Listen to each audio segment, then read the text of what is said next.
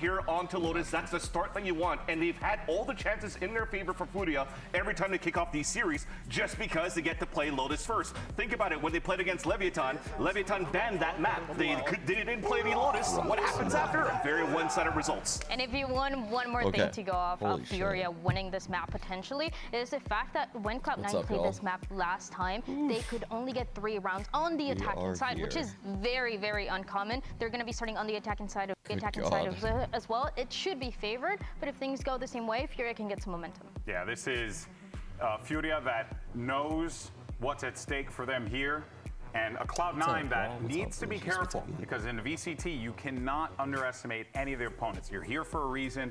These are still some of the best players to play the game, so you're always going to need to put some respect on your opponent regardless. I slept so bad last night. On the C9 side, though, I think one of the things that really excites me, Vincently, about this team, they're a young squad, right? But they're also, you could see the hunger. You could see the want to win. And also, it seems like they have fun with one another as well, which is very important when you're trying to build up this roster and get to the heights that this team wants to reach. Definitely, especially with Mitch at the helm here leading this team. He's going to be more like the serious one trying to get things going, but you have I haven't had a chance to look at this roster being Net, for example, when he's calling on the defensive side. You're looking here, at least the agents coming up for a Furia side. Doesn't look like there's going to be any changes going into that one here. Clove has been something that he loves to use for this roster, and again, it allows for them to be quite explosive in these fights. It's just on the side of Cloud9. I don't think Havoc has looked way better on that neon wall that they've been throwing for that tree side that gives Oxy so much space to work with on the A-side attack. I think that's one of the key things they want to look out for in their defaults. And remember what he said, is a Furia that struggles against the Tejo utility, and on top of that, with Net on the Cypher, that is a really good counter for the Neon on the other side. You look at it, there are no Sentinels on that side. Well, let's go ahead and get this first map underway. Send it over to your casters. Bars will be dropped. Fashion trends will be had. It's Uber and Wyatt. Let's go. Yeah, he's talking about me. Definitely my outfit over yours. Oh, yeah, yours is... Bro, looking like a waylay. A trend is a trend, brother. Regardless of what you think about it, great to have you back here, of course, in the Riot Games Arena. Cloud9 on the precipice of qualification for playoffs here. It's just a mild stumble in a banger matchup against MIBR. They've got to be feeling confident going up against a team who all 5 players are in the bottom 25% of ACS in Americas. Not a great stat for Furia. They're looking for redemption. Absolutely. Cloud9. The story is simple. No, I was watching Ruby. Truthfully, I don't know. I just woke up not feeling very well rested today. Like, I don't know what happened. It's like I woke up and felt like I didn't even sleep. And that shit was awful. And I was just laying down for a second while I was listening to it. Really got their pick of the litter to get this map in. So I kind of have like morning voice right now, almost like it's a little bit raspy. On the desk, it's the only map that they've won so far against NRG this year. Oh, buddy, well, you know, C9 like to fight in these early rounds on that attack side. Yeah, you got out. Damn. Extracts himself from what would have been a maelstrom of attackers. But Cloud9 aren't wasting any time. This rat comes quickly, of course, there's a contingency. Trapwire's going to spot them out, and C9 know they're on a timer. I think C9 are going to flip them out.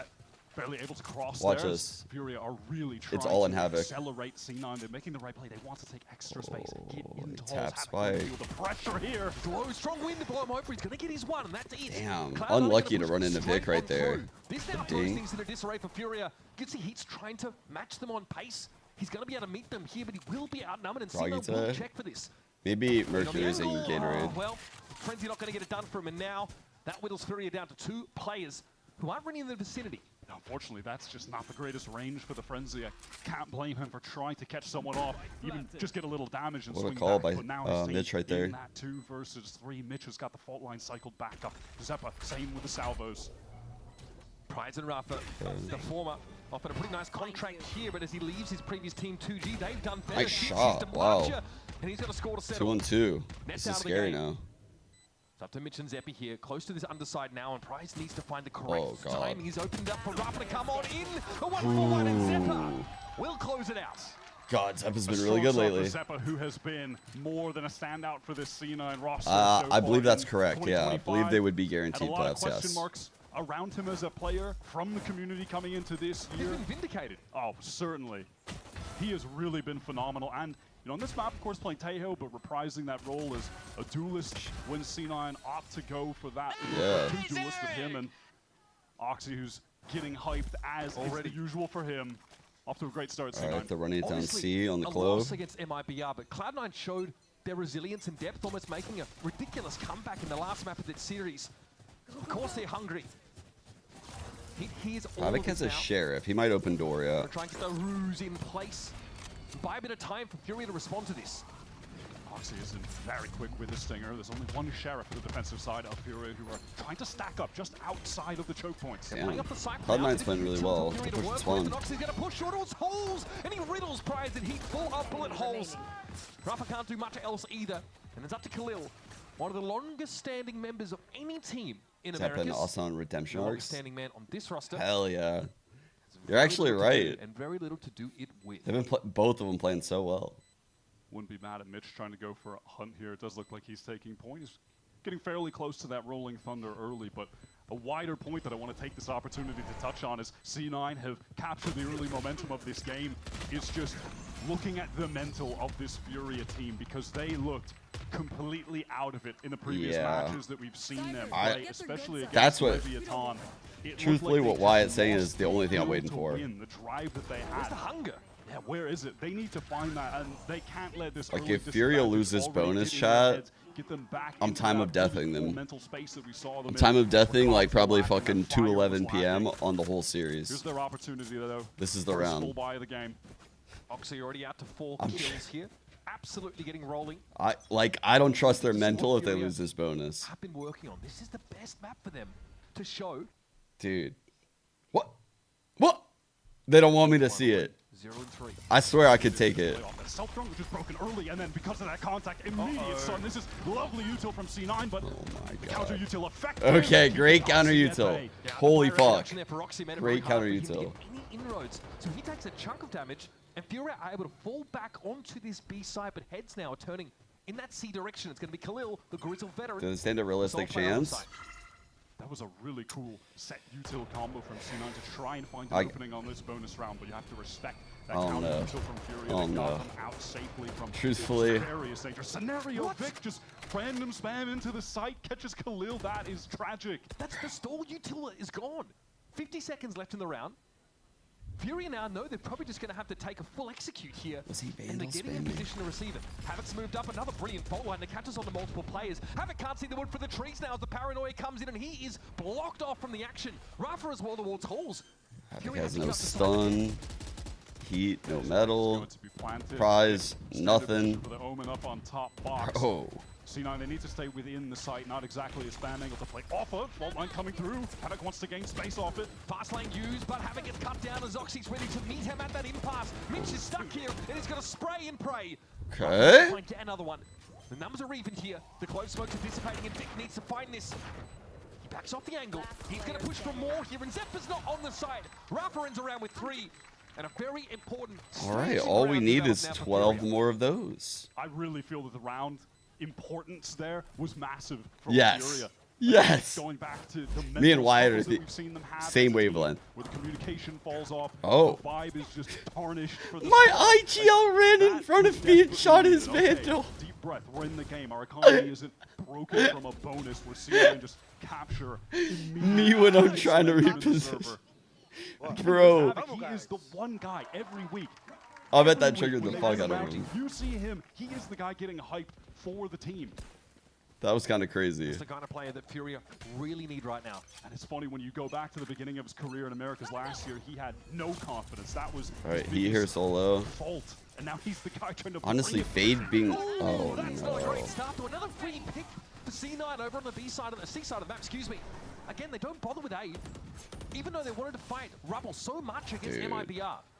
I do like that C9 are going to try to continue exploiting this C-site. Furia do not have a lot of stopping power with this comp. There's no vice. They're lucky Vic missed there are that. no kill trips placed on the site. So you, as a Neon, know you can just get right in there with ease. The only thing to stop you is maybe a fault line. That's about it, right? Or well-timed C's. It's not too much to contend with. 2 Rolling Thunders in play right now, or at least on the table. So Furia have retake util to work with. But Zephyr's waiting for them, and Rafa gets cut down. At least he's able to make it a trade. Bro, they're not going for this shot. Clearly he wasn't able to move, rooted in place, and Furia don't feel it. They don't like what they've seen here at all. They're out of there.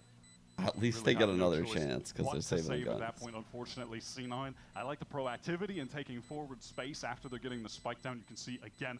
Why are they running no Sentinel? They're running the EDG comp from Champs. And he feels like he can't. He's getting paranoid. He feels that if he swings, there are going to be multiple players facing him. And then as Fury have to go back in, again, you're just contending with the Tejo breach. Wow, dude. That's so sick how they peeked with the fucking timing of the stealth drone. Oh. Like, obviously, there's a high likelihood someone's just listening to the stealth drone and they think they're just going to break it really quickly before it gets all the info C. So he runs up to Mound and hard clears that line. That's fucking sick by Oxy. I bet he gets a lot of kills doing that exact thing. Although usually people would fight for Mound a little bit more, but the Clove comp would do that. They don't fully commit over to the Mound direction. They might have just pulled Furia into a pretty exposed position. They're waiting. They're just holding super passive. Really are hoping that this over push is going to come. They know because of that passive trip. Chat, yesterday I sold you Leviathan. I said I could sell anything. There's one thing I can't sell. They know that they can safely get back over to A. There's one thing. Into rubble now.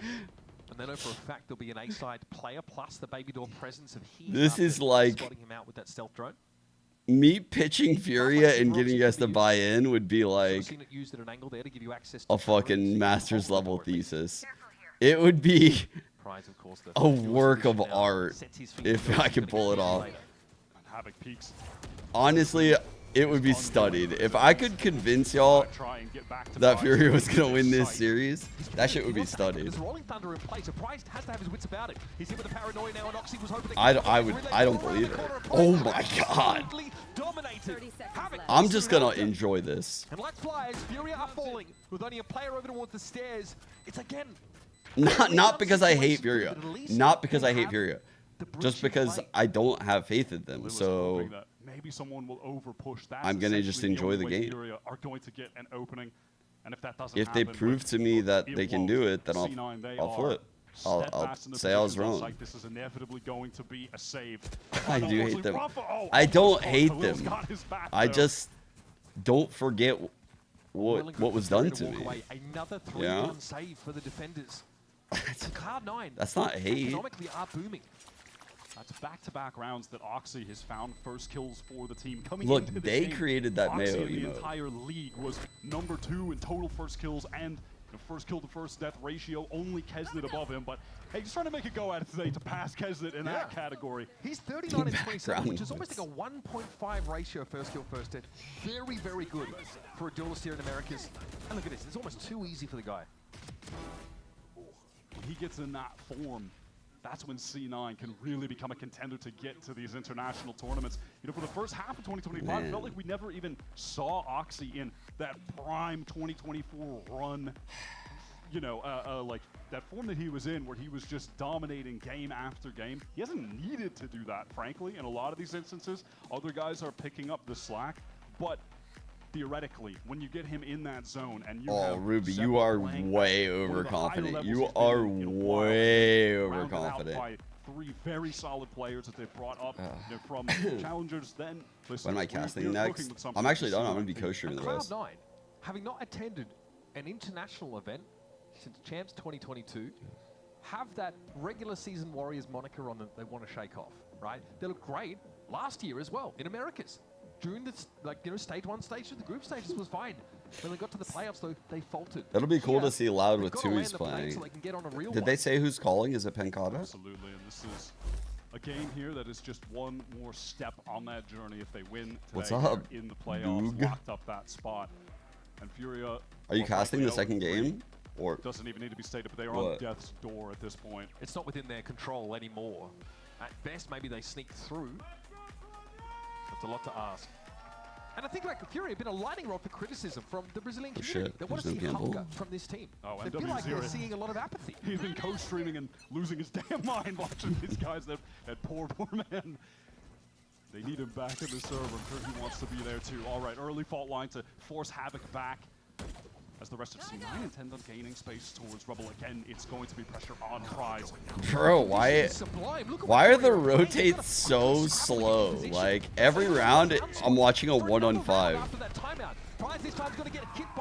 Okay, they're here. Finally, they made it. Jesus.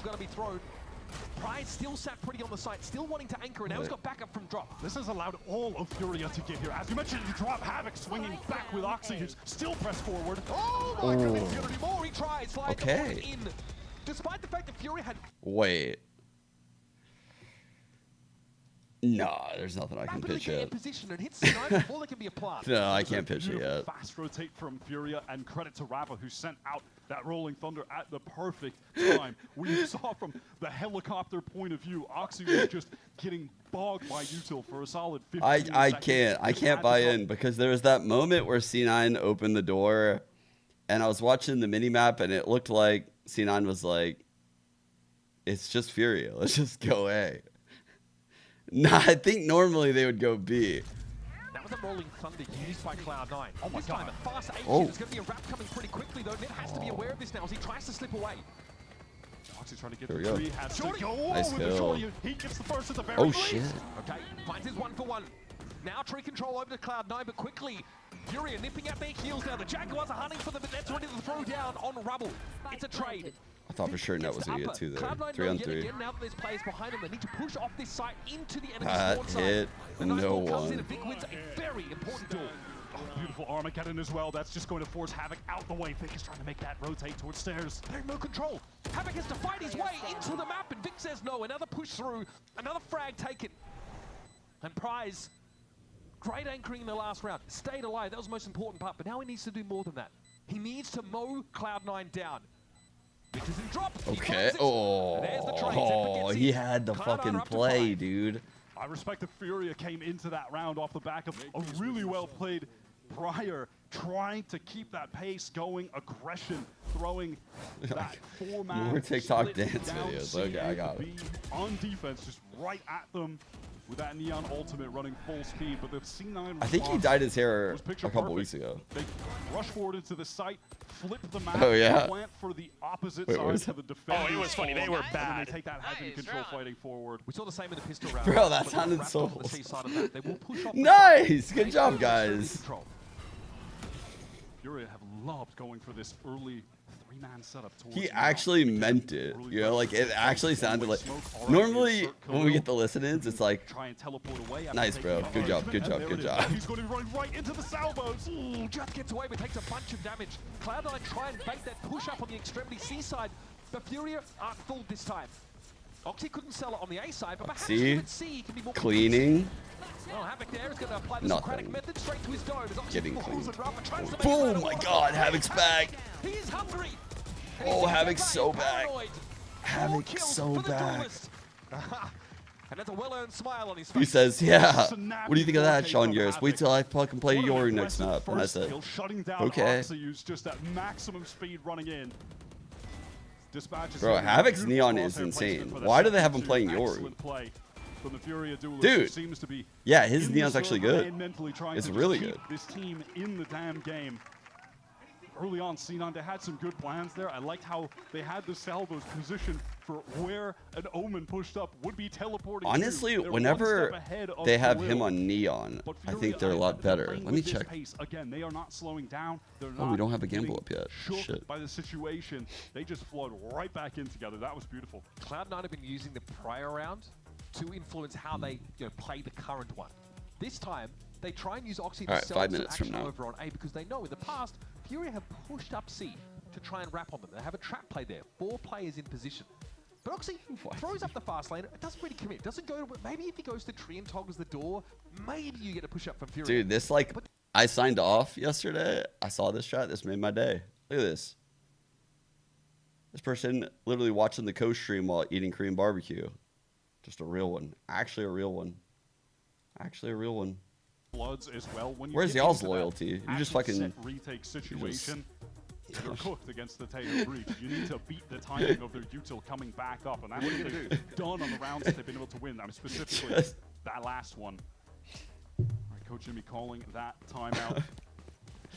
Of course, they are still in a nice leader on Lotus attack, typically favored for the attackers, and we are back to Fury, stacked up towards C, same 3 players. Yeah, that's crazy. Still the one way as usual. They're trying to pinch on Mound. Cloud9 know that there's a player very close to them. But Havoc's able to get spacing back away. Cloud9 don't want to commit. Honestly, Furious in a pretty good setup. He's found net.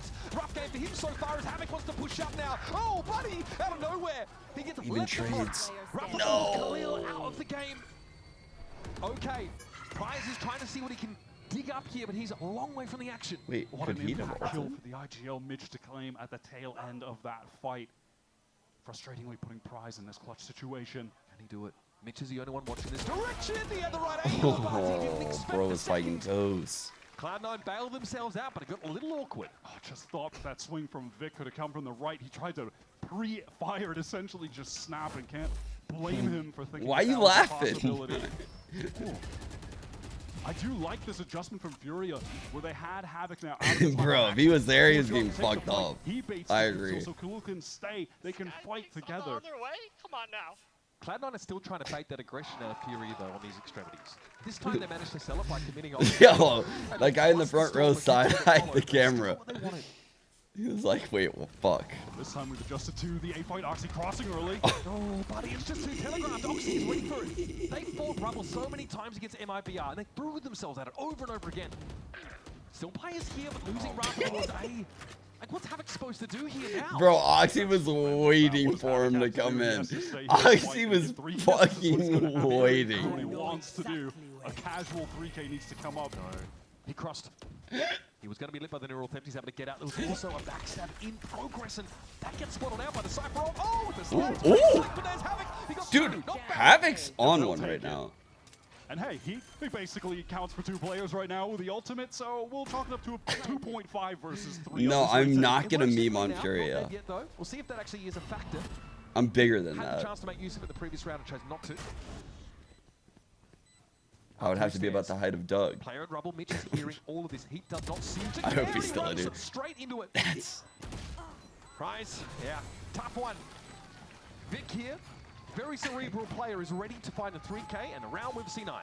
That was an absolute dismantling of Furia's aggression into Rubble. Oxy just beating the timing on the stuns that came through here. Dodges the flash as well. Freest kill of his life. And then Rafa just spams through with the Vandal. They see the Tracers, and Vic gets a free one. That is tragic. Havoc, he tried his best to live up to the he needs to get 3 kills. Getting 2, yeah, not bad. Well, that's still a pretty good result for him. But it feels like that util early in the round for Furia isn't calibrated for Neon's speed.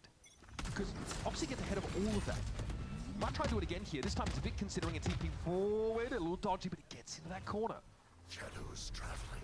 Smoke to stairs. C9 do double tree. This is the first time they're going to be running into a stacked site. I don't know.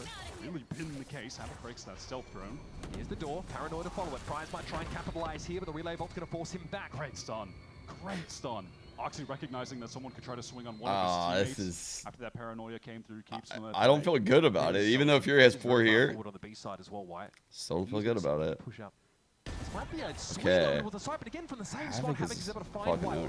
Cloud9 might consider baby door now, but they're going to get through Rafa to do that.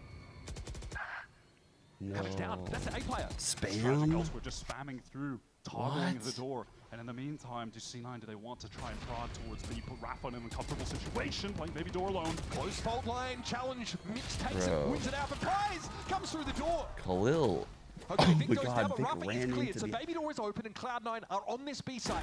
Guns are better for the attackers, but here comes a Prowler to try and spot things out. Oh, great haunt, that's going to get some information. Oh, well, at least they don't know it's close as Prize now sending through the Prowler, trying to give Heat an opening who does just have that stinger. Both chokes smoked off at the moment, so he can get up close with the close range weapon. Oh, buddy. You've got to get up early in the morning if you want to beat Oxy at that kind of game.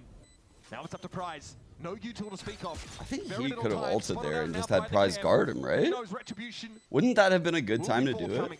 If you were ever going to do it? Cloud9 have no reason to overcook here, and Net will complete another solid attack side round for Cloud9. And Havoc is trying so hard to will his team to a win at the moment. He did it on this map, on the Neon against NRG. He top fragged that game, dropped 22. This shot, that is a land-only shot. It really, you're not getting that even on 6 ping. You need 5 minutes. That's max the ping you need to hit that. Crazy stuff, but it's just tragically not enough. Heat? This C9 team are more than a legit dark horse right now. Came into this year with an abundance of question marks surrounding their roster decision-making, etc. But they have proven everyone who doubted them wrong. They are looking really fantastic. Bear in mind, this is Furia's best map, despite the woes that they've had in stage 1. Don't say it like that. This is their best map. It's crazy when they're 3 and 8 right. Map. They got 10 rounds against them. That is nothing to scoff at. Bro, he is literally playing the Omen Clove. Okay, Paranoia going to be following up that Nightfall here. The Omen Clove. He doesn't have the result. Maintaining course towards the A side, but okay, Khalil's is going to take that one for free. What's the plan now? Playing double Omen. Prowler's going to go through. Doesn't connect onto anyone, but no reason for Khalil not to just continue to post ulted on this angle. Now 50 seconds. That's a good ult right there. It's a tree. This is pretty crazy from Vic getting all this space. I respect it. Damn, that was a nice ult. That forced him off. And the rest of Cloud9 likely to cross over towards door here. It looks like Prize is not actively watching for this. Here's a rolling thunder. All right, no Senti, so Net is active right now. Don't notice, they're going to push off a bit. Anyway, Prize finds one. That's Mitch is crossing past him. Zeva's going to be able to make the trade, but it might be enough as Havignar's going to come in with that ultimate. Oh, it's ugly. Zeba cleans him up with a shorty now. Khalil might consider going through this smoke with the Armageddon in play. Rafa's going to get there. Oh, fuck, dude. Oh my god. But, hey, we got it. Defense side win anyway. Furia had a good read on what C9 were going to do there. What thinking the that they would eventually just fuck, pivot man? into that baby door B split. They were set up for it beautifully. C9 tried so hard to sell that they were hitting. Why'd you say 418? They had the Vic TP into tree to proc the door into the rolling thunder, but Furia did not bite. They were stacked up. Oh god, that's like the second he ran out of on the ult. He just gets shorty. That's tragic. That's how he pulled that off? Damn, bro. Absolutely flying in Oxy. folks. But it's an 8-4 scoreline heading into go to a quick break because you know actually no way, bro. He's actually no way.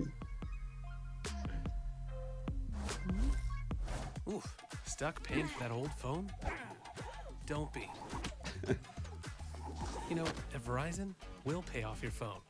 And you'll get iPhone 16 on us. He was about a generational pop-off is a good way to put it. Only on Verizon.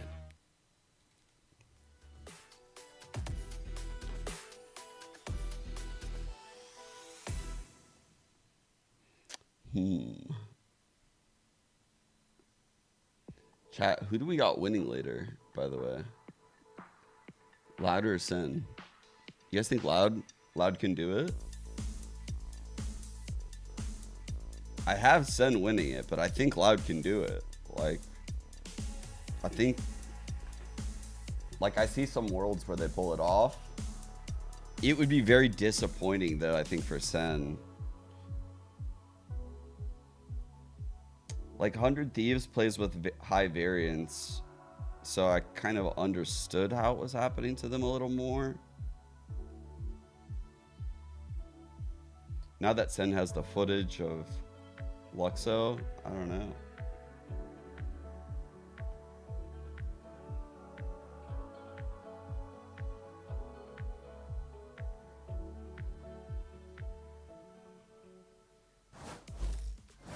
There's a feeling that Furia really hit the jackpot getting to play Lotus first in this series, not having it taken away, given Cloud9 I saw the 2s instead of Vinny. Furia got 10 rounds against the best team. Initially, I thought Vinny looked pretty good, and then, like, I swear he was getting, like, worse by the week. They've got a real shot at getting right back into this game. I mean, there could be any amount of reasons for that. I don't know. Any means when you were switching to Lotus. Yeah, Vinny was the IGL, yeah. As you mentioned, they've displayed their prowess here before. Let's see if they can get a bit of momentum back early here with a pistol round win. Oxy wants to fight, but denied by the flash. Okay, gonna back up into the smoke here, then elect to jump back in because Mitch is saying go, go, go. Havoc goes pretty low behind the rubble. He was gonna be Oxy falling. Oh my god, Rafa. Interesting.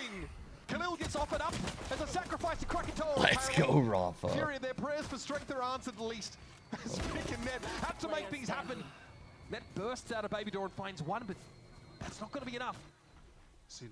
Nah, Vic actually wins this. this. In my opinion, forcing things too much. Nah, Vic wins this every time, actually. One of the rookies to VCT in a 1 versus 3 this year. Great shoulder pick. Still spot out the one. Good paranoia. No, Vic! He's found 2. Prize cowering into a tree, salvages it. As the Furia ship was almost scuppered. The young gun Vic emerging for 2 kills. It will be Furia getting to 5 and winning an all-important pistol. Gonna take a deep breath after that one. The steady hands of Prize get them over the finish line. It was in this moment, yeah, where Mitch is trying to push out of that tree door, and Oxy fights forward again after they had been denied by that initial util wave. I think regretting that they tried to force themselves back into that fight. Vic has been so fucking good. Like, if he had a ghost in that one-on-one, I think he peeks that shit and at like head level and just destroys. All right. Well, that was a big burst over towards Rubble. Just like, I think he's still the classic, right? It's just a different style of fight. Pretty lightly held for Cloud9. Wanted to gamble well. God, he's been so good though. They are trying to pivot over to I watch him in fights and I'm like, I trust this motherfucker. He's got 3 players here, so yeah, could be. He looks very calm in the fight. His mechanics are like really good. He doesn't take dumb risks. Oh my god! What the f? Vic not just the one, but it's short-lived. This is tenure in halls is cut short. So leaves only 2 measly pistols. Yeah, it kind of does feel like Brutal Marv, yeah. Very angered Furia. They would be more than content to just go for a rewrap, try and get 1 or 2 more kills here. They've got the breach util. Also Bulldog there. Probably too far to collect that. Oh fuck. Okay. Well, Net takes a trade, and that's Furia exiting the round with 2 Bulldogs. Yeah, and ultimately that damage doesn't matter a whole lot. 3, in fact. You think Loud is going to win 2-0? Dude. He only had the pistol, so hey, Furia, they I think that would hurt. That would like sting a little bit for Sen. Now, the question is if they can convert this bonus against C9. Have they cooked up? Sen are really fucking good, I feel like.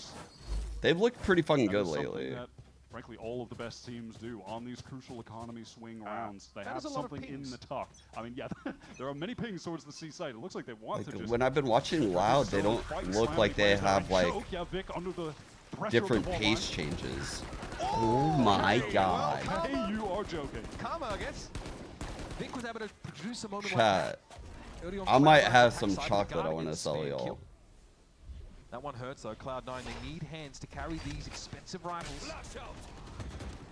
The chocolate is named Furia. It actually gets clipped by the paranoia, so we'll be out of the fight for a little longer. Splish splash, baby. What does Vic Chat, to do now? please. You do still have that breach. This is good quality stuff. Bushdo gets the first.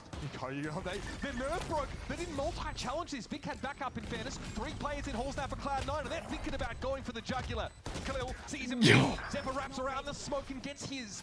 2v3. And there's no waterfall presence here for Cloud9, but still 3 players, 3 rifles to work with, and they're pushing up onto the site itself. Prize in a pretty obvious location, but he's able to find a key kill there. It's only the Clove left. 1 versus 2. Cloud9 have some time till they go for the double swing, and he is frazzled, frustrated, and thwarted. He had a chance. So close for Heat. That is, unfortunately, a look on his face that we've seen a lot this year on Furia. He came so damn close. He'd already won a crucial 1v1 towards Waterfall, took out Mitch on his initial swing through, and then gets 1 more after there were the swings coming through on top. You seeing how Heat's aiming, how Havoc's aiming? And they still fall short. Listen, they got the spike down. That was just Look at our post-plant aggression. You know that you had it in your grasp. It's everywhere. It barely slipped through your fingers. Some would say we don't even know where we're pushing, so how can they? Silver linings though. It was a pretty costly round for Cloud9. And now their buy looks far less convincing. Oh! Oh my god! Oxy and Vic quickly subdued. Why on earth was that guy playing fucking Yoru? If he locks Yoru on Pearl, holy fuck, dude. To try and will this team to a win. Please, God, don't lock Yoru. Really outrageous. He's so insane on this agent, man. That was gross. Holy shit, I want to see that replay so bad. over towards the A side of the map. Net is swimming in a palace of util. With a judge in his hands and an opportunity to do the funniest. Dude, this guy's straight impact on Neon. Stay tucked, still undetected as of yet, but the cyber cages now will be thrown up. So those layers of defensive utility are being expended. Sees the paranoia whistle past. We're just throwing that paranoia for fun, I guess. Coming from, and there's no help in upper yet. That smoke will dissipate, and Zephyr can now get involved in the game. And Havoc finds his third. This guy's the Get goat. out of this. It's just Net. They haven't given him anything. He's just been praying that someone is going to walk around the corner at any given point, and then he feels like, well, I got to make something happen myself, and he's going to fall to Havoc, getting him his 4th on the board that round. Let's see it. Let's see it. He leads the server now. 17-13 for Havoc. Here's an early action. Look at this movement. Oh, that is not supposed to happen after the Neon nerfs. We thought that we were done with that. His movement's so good. This always happens in Valorant. They nerf an agent that's at the top of the meta, everyone stops playing it, and then someone realizes, hey, wait, it's still pretty good. It was Arsena. When Arsena came out on Neon, we're like, is that good? It is. I mean, Dijazine's picked it back up. We've seen a lot of teams that are still the map so far. For the Neon. She still does that ridiculous Havoc stuff is shooting right now. Honestly, making Imi a little nervous, I think. The gap in this game has been closed to 2 rounds. I'm going to give you spoilers. Cloud9 do not have the means to buy adequately into this one. That was a round worth 2. The Furia economy has gotten off the ground. All players at least a few K credits right now. Real shot at stealing this map away. And again, I've got to come back to the question, like Cloud9 chose to ban Haven, a map where they looked pretty darn good against MIBR, to go onto their winless Lotus. Yeah, give Fury their best map. It was perplexing to me that, yeah, prior to that MIBR game, they did ban Haven twice. But that was a 13-11 loss to I feel like Khalil's gotten a little unlucky here. League currently in MIBR. If he comes online, honestly, Fury could win the map. I'm not even trolling. Every map but Lotus. At max, they've gotten 7 rounds on, and they've allowed them to play on their home map. Well, we got 7 rounds, and maybe more to come now. Fury are armed to the gills. And already asserting that A-side control. Cloud9 hoping to gamble for a bit of a whimsical B hit from Fury. It's not going to happen. This is the half where Fury started like 7-0 versus G2 or some shit. Their comp is super attack-sided. Honestly, it's doable. Just spot Oxy around the corner. Hero Guardian. What the fuck? Is that Nismo in the server? Nismo mentioned. Reaction tap from Oxy. Based. Giving his team upset potential on round 17. Well, Fury have definitely been incentivized to carry on over at A for now. They will continue to take their time. Nice and slowly. Vic handed the Guardian to Oxy. He passed the weapon over. And Oxy is slowly encroaching here on his occupied A side of the map. Why don't they do like the plant for door? Like, why do they always go with this plant? He might be waiting for the other players to come out of B side. Honestly, not. They had all the sight. Why go with that plan? They have tools to get back in. Okay, Oxy spotted. Okay, Guardian down straight away. Haven't caught out by the fault line here. There's an aftershock coming through. He's able to sidestep it. But Cloud9 gearing up for this push. Another paranoia comes in. Counter from the side. And Fury looks like it's caught on Khalil. Is able to find great paranoia by Khalil. Net is the benefactor. The newest installment of the Sisterhood of the Traveling Guardian. But he has nothing to do with here. Wyatt, it'll be a hold on to the weapon and go next. Havoc having a lot of confidence there. And Khalil to lock things down for him, holding from pit. That's exactly what he does. Danger for a moment. When Oxy gets that first kill, but Furia, they take their sweet time getting into that very free A site. Setting up some nice post plants. Do you have it kill in this? So now we get into the part of the half. Wyatt, we've got to start talking about these ultimates. That fucked up the flood. That's why it was so hard. It's the initiators that we're looking at. Armageddon available for C9. Havoc got like such an important kill on the Neon. Also, when are we going to see the Clove ultimate? Will we?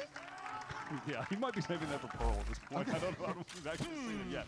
But perhaps it'll finally be this round. All right, C9 over on defense. They're taking that space. Forte pressed up, stealth drone from a close distance to try and get additional info. Are they going to push all the way through onto Heat? No, they won't, but they will. If C9 lose this round chat, I'm kind of sweating. If that pushes Furia into some low key, I'm sweating. I like the double back here towards A, but there's no one that's really inserted on that part of the map yet. Ned is also playing ultra. No, I'm not trolling either. So he can rotate and help Vic out here. Furia have been able to get some space over towards Mound. There's a minute left on the clock. How do they look at this pace, I wonder? Because so far it's been pretty fast and furious. Do they want to try and go back towards A? Do they feel like they've done enough to actually pull C9 away from forward positions at Mound? They want to re-clear. Here comes that initiative neutral, the flash, the Prowler. Chat, what kind of bet do you want out of me if Furia win this series? Honestly, I've talked so much shit, I need to put something on the line. They deserve it. They should make me fucking suffer if they win this series. Mayo, again. Mayo on the base this time, as Ender requested. Hits him like a Mack truck. Mitch is out of the game though, so that brings you to now no longer on the table for the defenders. The time is running short. Furia have to make the plant, and it's punished. Still, Spike is deployed, but Tony Khalil to be the steward of it. I will not go bald for a fucking best of 3 win. Khalil trying to play safe, but nobody is safe from the young thud. We're trying to hit a headshot like that. Damn. When the Neon is at max speed with the ult is Buy their bundle? so difficult. That's a good one. Oxy walking away unscathed. Furia tried so hard to I will drag not and rotate around defensively, but C9 never took the bait. They never gave up those forward positions over towards A, and that just allowed them to make the right call and get the entire unit of their team over to that C side where the clock was already dwindling, and you've got your Taeho, you've got your Breach Util, and at that point, you've cooked Furia. But is it the same treatment as Crew, where I had to buy it? I bought the Crew jersey, did a Kesnick cosplay. Guys, remember that? I had the fucking line in my eyebrow. Because literally on match 2, I made a guarantee that they would do it. I actually guaranteed it, I think, before Sideshow maybe even. We all were doing it. And that's when I became a Crew fan. Falls back towards stairs. They would love to get prize this orb. The Kesnick cosplay. Get that Fade ultimate. As A-side execute, there it is. They're not clearing stairs. They send a Prowler towards tree, but they don't know that Mitch is right by them. With a oh, fuck. Havoc is crazy today, though.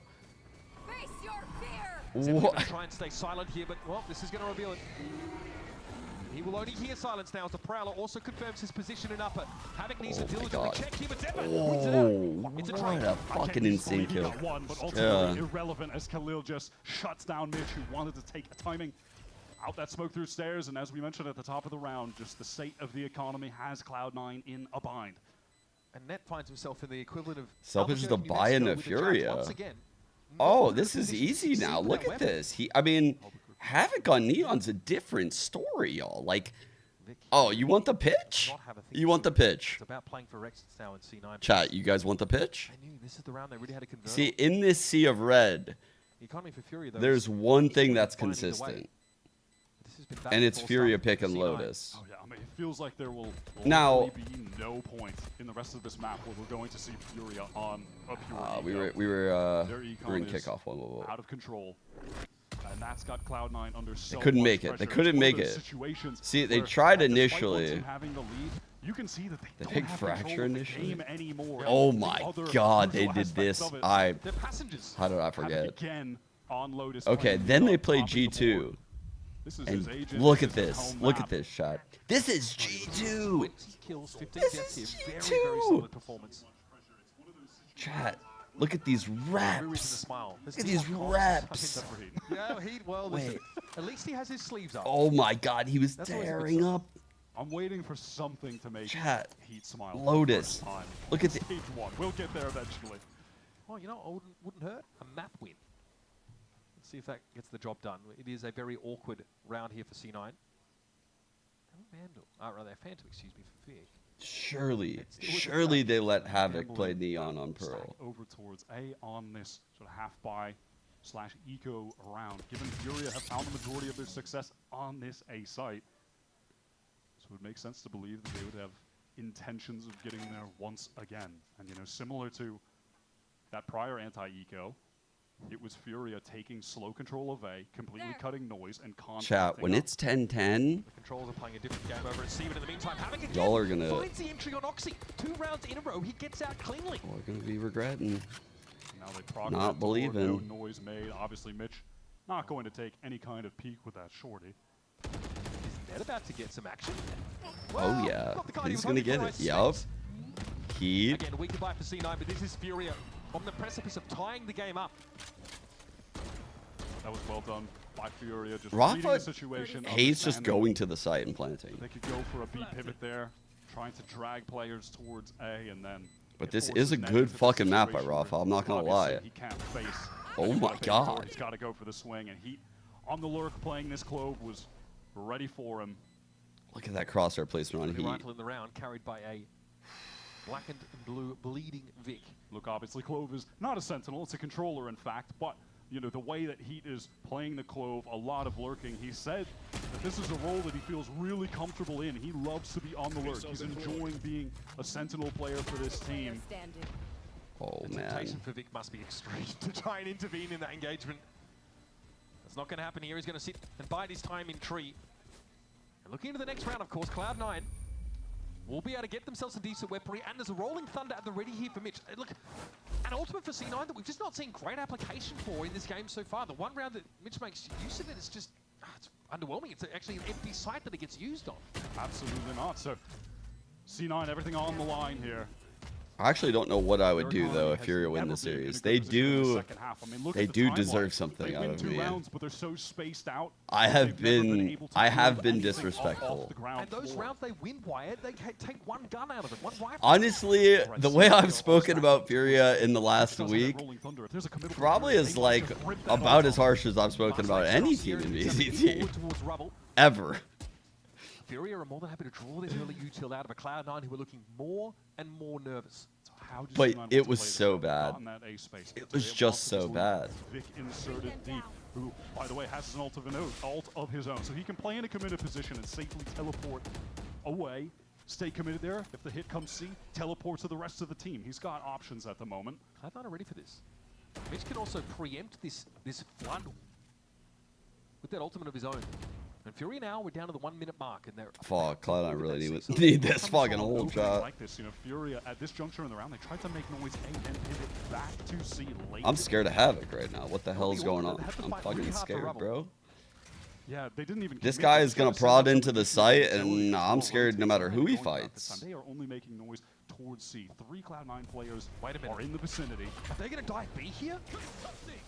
Okay, no. He jumped over the trip. Are you joking? It's just him. See what he can dig up. It's going to be net taken down. Here comes the rolling thunder now. A number of Fury players are committed. They're vulnerable. And Oxy looks to capitalize. Gets ahead of the side, but Khalil stands his ground and eventually falls. Finally, a player advantage in around Cloud9. They've got guns to get it done with, but Heat's back in the game, and Oxy's down. All of a sudden, Furia with all the cards to play. There's no way. No! Getting a kill here. No! He catches the timing of the teleport.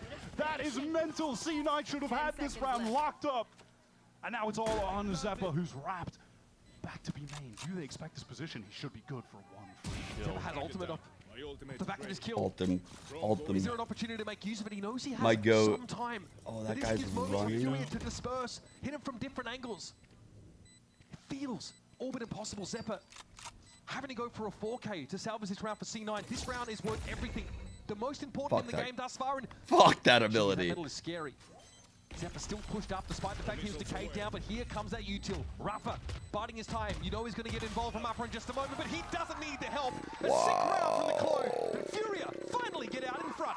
That is all about Heat on that round. The question is, well, he looks a little bit slightly more happy than usual. Still waiting for a smile from him at some point. A smile at me to anybody? It might just take the map win. That is 3 rounds in a row, by the way, that Havoc has been able to get a first blood for Furia. So mental in its own right. Unbelievable. But past that point, it is Heat finding a kill. And then that, I mean, catching the timing on Vic to stay alive is so insane. I can't believe he caught that on the Vic.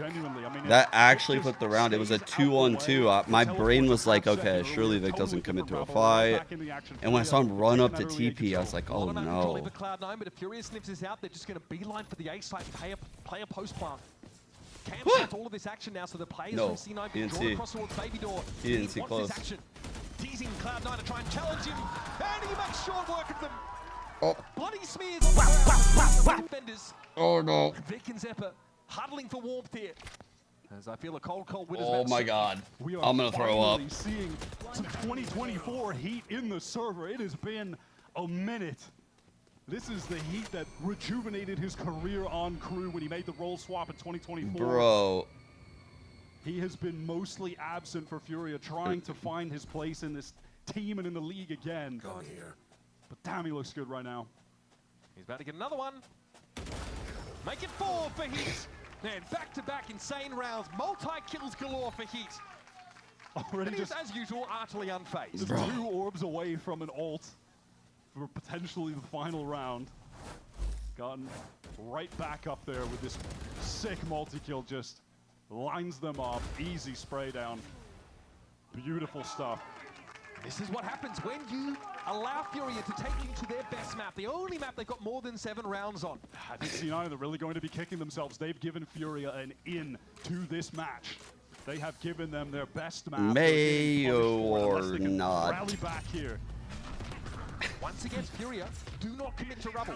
They May or don't may take not. those risks. They baited out the Armageddon C9, thinking that they were going to commit. Oh, and they haven't. We are They don't shook. have a read on Run. what Furia are doing right Oh now. God. They get out alive, Good but cage. He's going to push the issue.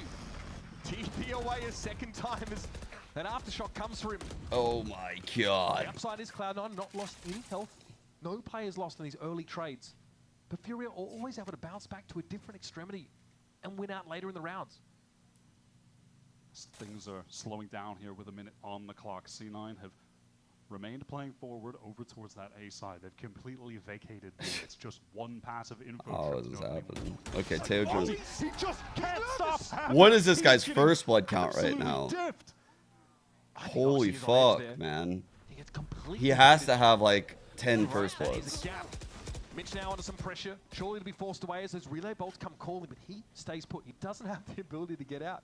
Holy 2 legs and a fuck, heartbeat, all he can man. rely on, and he uses it to get back into cubby. 30 30 seconds left on the clock, and Furia, they want to pivot all the way back to C. There are still some Cypher trips to contend with. He's trying to find a timing in towards B at the same time. No, it is all a fake. They are getting into B at the moment, but there's 18 multiple C9 players with low time. Heat's the person they want front and center, and here he is, the Vanguard. Zeppa wants to try and peer into the situation now, so there's a plant about to go down. It's a little risky here for Furia, but the plant is secured. And now, potential map win on the line. Heat doesn't even need to shoot there, but it's going to be Mitch that takes him out. Vic and Mitch to rely on now for Cloud9. And they need to find a way in. They give it a tap. This is going to draw Havoc forward. Khalil's going to be there to play up that smoke, and Havoc just walks up past God, Peacock, and it is shut down. Mitch for 3. Ruffle with 2 health has to make it work. Cloud9 at the death. Fine. Please, Cloud9, please. How did they just win that? Or how did Furia lose it? Holy fuck, Furia's back. Furia's back. Really kind of gave them that opportunity by re-pivoting last second Bro. into B, where the majority of the C9 players actually were. What the fuck? How did Cloud9 just win that? Just fire off a few flashes in a row. That's crazy. Into good positions, and unfortunately, Havoc couldn't capitalize on that flank.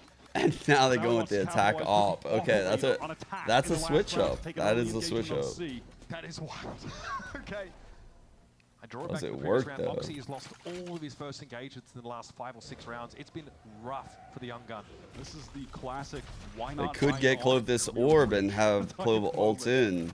And also one orb, he'll have that No ult. free body. TPM wants to play around the smoke. Oxy finally gets one to start the round. But they go with the Fafo strat. Take it. Awkward here for Khalil. He knows he's about to be left upon, and that's 2 now. Oxy Both- locked in. Both control. 18, and he knows the action's over at C. Net has conceded the site to buy some time for the reinforcements. Furia have no choice but to get in here. All right, Oxy has ran out of that ult, but he's picked up the rifle. Mitch and Zeppa, they're waiting to get their util back. Zeppa actually just... Rafa fucking hates the quick plant, bro. He always is cooking. He's always cooking. Furia are mad. They don't want to close it Shit down. worked, though. To mention they want to push but Paranoia catches out the fade. Still Oh Nightfall my deployed. God. And that's a confirmation of multiple players lurking on the other side of the masonry. What a bold choice from Furia. Stuck in this site, let's try to get out and take the fight to them. with that rolling thunder, that is confident, and I like it. They use both initiator ults. Because he had to confirm a switch over towards B, but its prize goes down. Clear advantage now for Cloud9. Yeah, Oxy just using that speed to break the crosshair placement. And there's only 19 seconds left. It has to be stuck right now by Rafa. Aftershock to give him some safety. He knows, though. Hot on his heels are going to be Cloud9. To stay in the map, Oxy crosses, tries to bait Vic into the play. But it doesn't play off. Havoc with an op, it's awkward here on the site. He'd be the one to rely on if anybody. Flick doesn't connect. Rafa goes down and Havoc had too much to do. We're going overtime, baby. No way, bro. There's just no way. The last round of regular time, There's C9 no way. it all with a full push out through A, supporting Oxy. Yo. Using his ultimate. They had those ults, and that's how that round played out. They were one off of Clove ult. They could have literally just gone and got the fucking orb at Mound right here. But instead, they fucked around and they found out. What? Defense side, not an issue when we head into extra time, and finally, Oxy gets back into the game. He gets a confidence booster off that ultimate play at the start of the round. That Up is until those last 2 rounds, C9, they only got 2 rounds. amazing. I can't believe that they were able to pull that back at the last second. That looked absolutely done. This Fury game is played everything I masterful could have attack possibly against wanted them. out of it.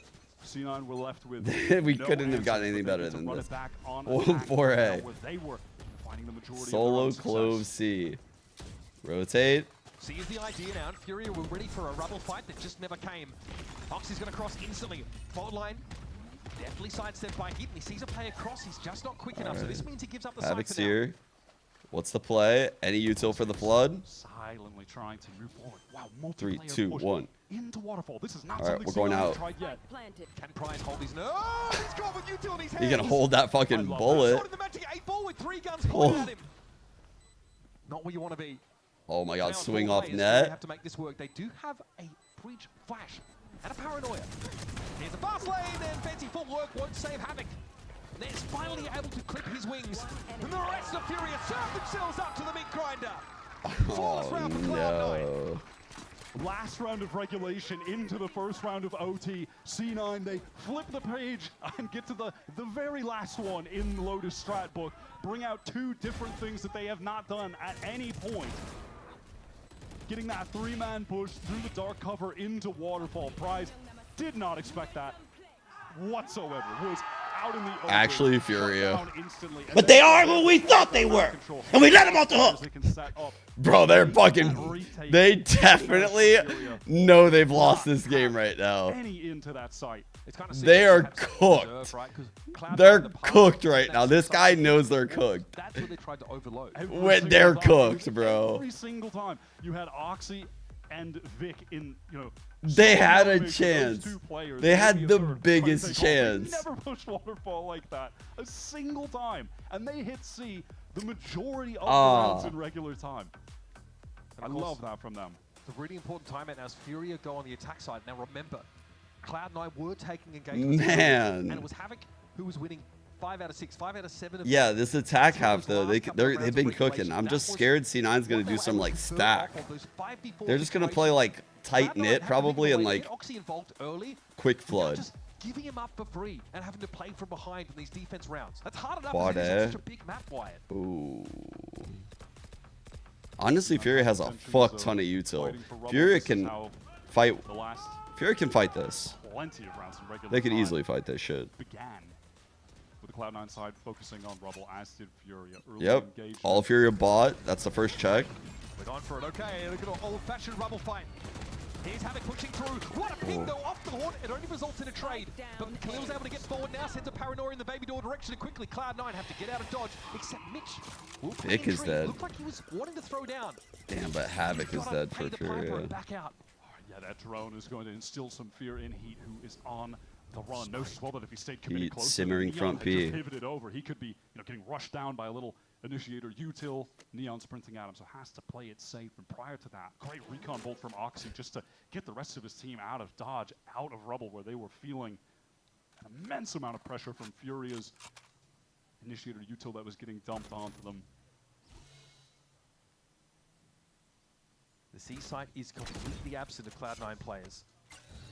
They are not going to be ready for this. They're going to be forced into full retake, but both their initiators are standing.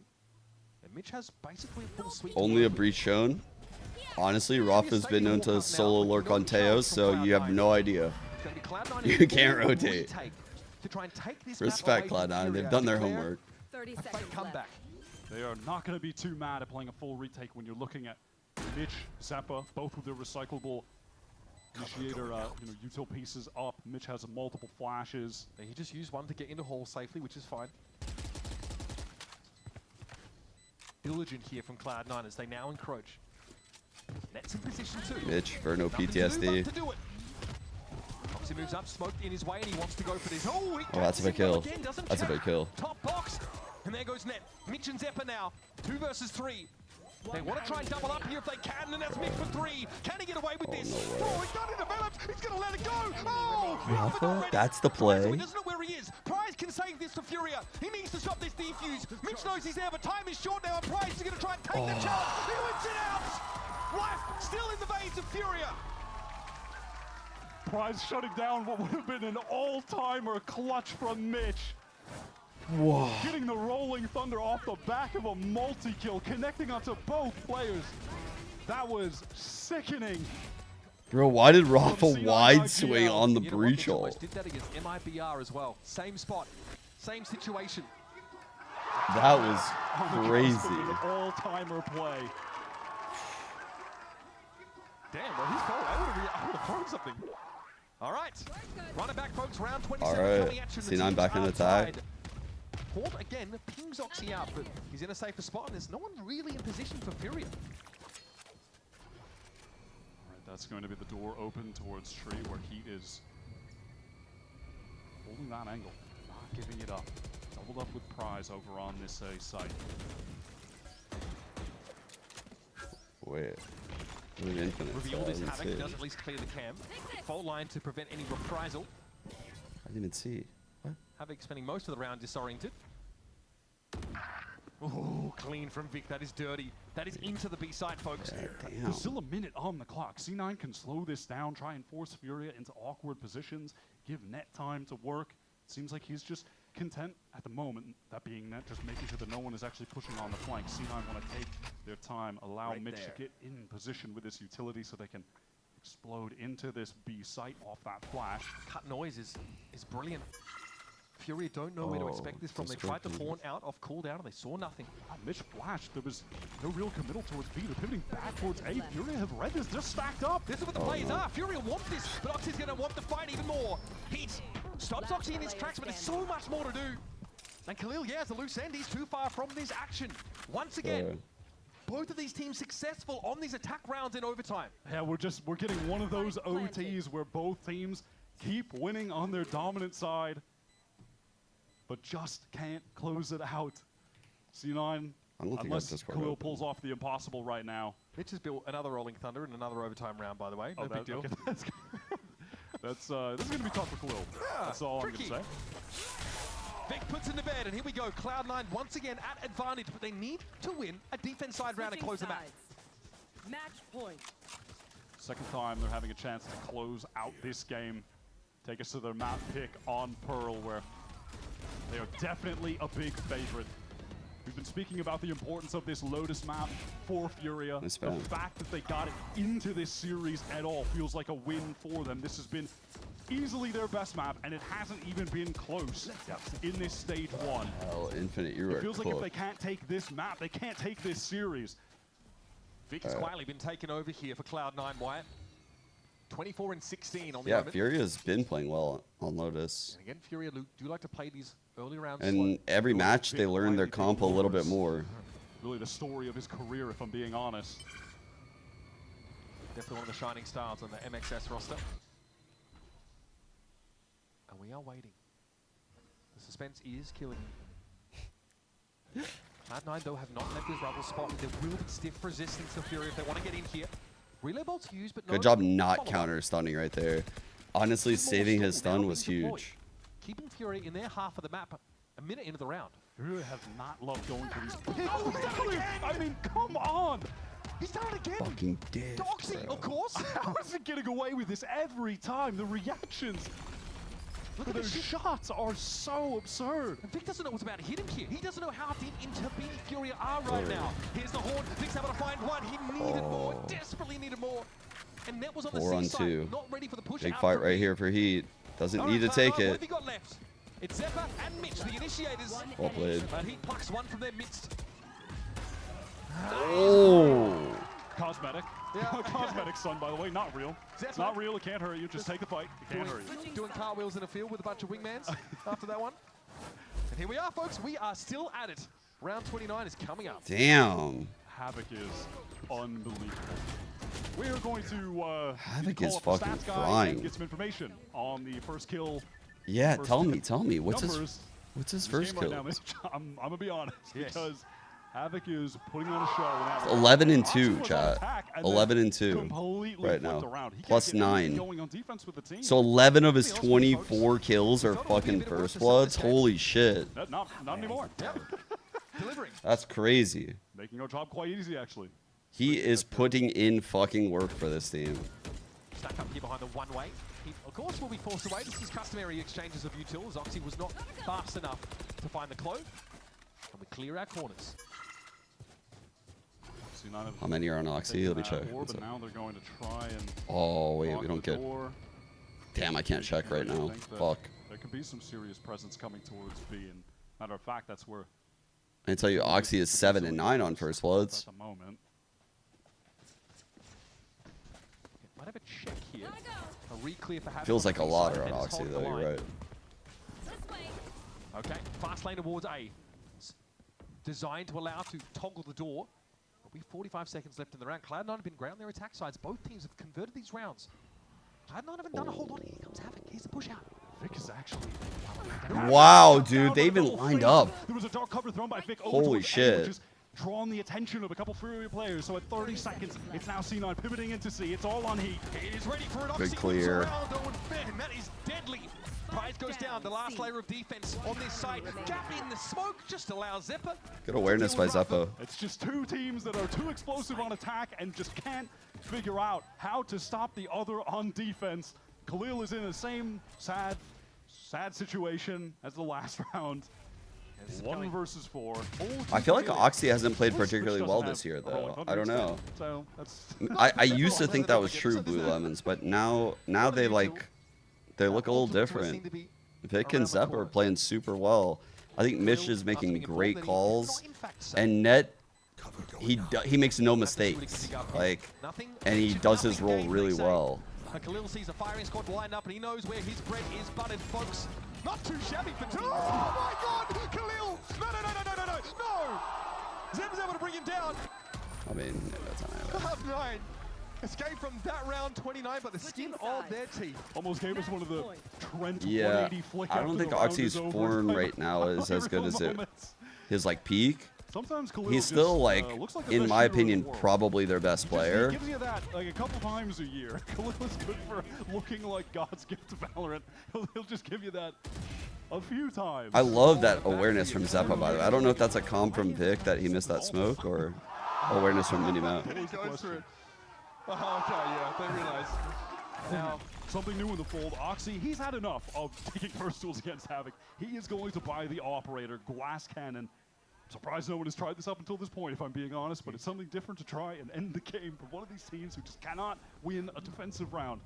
This is C9's third opportunity. They're playing counter push right now in Furia. Has declared. That's why that one is paranoia. To me, the boomstick. And low. Good timing. That's Khalil down early. Finally, a defensive first kill in for Cloud9, and this is looking ugly now for Furia. Mitch peers out from tree. And boy, Havoc out of the game now feels grim for Furia. They came so close. They really fought with Cloud9. So back and forth, the round ticker was looking like a SEN kid's belt. But now Heat and Rafa have to get themselves over to A and face the music. You got that? Took you a while. that comes away. That has killed me. All right. It's crazy. These remaining two Furia players, they are... What a fucking line. Time dwindling. A SEN kid's bell is great. That util's about to come off cooldown, so Salvo's at the That's fucking insane. I love Uber, bro. Now need to try and find a way to keep themselves alive in this game. It is such a tall order. 30 rounds. He had Wyatt just cracking up. Wyatt couldn't even respond. Surely creeping in. Fatigue? Absolutely. They've got no choice but to go for it.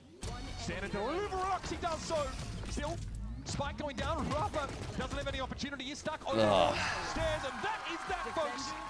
The fake is the fake comebacks here for Fury, but by God, they gave us the Lotus. Tragic for Furia. As we were saying, desperately needed this map win on their pick. So far, it's been the only map that they've gotten a win on in stage 1. They even pushed G2 to their limit on it, getting 10 rounds. So close to beating C9, one of the top teams, a real dark horse that we've got at the moment in this Americas League. But unfortunately for them, they start the series. I'm torn. I'm so torn. My like CS side is like. This is the situation for Fury. They had to pin their hopes on trying to get their best map, and they did. Cloud9 allowed for it. Part of me is like, they're playing a lot better. They're improving. They're trying. I should be happy for them. Then part of me is like, no, our tier 2 team literally got them their only win this year. Our tier 2 team, like Turtle Troop, literally played better than them. So I'm like, my like player side is conflicted right now with like, I guess the GM side that I've had. I don't know.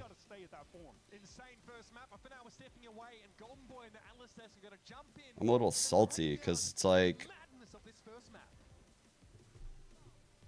dude, I know Brazil has like crazy talent. Come back.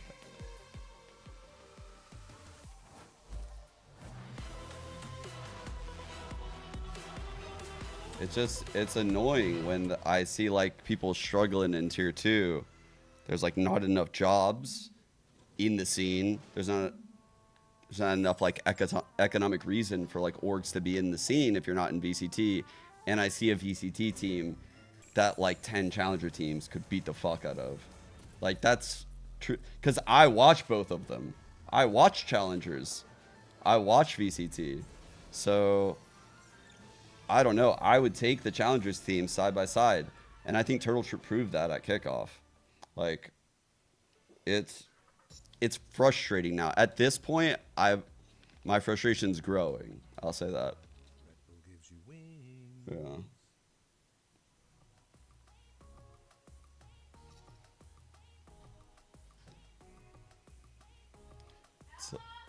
It's like last week, man. I didn't really like say like why I was so down on them and stuff, but because the joke is like the whole Mayo thing. But truthfully, like you look at this shit and like how they lost this game, man. Adjusting week to week between this Love squad. It's time for the Samsung match start. Bro, fast with Samsung. Sorry, like nails on a chalkboard. Hearing that voice, I don't know who the fuck that guy was. So. Let's see. Let me catch up. I'm trying to remember it. Do they win? They do win this pistol, right? No, they don't win the pistol.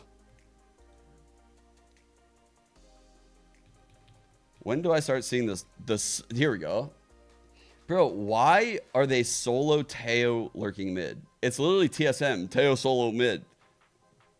Do they not realize that like the salvos are the rechargeable salvos are the best part of the kit, but they also give away your spot? And like why is the Teo doing this? We have a clone, we have a Yoru, like what? I just like don't even understand their approach sometimes. Like a Teo with full util is lurking mid using no util and going on a fucking mission to flank and then literally gets 2-shot in the back of the head. Like that's insane to me, bro. That's crazy, bro. I am here with Cloud9 It happened all half. What is it like kind of playing against Fury here? They got kind of. What is it like playing against Fury? Yeah, they're also very good at Lotus, so we wanted to show how good we are on this map and start by doing well on this map. So we're pretty happy that we were able to close out. They literally said, "What's your best map?" C9 to close out that game. We'll let you have it. I think we're not playing how we usually play, and we're playing a bit scared. But then the guys talked and started playing aggressive, and it worked out. Googly, thanks for the insight. Best of luck in map 2. So what you're telling me is C9 let them have their best map and then sent out their assistant coach to do the interview. They have the second stringers doing the interview. That's crazy. But some of the standout performances from that game. Why is Imi not out there, bro? I've never seen that. Havoc as well. Very impressive game from him. It was really impressive from both sides. On the side of Oxy, we knew that there was no Sentinel for Furia, so he was able to run it down as we saw in that first half with that 8-4. He was running it down. He was getting 2 kills, 3 kills every single time. And when I want this to be the biggest fucking like me eating my words moment. I'm gonna keep pounding on it because that's how I fucking feel. And if they prove me wrong though, I will fucking bend the knee. I will literally beg for forgiveness. Mayo on face. Mayo on face, beg for forgiveness. Maybe not that. Maybe not that. Maybe that's a little much. But role on the attack side because they didn't have to play against a Sentinel player on Furia's side. It seemed as though Havoc did not care. But I'm pretty confident it's not going to happen. Before going into this match that you needed a little bit more initiator utility. You need to see Havoc is fucking crazy right now, though. Let's see what he ended with stats-wise. And it definitely showed. But we definitely saw a brawl going into the one where Cloud9 really had to find like some off beats, like that triple push through the waterfall in the smoke side on C on OT, just to try to get at least some sort of footing. And they had to close out with like, let's just have them run into us with an op and we'll win. Like, Havoc was 11-3 first bloods. Let's see what he was on at time. Attack 8-1. Like an actual no help meme. Actual no help meme. Let him go to town. It was really awesome to watch that there. But let's go ahead and hear what the coach of Furia had to say as we get ready for map 2. Ahead of map 2 here, I get a chance to talk to Peu. A great first map as you guys were coming out strong. What are you attributing this mentality we're seeing now to? Is it strategy? Is it the way you're just coming in and thinking about the game new? Eu sinto que o que aconteceu foi que a gente estava tentando jogar de forma muito perfeita nas últimas 2 semanas. Mudamos composições para isso e a gente viu que às vezes a gente não estava conseguindo aplicar nem o nosso jogo antigo, nem as coisas novas que a gente estava aplicando. Então a gente tentou dar uma reduzida nisso, voltar para algumas coisas de conforto e voltar com essa energia, essa vontade de fazer as coisas dar certo. Whenever someone does this dude's like cracking up laughing like, I can't remember all this shit. Yeah, we're trying to be too perfect, and I think that was, putting a lot of pressure on us. Like things were not working, and so we decided to go more to go back to a more comfortable approach. And I feel like this is helping the team to behave this way. Awesome! I can't wait to see map 2, Peu. Good luck. I saw a flashback. And you know what? He's right. I am seeing a Furia of Ancili that looked a little bit more comfortable and really met the moment as best. Guys, I was contracted to go in and coach Furia. This is footage from my first practice. That's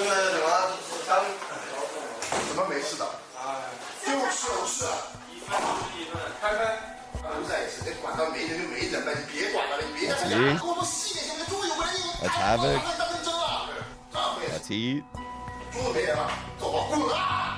That's Rafa. No, that's Rafa right there, because that's Nigel. That's Rafa. No, wait, that's the coach again. Wait, no, that's Rafa. That's me. Destroyer is me. Which this part gets me. I did TP. Bro. You're talking back to me right now?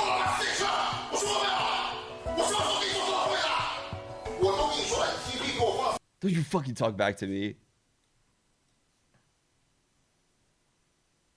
You better not fucking like Yoru, is what I said.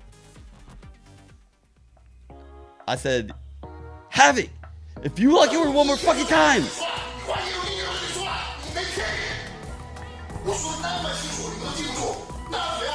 The ults through art. Have you played the Asian? You didn't watch a VCT? Everyone starts all on the gate crash. Not even cloning the Vice Wall. Unreal. Not clearing the angles. Dying, coming out of the ult. No impact. And now I bring them back in. This one's on me. This is where I need to take accountability too. Otherwise, they think I'm just shit talking. So I need to now use manipulation to bring them back in. So I knock them down. I hit them down to literally below fucking sea level. Like I'm talking, we are pummeling. We're pummeling them. And then we pull them back up. We pull them back up like this. It was also on me, y'all. Honestly, it's my fault. I didn't prepare you guys enough. And next time I'm going to do better. I promise. I promise you that. But on God, when I sign on stream, I'm telling chat it's all your guys' fault. Me when I'm a Furia coach content creator. Got no skin initiator, whereas Cloud9 have basically the same composition, right? It's identical. Me in my hypothetical world. On the Yoru. And they've been finding a lot of success with it. I love seeing Zeppa able to play Duelist again, now that we're in this meta where Double Duelist is very relevant. You get Oxy at his best playing the Jet in tandem with him. It is some really lovely stuff that Cloud9 have cooked up here on this map. I'm a big fan. Chat, I'm like the most awkward person ever. On this Yoru has been really I'm just solid. remembering something I did. He's reprising some of the Duelist performances here. Feels like C9 last play gives Cloud9 the opportunity to work kind of both extremities at once. Sometimes like either player could have an op here. They can obviously get off those. I was leaving the arena late at night. I was tired, yeah, I mean, and I walk out the door, and I just keep walking, and someone behind me goes, "Hey, Sean," and I turn around. I'm so tired. Number 2, okay, which is I don't recognize this person. To look at. I don't know. He has been no joke on this agent. He's been no and joke. So I'm like, oh, hey.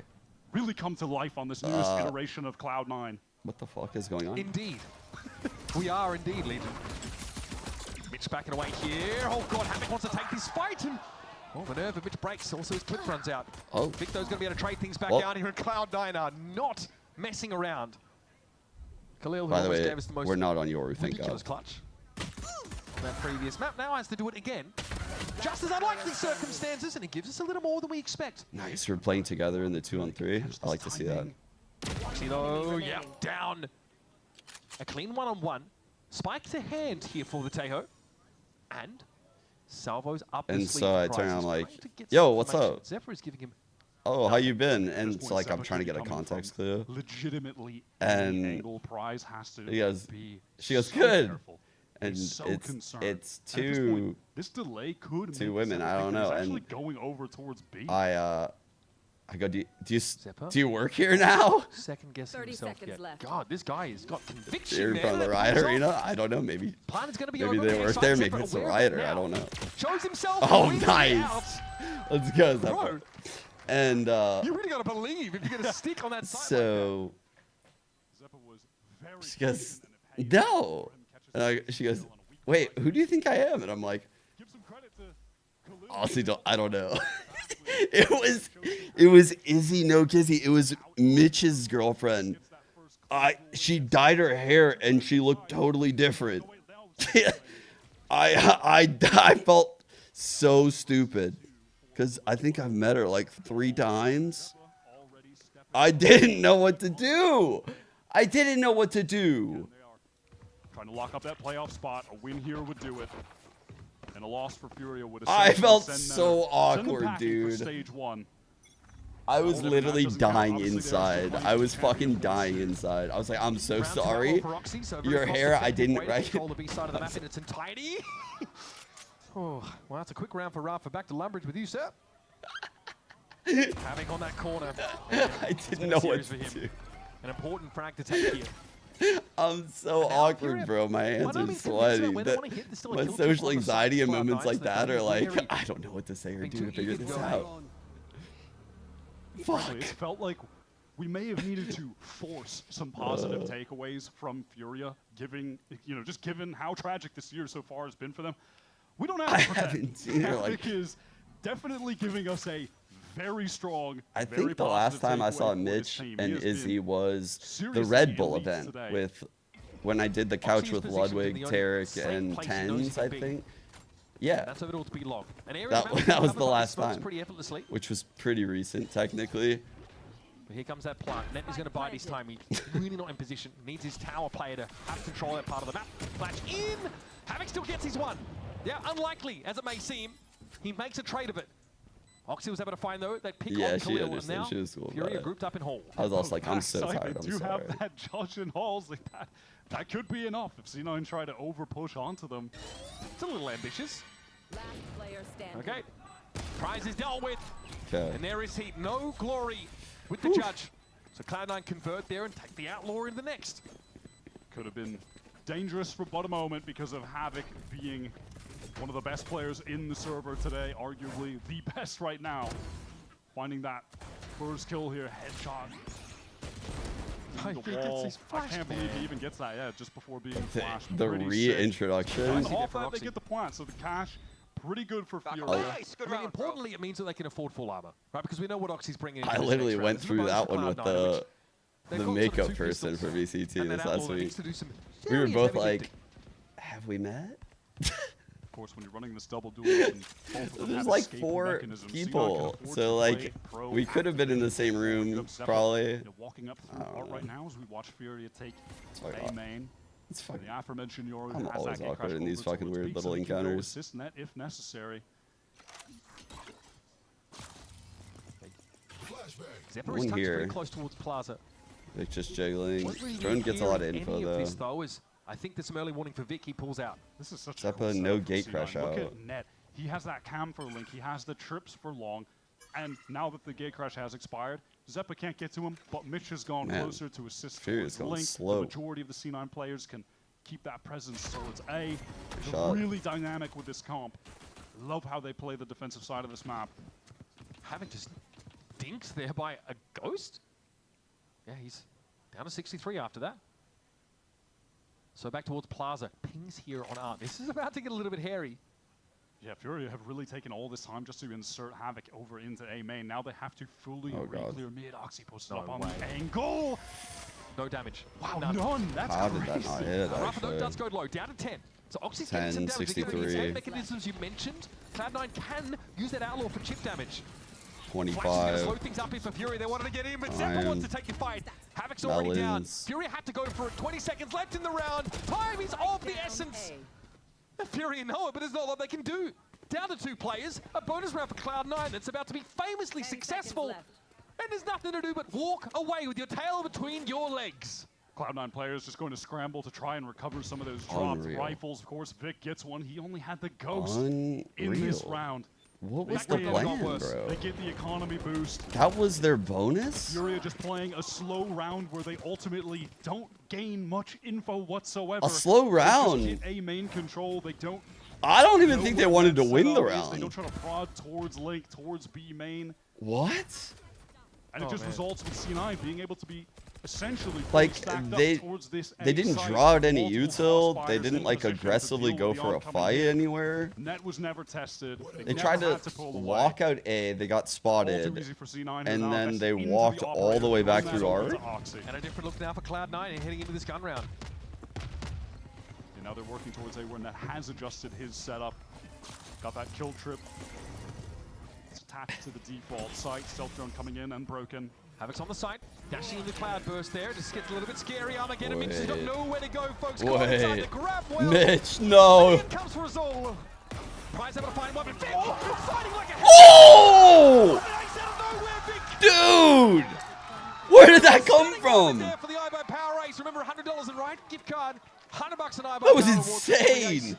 Follow it iBuy Power on socials, fam. That is absurd. Where did that come from? Legitimately, where did that come from? Rafa's cut on that trip that net place had never been broken. Oh. Havoc didn't walk into it earlier, and then Vic just snaps. Damn. Perfect crosshair placement. Precise on every single angle. He genuinely manifested that out of thin air. That came out of nowhere. That was crazy. Never expecting anyone to be in position to pop off like that. Vic is Vic has an underrated actually star in the American played scene. better this year. I agree in VCT. Right in the heart of Furia. He's a big reason why C9 has played so well. Khalil shut down. Vic is fucking owning. And now Furia hit into A. Oh god, Hammock's trying to find something, anything if he can. Dude, he just owns in all these fights. The entire C9 He's so calm and confident. He's never like overextending. The trips from net He's just really fucking cheeky. great player. It didn't even really need to come into play in this instance, as Furia were just denied at the choke, and Zeppa carefully watching the extremities, aware that he could be lurking through sewer. Cloud9 are just looking perfect. Their game plan as they drew it up is working as imagined. Furia I want to put no all the answers so far. IGLs in VCT in a battle royale game. They lack the depth on these other maps. Lotus looks great for them, but they're 0-2 on Pearl, 0-2 on Ascent. They've lost their only game on Fracture. What do you guys think?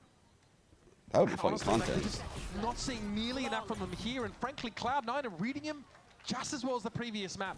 Every round, Furia are walking into the jaws of the beast. Once you get the operator in Oxy's hands with this Cloud9 composition, the amount of map control that they can have is really absurd. When you can put that op with your Yoru on one side of the map, you can have your Yoru Who wins IRL battle royale? Like the Japanese movie. You're going to have net then with the Which setup with the IGL? trips. Like, it's so easy for them to just control the lanes and have Zeppa be able to float and rotate to wherever the execute is actually going to come in. Furia do not have the answer so far. They tried to. Venus wins the IRL one? On that previous round. Let's get Khalil in B main. Oh, the opposite. Brazilian translator for the Brazilian IGL. Because the Okay. op is pushed up there and you've ran into the stack. Like, that is going to be how Cloud9 will That's be one I affected didn't all really these think rounds. of. Op one side, stack other side. They would You're need cooked on this translators side. How technically. problematic do you think it is that Furia are playing into a double dueler setup where the op could be on either side of the map and they do not have any They don't have a scan Sova. util? Yeah, no drone. Rossi would have a go 0 point. crazy No- out there. Yeah, no recon, Rossi's no a good drone, no shout. on. It is not a fun time. I mean, you can. It'd be like this movie, where they would spawn with no guns, that's nothing, realistically no the items. tool that you They have. get nothing. And it can obviously cover a They- lot. they gotta go of find distance. some Keep shit. Information towards B main. You can send it, get all the way back pillar from kind of by, being back in main. You gotta which is survive out there. valuable, but then ultimately you could still have the op playing all the way back towards halls on B, playing towards jump Yeah, up on it's kind of B. like Hunger Games. It's gonna be Except rough better. for That Furia, movie's man. insane. They're going to have to do a good job of trying to exploit mid. They're going to take A main early out of the timeout. Economy looking very rough. They're fully bought into this. And mid looking extremely unexploited by Furia. Yeah. Back of the map. Whatever. Waiting for a push up, which by the way, Cloud9 have not been serving any free kills by over pushing on these. Yeah, they're playing so disciplined. That's what I was pointing out with Vic last round.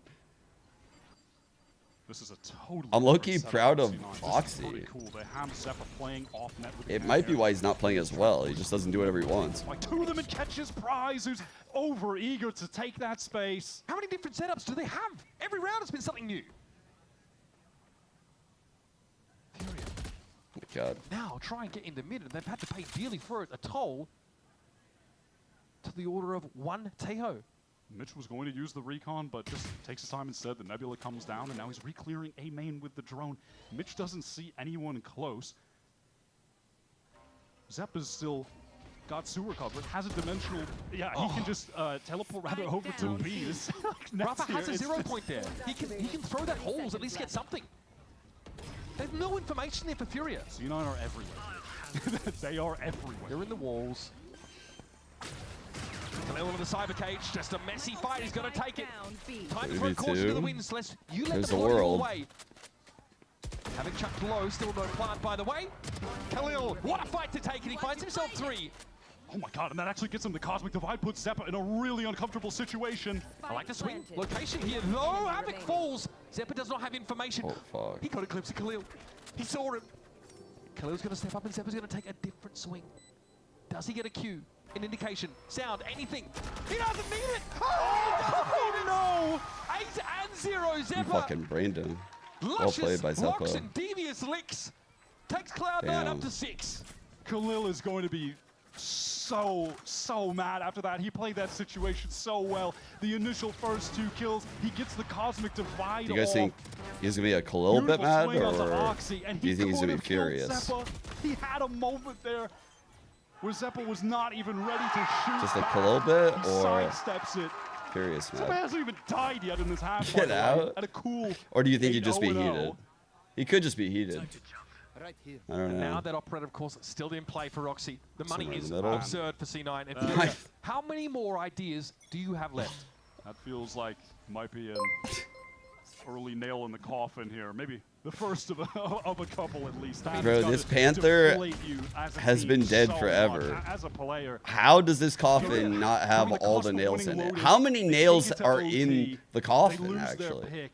And now they were going up like, Furia's coffin has no wood visible. There's just nails. It's just all metal. It was wood at one point. But we put so many nails in that shit. Another slow round. This time, again, that mid-round probe into mid. Cloud9 have a different look on this round, so no one will be set up for this. And this time, Oxy is just playing at the screen with the AWP. Does he want to actually press forward? Damn. Oh my going to catch Khalil God. And enjoy hitting the site with no smokes now as well. Okay, Null Command comes in and tries he might. Havoc cannot derive any edge. Rafa just a screaming heat there at the start of the round. And this is not a fair fight, folks. It's not. It's an extinction event. And he's the only player left who is yet to get on the board this game. He's been trying to catch a lot of timings going for flanks heat, and they've simply not paid off. And it's as you mentioned, they just have nothing to get the operator off of these lines. Oxy is just doing whatever he wants. Oh my God. Okay, well, he gets his first and fourth. We'll take that. But my God, man. Furia, they feel like, well. Stop! He's already dead. Oh, now we're close up link. So they Null Command. It's over. It's been over, actually. I don't know why I said it's over. With no smoke to cover tower, you've got no cloudburst to jump into. At that point, you're just seeing what sticks to the wall. Why did Furia pop a... Did you win? Did you win? What do you think, folks? Yeah. That's bro, deny that shit. No, I didn't whiff. No. Oh, be still by beating hard. Mitch, of course. Nope. Still stellar over this series. A clutch that almost won out the game Lotus prematurely. Here's Havoc. Again. They're like always good for one. Is okay, Mitch, the same spot again. Oh no.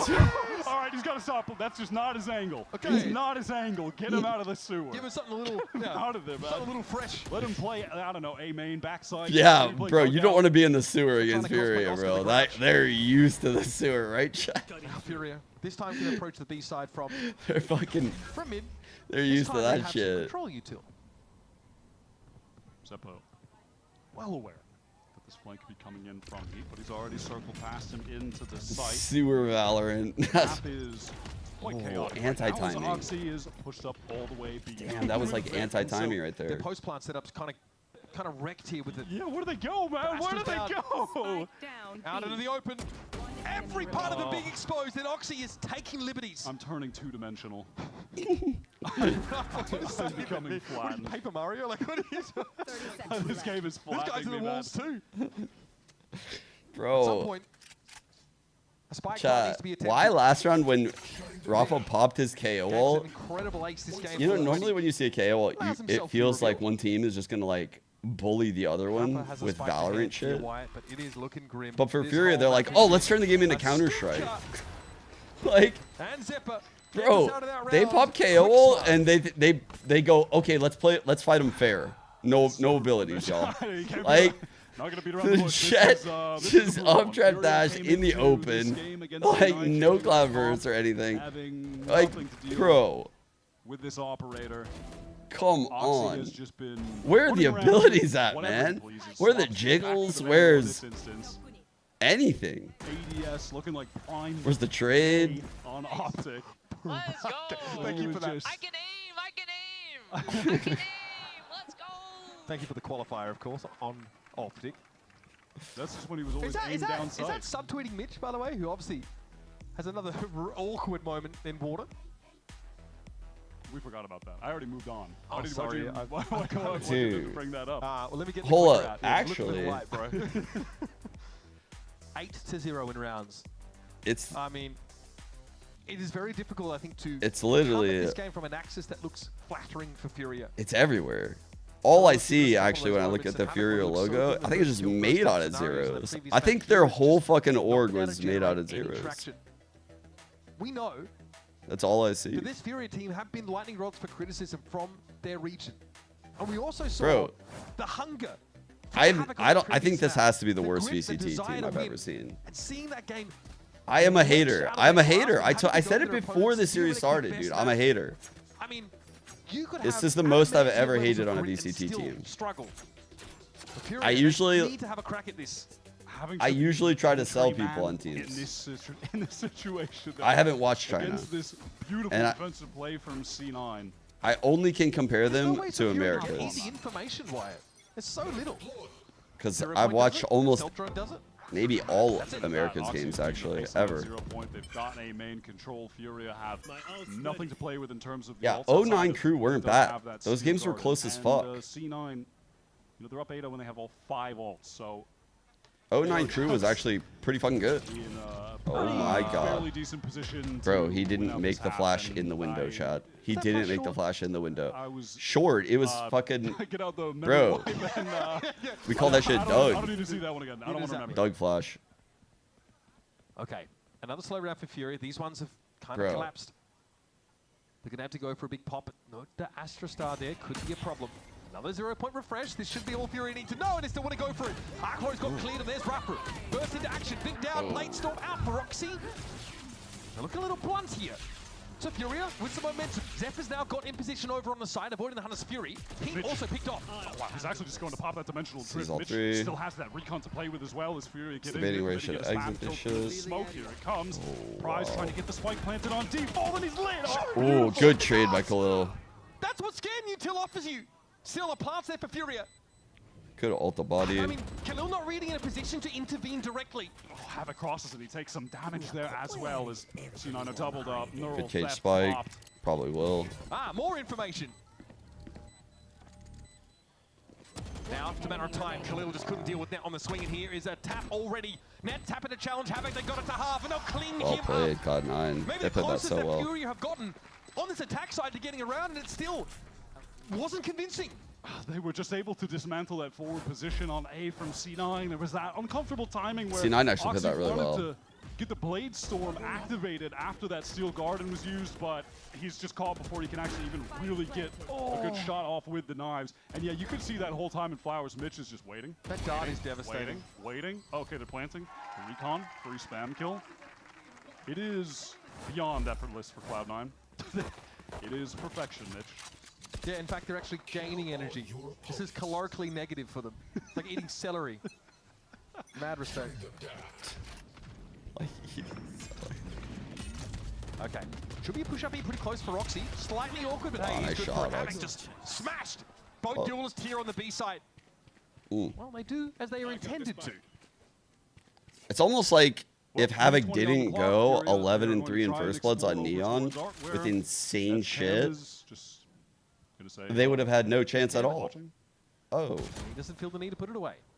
Huh. Weird. There's no need for an emergency meeting for Cloud9. This is what I mean. It's like, quite happy with where bro, they should just let Havoc play Neon. If he's going to play like that insane and be willing to take those duels like that, bro, I would just let him play Neon everywhere. He's like the win condition. One last time. Say that to me again without context. Without context, that's a very interesting thing to say. Yes. Yes, my comeuppance is through the manhole cover. Okay, here we go. Oh yeah, he was like one of the best jets in the world at one point. Yeah. But that was a while ago. They have more players than you on this site and your Scan. Well, Scan Util pretty good in the game of Valorant. Tries here tucked in this corner. Okay, Cosmic Divine going to be popped here. It's going to be a trade. It's going to be after Rafa. Okay, he's at least able to throw a fragment to delay an early defuse. But now reposition, try and flash himself through. Little shoulder peek revealed his position though.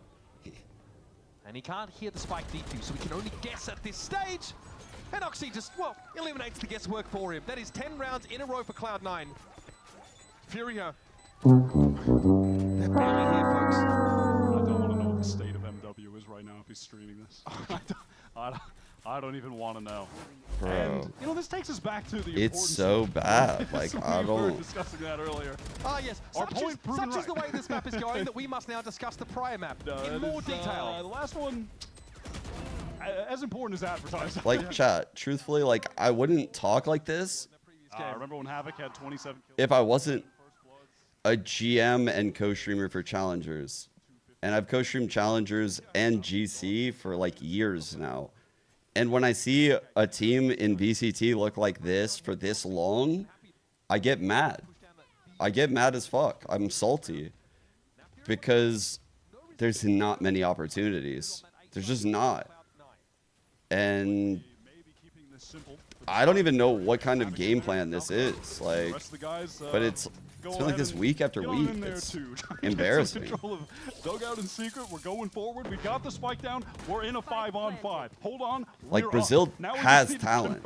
This is embarrassing. Down to half health, though. Some of the players on this team are fucking giga talented. They've been really fucking good and on really good teams. If anyone does try and This is crazy. This is actually fucking crazy.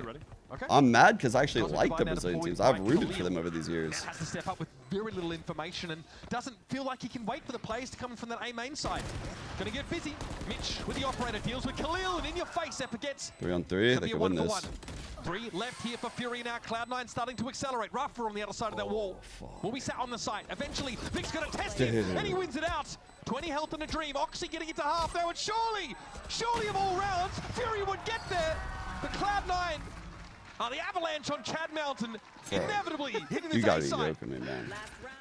Yeah, C9 teams, I would investigate whether or not you have intentions of picking or panning or floating Bro. against Cloud9, or intentions of playing them Is before it the a map gets joke? rotated out of the pool. I would investigate that as well. Doesn't seem particularly fun. They seem pretty all right here. Yes, I'm gonna be honest. they seem pretty decent. I don't know. It's absurd how like the attack side looks. The playbook is so deep. There's so many options for them. Furia never went into a identical setup. Last round of the half. Last chance for Fury to get an attack round on Pearl. All air. God, what a difference this has been between those two maps. Oh my god, C9 there just stacked up in this smoke, ready to take a fight to them. But Khalil, he actually finds that So I first. literally letting Zeppa him couldn't win teleport this. away. He's been suppressed. Flash comes in. Zeppa has Bro, the time, dude, I ain't trying to do this. And here it is. They've done it. They've done it, folks. They've Okay. done it. There's no 13-0. Well, hold on. Let's make sure they do it for real. Yeah, I don't know about that Nobody yet. wins 12 rounds in a row against us. It's up to Roxy. A casual 13-5 for the map. He will allow this round to pass. And a flawless round for Furia as we head into our half-time break. And there's also so much to ruminate on here for the Brazilian side. Hopefully we get maybe an extra minute out of this halftime break so we can really cook up some way to sell the second half of this game, because at the moment, I got nothing. I don't have a thing. I mean, this is just C9 at their It can't be peak, sold. dominant on It what cannot be sold. very well may be their best map, en route to make it into playoffs if they can just get 2 more rounds. So it feels like it is so close, Cloud9, to securing some post-stage play. Stick around, of course, for I don't know surely what the it would take to conclusion convince me of this this. Pearl map on the other side of these messages. Someone would literally have to give me like DMT, and I would have to think I saw the future. Then I would still wouldn't trust my judgment. Red Bull gives you wings. Fuck. Still wouldn't believe it, actually. No. I haven't given up on giving a CS team. I've said it before. We're not going to be entering CS till like Q4 of this year.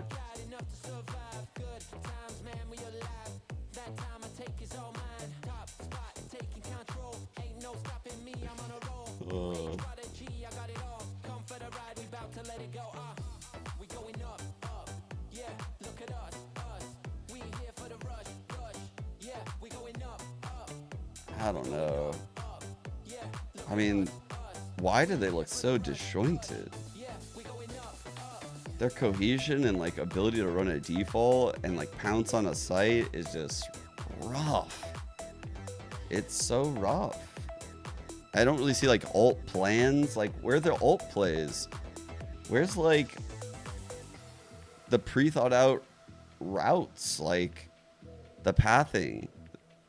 It's just none of it was there. So we had some time to consider what you would be looking at for Furia in order for them to get I mean, this is like the fourth different comp I think I've seen on their Pearl. I've been cooking. Step one is win the pistol. I don't know what they're doing. Why don't they just play one? But needs to reprise that insane first kill, first death run that we saw in Lotus. And then Fury need to convert on those. I guess third. So they first played the Neon against NRG. They got 13-2'd. Then we saw the Yoru Abomination last week.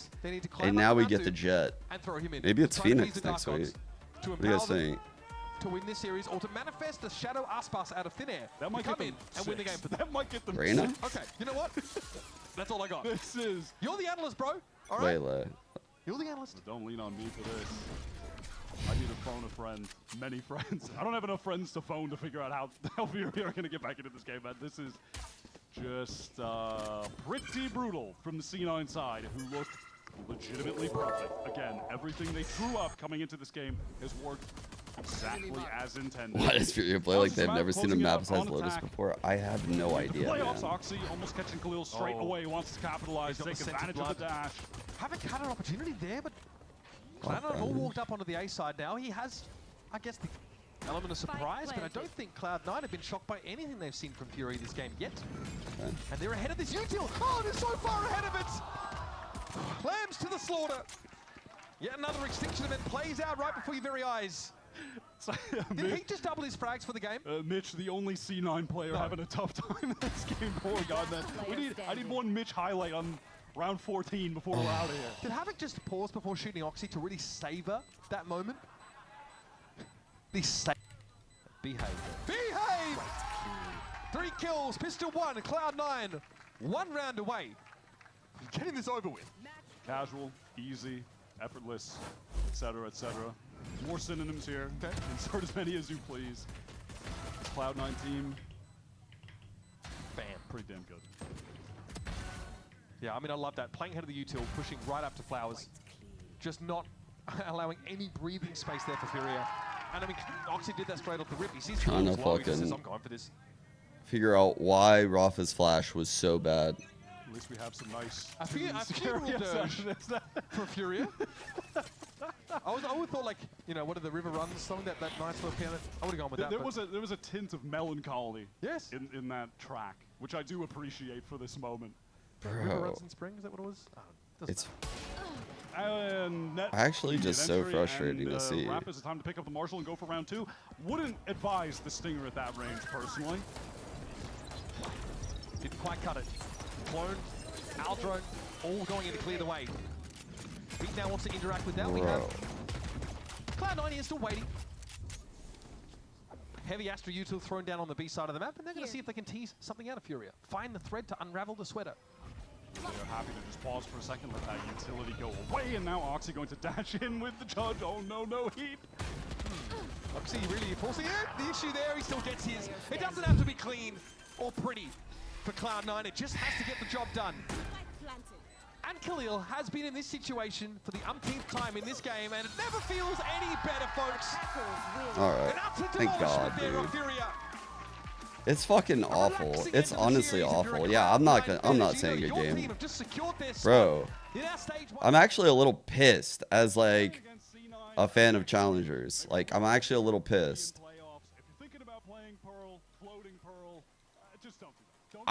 It's one thing if a team puts a good effort out and shows us something. Like, it doesn't even look like they're fucking trying. Like, they don't even look like they're running defaults. They don't look like they have an exec. And missing KO flashes, like, from their IGL. Like, they're switching duelists every fucking week. Like, bro, these are not good efforts. What happened to this team, man? I used to... Dude, there was a time in the first season where I thought Fury was the best team in the league.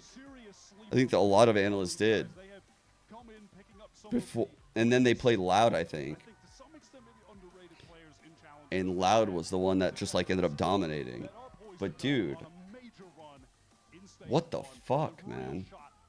Yeah, with DG on the team. Khalil was crazy at the start. That's what everyone always refers to. But like, the players on the team aren't as bad as this is. Like, they don't play with any discipline. They don't play with any like spacing and trading and proper util usage. They're contacting all over the place. They're not like doing a good job breaking Senti util, showing presence places, activating lurks. Like almost all their rounds are just off individual plays, like peaks. And that's why I'm just so triggered. It's like anyone can get a round like that at the pro level. Like anyone can just. It's hard to get 13-0'd in Valorant. It's hard. Like your whole team has to play like shit. These guys are a team to be feared. And slightly eulogizing here for a moment. For this Furia team, I think some introspection definitely is in order, right? He is someone that they're really hoping would be able to bring some of the firepower he had on that crew roster. It hasn't really been there, and it definitely wasn't there on that Pearl game. The shining light for me is Havoc. He's hungry and he wants it. The rest of his teammates, though, that's the question that lingers. Do they want it enough to come back in Stage 2 and, of course, in their last game of Stage 1 and show us what they can do? We can head down to Riv now on the stage for the Verizon post-match interview. He's standing by with Young Thug Oxy. That's right, gentlemen. I am joined by Cloud9's Oxy after their win over Furia. Lot of hype from the crowd coming for you, Oxy. How's it feel? I'm feeling good right now. It feels great. I'm not gonna lie, but honestly, today I don't think I was the star of the show. Where'd he go? Oh, he's gone. Vic is. Who was it? Vic. Vic. With Right, that Vic. insane age. Vic was I don't know what crazy. it was, but hey, sure, it was probably insane. But yeah, like during this so phase, let's talk about this. Bit of back and forth on map 1. like What do you the think was first kind of weeks of preventing you guys from VCT, taking over? bro, they looked insane. Honestly, And it all came first apart. map, it was because I could not hold an angle for my So life. off-season. Okay. I actually could not. Havoc would just walk up, kill me. I was like, Jesus, but it's all good. Havoc was firing. So what was the talk like between the maps? Between the maps, like just jiggle, use our util. We're better. Like we have better team play. We can just play our game and we'll win. And then in the end round, I pulled out the op because I couldn't hold an angle. On the round. That's good. Sometimes we got a crutch, man. Yeah. Talking about you though, talking about the personal play. We haven't seen any Waylay yet. Where's Waylay stand for you for the team? May we see? I mean, I don't know. I don't want to release anything so before funny. playoffs. We gotta play G2 soon, so. All right. So besides Waylay, what's favorite? He's duelist such a right now? character. Duelist? Neon. Come on, that is Okay. broken, Okay. right?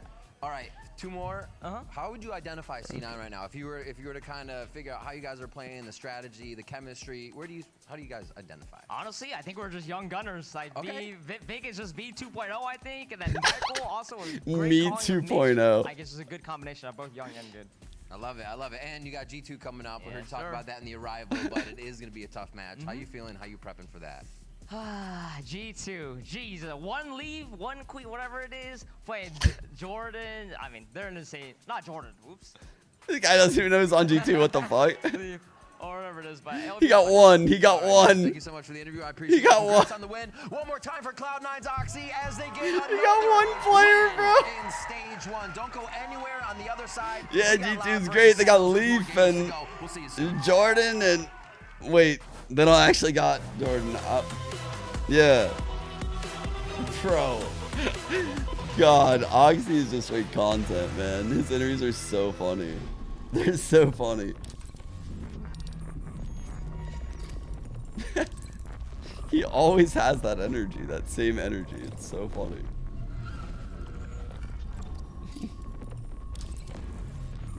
Oh, Jesus Christ, y'all, like.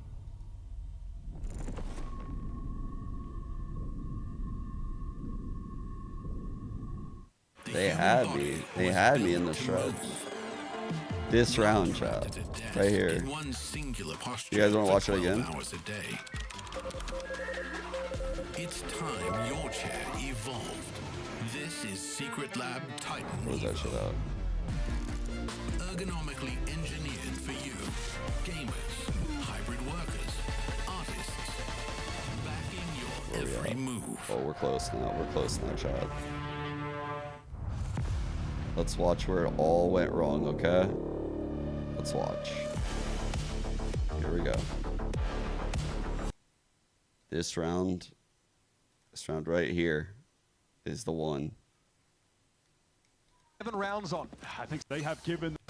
Once again, Furia do not commit to rubble. They don't roll the dice. They don't take those We risks. bait out the table. Oh my god, we're cooking. C9. What are you doing right now? Big's lucky to get out alive, but Havoc is going to push the issue. TP away a second time as that aftershock comes through. Look at us. The upside We're is all A, now we're all C. No players lost. We don't know where we're going. They don't know where we're going. Now we go Remember back A. towards that A side. They've completely just vacated B. Util? No. We peek. We just peek. Okay. We've been gifted a miracle. We've been gifted a miracle. Let's get it. We got the tail ult out. We got the star player out. Okay. All right. Let's go. We're cooking. We got this shit, right? Absolutely diffed. I think obviously he's on edge there. He gets completely baited. You're right. That is a gap. Got the club from B. Break trip? Huh? What? No. I'm just going to listen. Mitch now under some pressure. Surely to be forced away as those relay bolts come calling, but he stays put. He doesn't have the ability to get out. 2 legs and a half. Okay. They want to hit B at the same time. No, it is all a fake. We're gonna go C. We're gonna go C. We're gonna be fucking around with this cam. He's gonna walk in, be on timing, get out here. Okay, we're good. We're good. We're good. Zeppelin is secured. All right. Mitch literally just ran through this smoke. Situation now says a plan about to go down. It's a little risky. Without a flash? Here for Furia. How did he do it? How did he do it? The plan is secured. He just ran through, bro. Where's the trade? Rafa? We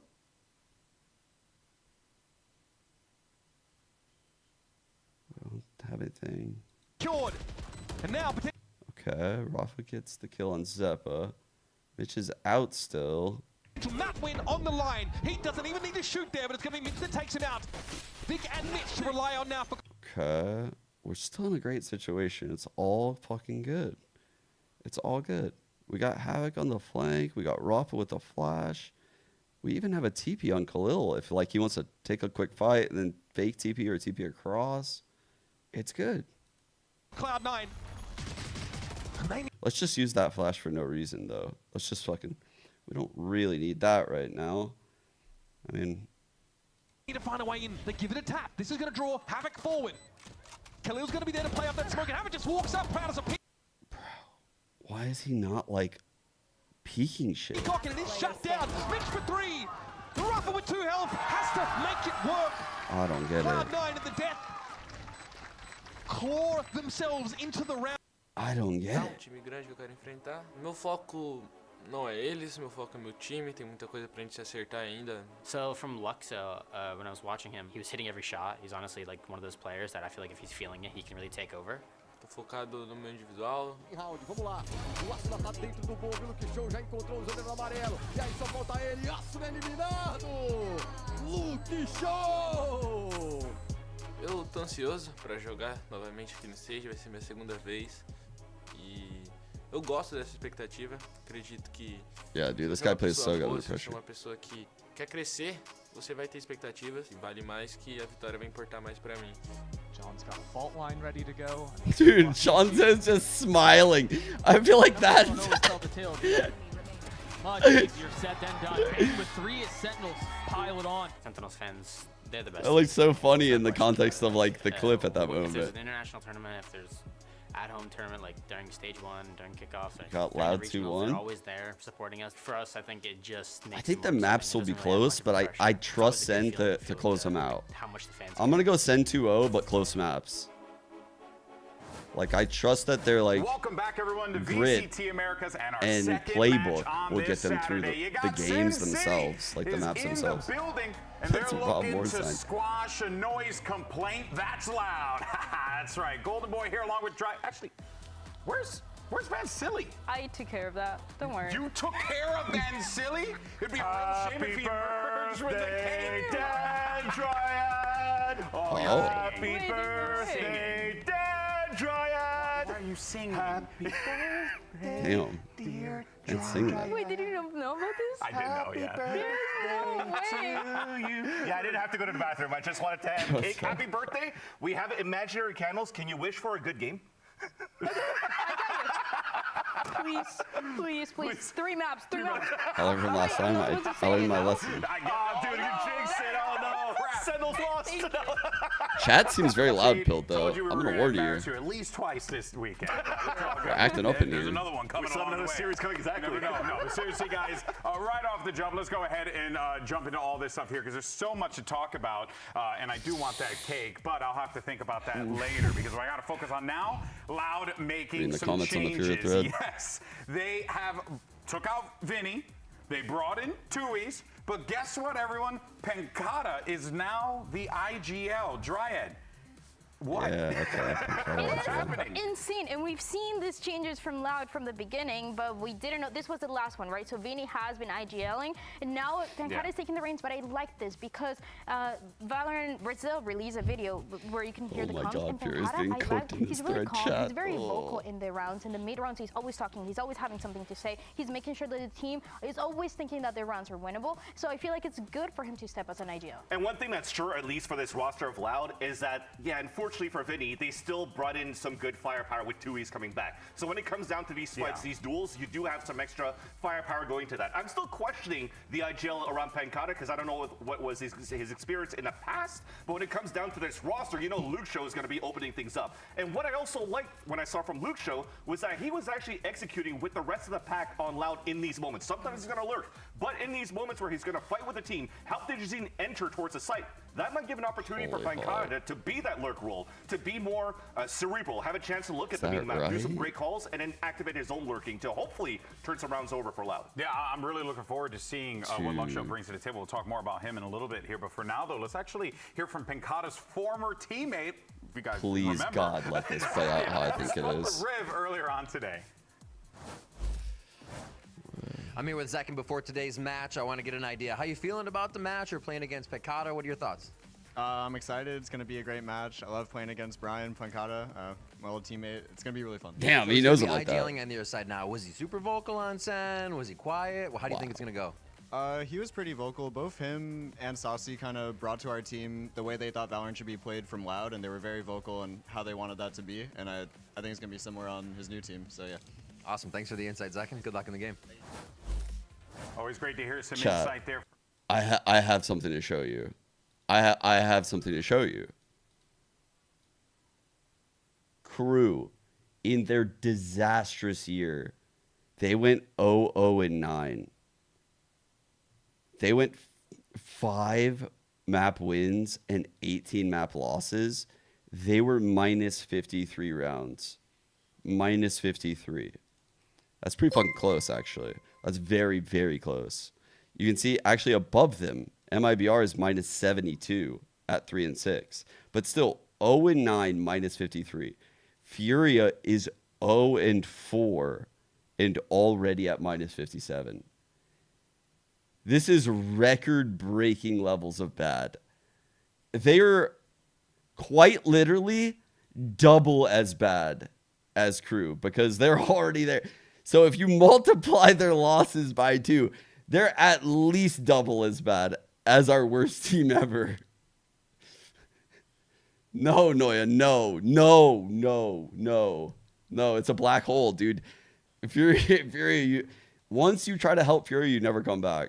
For playoffs, so they just got to get no one's ever come back from when you it. kind of look at the schedule for Sentinels, shaped up quite nicely because 2G's also trying to figure things out right now. So these are 2 big opportunities here for Sentinels to just lock this thing up. And what better time to do, though, than here against Loud? This is the biggest test, right? Because it's allowed that, yes, there's 0-3, but they've had some great moments. Yeah. I think the Asian scene in general is just getting better and better. The initial years, the game wasn't launched in China initially, so I think that obviously impacted things a bit. But also, I think these teams all learned a lot about watching and going to these tournaments, right? I take it based on how you wrote your comment. You're probably like from CS. In this game, the way that Riot operates is every region basically just gets like equal slots to a Masters or a Champs. And unless you, prior years where you won one, you got an extra slot. But because of that, I think those teams that went and got to experience playing other teams and boot camp for like 3 weeks and scrim against them, they were then able to like better their entire scene. To have a really good game on stage, and it'll just kind of like the floodgates will open for him, and it'll just kind of start popping off. I think he's very like momentum based, and if he can get going, like then he'll really get going. We're very glad that Wyatt River gave us the courtesy to use that footage. Unnamed podcast. Unnamed podcast. Hey, I was just on it, by the way. Oh, yeah. Check it out. Check it out. You were. Self-promo. Hit the bell, subscribe. Let's talk about what he said there. Narrate needs the big game. He got the game. He got the game to give him the confidence here, Dryad. It was the one that last week against EG. How do you build upon that? Well, that's the thing. I got the chance to interview him right after that game, and I asked him that exact question. Second said this about you. Is it true? Is that what's going to happen from you from now on? And he was saying, well, it could be or it could not. It depends. Am I going to just play the game or am I going to try to win the game? And it was something that was a mix between him personally having that drive to win games instead of just playing it, but also the team, which is something that has been the conversation since Bangkok, since a little bit before, where they've been struggling a little bit too. But when I was looking at Narrate play on Haven against EG, he looked like he was just playing deathmatch. Like not even team deathmatch, just himself in the server, dropping 21 kills, like no support. He didn't even have to use any of the too much of the Silva utility to help out the team. He was actually entering towards the C site for the team itself. And then when you moved over to the second map where, you know, you needed a little bit of Fade utility to help things out, I mean, he still put up big numbers under the assists as well as the killing department. So he's been a complete player, and I think that is definitely that drive that's going to help him in this series against Loud. But it's Loud that could be in a honeymoon phase here with these changes. Yeah, and you know what, though? I'm glad you put light on that, because on the one end, you see, like, a player pops off in a game, and you're like, oh, that was a great game. But is he going to be consistent with this, right? Can he keep going? But he didn't just keep going with the kills. He also did so with the use of his utility as well, which is a big deal. So it goes to show it's like this. I don't think this was like a one-off, hey, I had a really good pop-off game. No. I think Narrate's found a groove with this Sentinels lineup. But of course, jury's still out. We'll see how it shapes up today. Now, of course, last week it did look like Loud was going to score a big win over 100 Thieves. But unfortunately, the curse of 9-3 plagued this team, and as it plagues us all, Dryad, it plagues us all. But these are the things that you know that a team like Loud, with the pedigree that the organization has, they want to get these things cleaned up.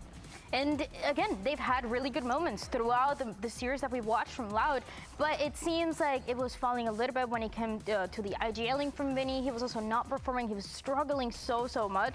And now when you're bringing these changes, I feel confident because, again, Pancata being so vocal, I feel like he's able to take this IGL role and to fix those little things that they had on that previous series. And you also have like the experience of Kawadzin as well. I feel like when you have these moments where you're going to basically a red alert moment where, you're going to have Pancata try to call things out where it's untested. I think he's going to have a lot of help, at least from other veterans that understands the game quite well. And who better than a great initiator in Kawadzin? You saw those moments where, unfortunately, when they faltered last week, they still had moments where Kawadzin was actually stepping up to the plate, trying to make some plays. And if they're adding that extra player to help out for these trades, Loud could be looking very deadly against Sentinels. Actually, I remember that when Static was on this team, he was saying that he was teaching Kawadzin how to IGL. And that was a big topic of conversation of, I've been training him, he enjoys it, we're kind of doing it back and forth. So he also has that experience from one of the best in the world. I mean, who better to learn from than Static, right? Nice. Without a doubt, I missed that, man. But here's the thing, look behind us here, right, folks? Not a lot of time.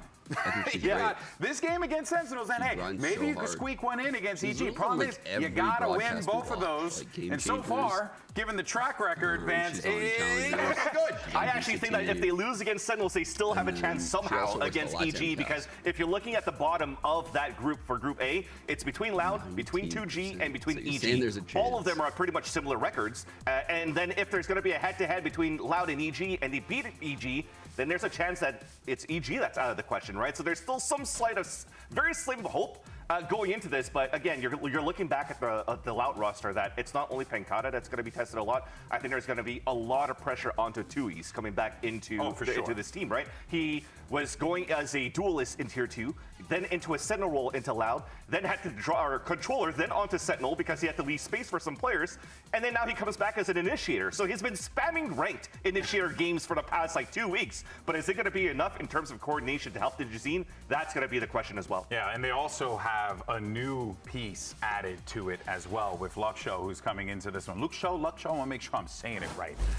He's Luxoning. Yeah, Luxo, thank you. Yeah, I mean, this kid was impressive as all hell. I was Dryad came in, I was like, looked at the lineup, I was at home, I put on the show, and I'm like, who the hell is this You guy? put on the Luke show. I put on the Luke show. So tell us about this guy, Dryad. Is one of the best debuts that we've seen in VCT Americas in a long time. And this guy, you might not know him, you might not recognize the name as much, but he's been waiting. This guy just turned 18, and he's been playing so well. He comes from Galores in Tier 2, and they played Ascension, and guess who they won against in one of those matches? Against the 2G team that we have right now, against Reta as well, and losing against a team like M80. So you have those little things that show you that he's an incredible player. And on top of that, going back to Ascension and what he was doing back then, he was the 7th best ranked player. But guess what rank or what role the other 6 players on top were playing? Probably duelist. Role. It's insane. It's insane. Insane talent for sure. I'm really pumped to see Luxo take the stage today. And he's got a lot of support there. We were kind of running through the different players there. You got Digizine as well, another player that's going to be very much in your face. You're going to see what kind of impact he's going to have in that duelist role. Yeah, I think if you're looking for like the head-to-head just between the teams in itself and how you might see this face-off, it's going to come down to Sentinels that always talks about, hey, we need to be a little bit more fundamentally clean when we want to go for these instant trades. If not, we're going to lose these fights. If you're actually going to bring one-on-ones against Loud, Loud most likely could win this because they have so much firepower. So if it comes down to Loud that's able to build good fundamentals to go for trades, they might take the upper hand against what Sentinel's trying to prepare into that. And I don't think you're going to bring a lot of like calling and meta going to this with Pancata as the IGL. It's just like, let's try to push, let's fight. Let's try to win. Yeah, and you got Digizine, who's gonna, at least be good for a couple of shots with that op. He's gonna give you a little bit of value with that. At least, just once in a while. No. Digizine is insane and has been one of the best duelists that we have, and also one of the best operator players. Even playing on the Neon when he was dropping 30, EG was the one. 32, I was trying to think of all the teams, and I couldn't think of the other two. I was like, who's remaining? Who's fucking remaining that we haven't seen this week? And I couldn't grab the other two teams. I was like, who the fuck have we not seen this week? He was describing it, and obviously that duel against second. Yeah, of course, looking here at EG have looked kind of rough. I'm not gonna lie. Last week, right, it was a rough going for Digizine facing up against Asuna and Cryo. And I mean, I would say I want EG to look good, but they've also struggled with so much lately. He's got a tall task ahead of him today. And thankfully, again, he has a good support system around that, because we were just talking about before when we were trying to prep here for Loud. At least they have players now like Luxo that seems very, very comfortable on this stage, and he's not afraid to like slide in, go into a fight, and then Digizine is like, oh crap, I'm actually not entering. I gotta go help out. And they're actually going for these fights. They're just submitted everything. Yeah, they're just like good, like at a lot of things, right? And often like the other team just kind of diffs them somewhere.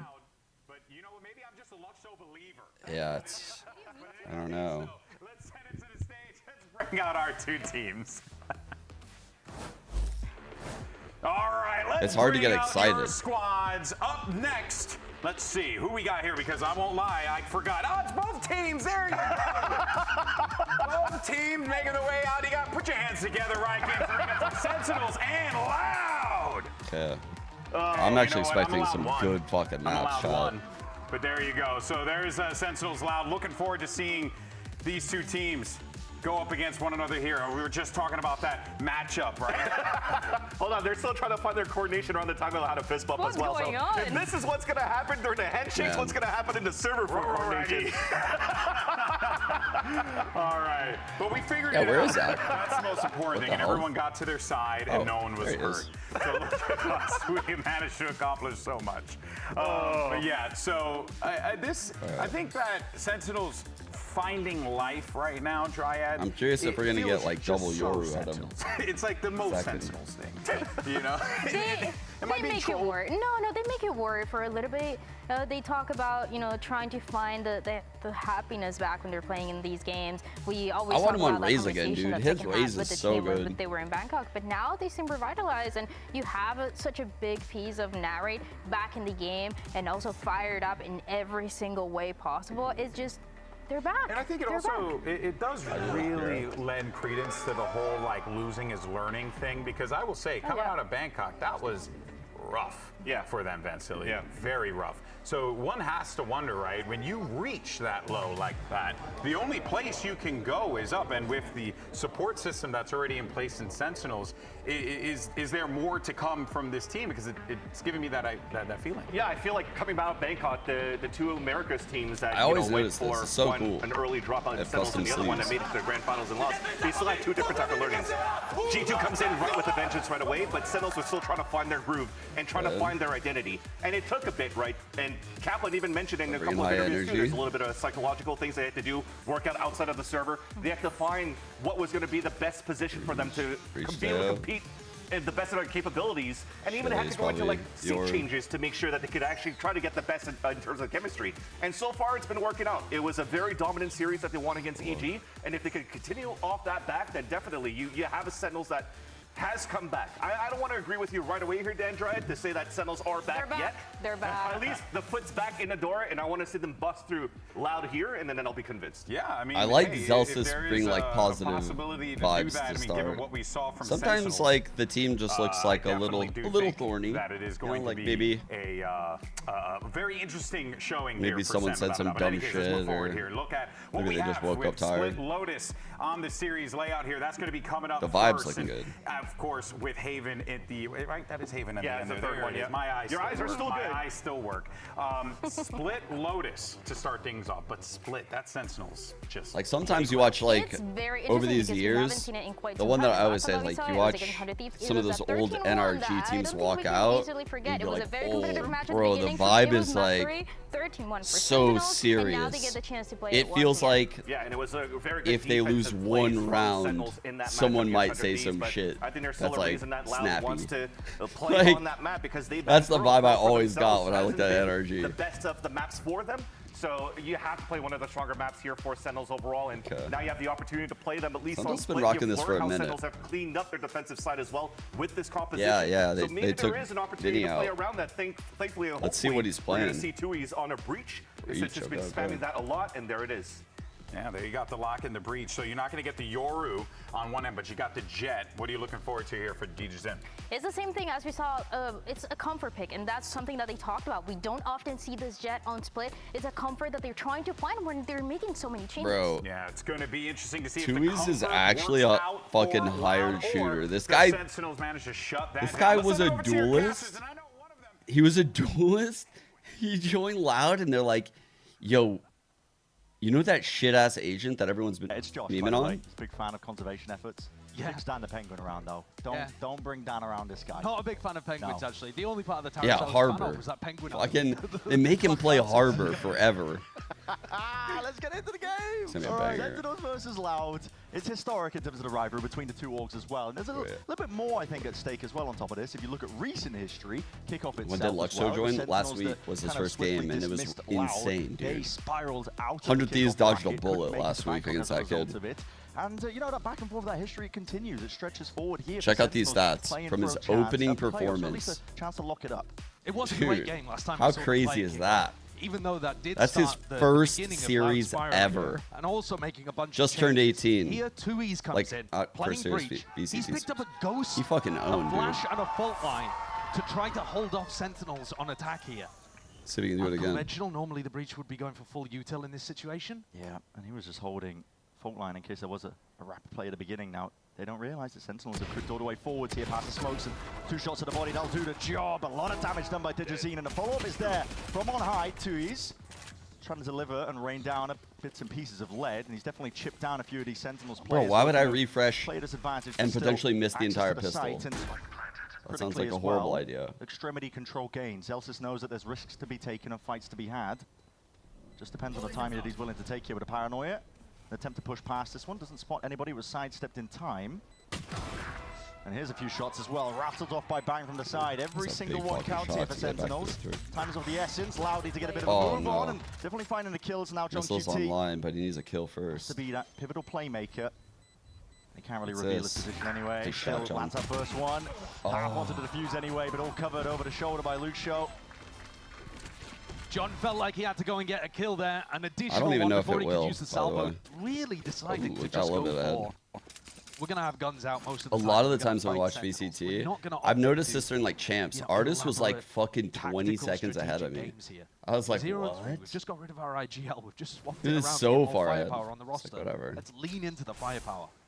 Locating targets. I even have it on like instantaneous too. Be a danger here. Outlaw in hand. That's going to be ramp control. All taken up. Show? Yeah, it spotted it. Okay, Zelsis removed off to the side. You can anticipate though these players into a different direction here with a fault line down through main. Still a wall in your face. So This is Sentinel's going to be Sen's forced up into the ramp here. They might just going straight into the blender. Now getting a bit of a move on. Close to the side, Lucio, he reveals himself here. Now, the positioning is incredibly passive, full heaven control. Lucio can't really swing for an engagement. 2E's is holding off the pivot though, through to B. So if Sentinels at some point decide to go there, well, 2E's is just backed off now, they're actually. super passive from Loud. Yeah, Playing it pretty well. Holding a sight line kind of like on Pancata heaven in B main here, instead chat. backs all the way out. 2's really far away. Bulldog. Honestly, in can his protect hands. himself with this kit. Backed all the way up, Aftershock, one of the sides. Going to be trying to double hold this one up. Oh, just missing the timing onto it. Okay, 20 seconds remaining. Time to shine if you're 2E's. Plenty more targets here. Pancada Aftershock surely is up out. to assist. Sun's going to be ricocheting and flashing Ew. to the side. That's a gun. Ew. Reclaimed. 2 players dropped, falling. Side is open access. A plant down on top of it, so upgrades acquired. The player positioning of Sentinels as well should be prime to play into this post plant. You want to fight them on close corners, not allow Digicine any opportunity. Can't be jiggling into the Outlaw. Slightest at gaps as well, so Digicine's able to play himself in there, but a flash and a peek. It's mistimed ever so slightly. He's just spotted it with those scopes! Not landing for Digicine! Oh my god, they got it, bro. Space reclaimed! Oh my god. 3-piece. Spaghetti everywhere. Around there. What the fuck, bro? That's crazy that Sen just won that way. Loud fumbled this so hard. But great blind right there. Great blind. Now that is a round though where you need more out of Loud. 2E's and Pancada cannot be holding the world's most defensive positions on the B side and just fall over when they get any pressure coming from heaven. 2E's has got to be getting more in that spot. That's not to do with playing breach. I mean, Pancada also. What the fuck? Both of them. How did they both get none? Version of Sentinels that we're going to be getting. That's crazy. Week to week in terms of the performance they've been putting up, but it's a good response and an answer, being able to just win off the back of the eco. They're being contested as well as a slow beginning for Sentinels as well, hoping that Loud will play into them. Good flash here. Got a flash here to clear Lucio. Yeah. Great It's flash. a really deep position. Nice controlled play from Sentinels, and they have the option always of returning back over to Zelsis, who's just been taking a controlled approach to A main. And it looks like that's where they're headed. Down through sewers, avoiding this triple stack. I don't like when teams do that shit. Like, they just throw a breach flash, like, on a rotate. Later on, especially like, bro, when we get to the attack side. the only way that does anything is if there's no one here and someone to hear it, like, outside of that. Because if there is someone there, that actually hurts you. Here, though, they've got a really fast timing. Uh-oh. Uh-oh. And you're wasting money. Caught unaware on the timing here. They know there's an additional player. Exchange of the weaponry, but a fault line to supplement again. Nice. Pass and hands exchanged into seconds. It only just got into his hands, right in time to shut that down.